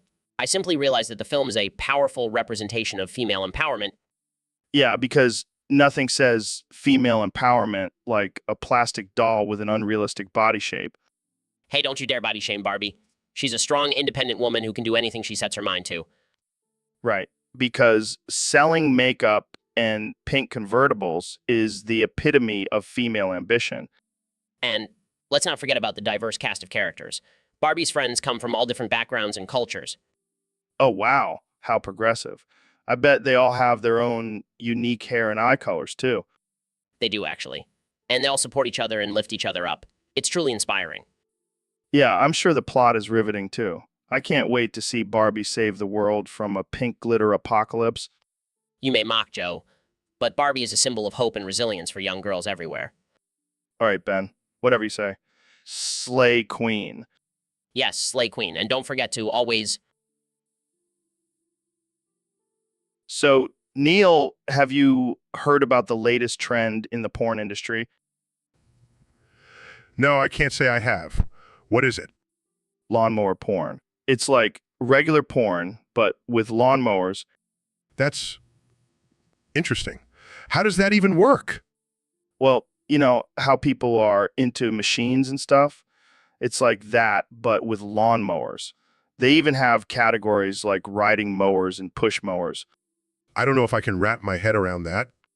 Oh, and get this, they have a whole line of lawnmower-themed sex toys. That's absurd.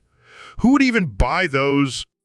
Apparently, there's a huge market for it. People are really into the sound of a lawnmower revving up. I guess you could say they're getting a real grass-cutting experience. Oh, Neil, you always know how to make a good pun. I try. But seriously, is this even legal? Who cares? It's the lawnmower porn industry. Anything goes. I can't believe this is a thing. Hey, don't knock it till you try it. I think I'll stick to stargazing. Thank you very much. Suit yourself. But I'll be over here revving my lawnmower.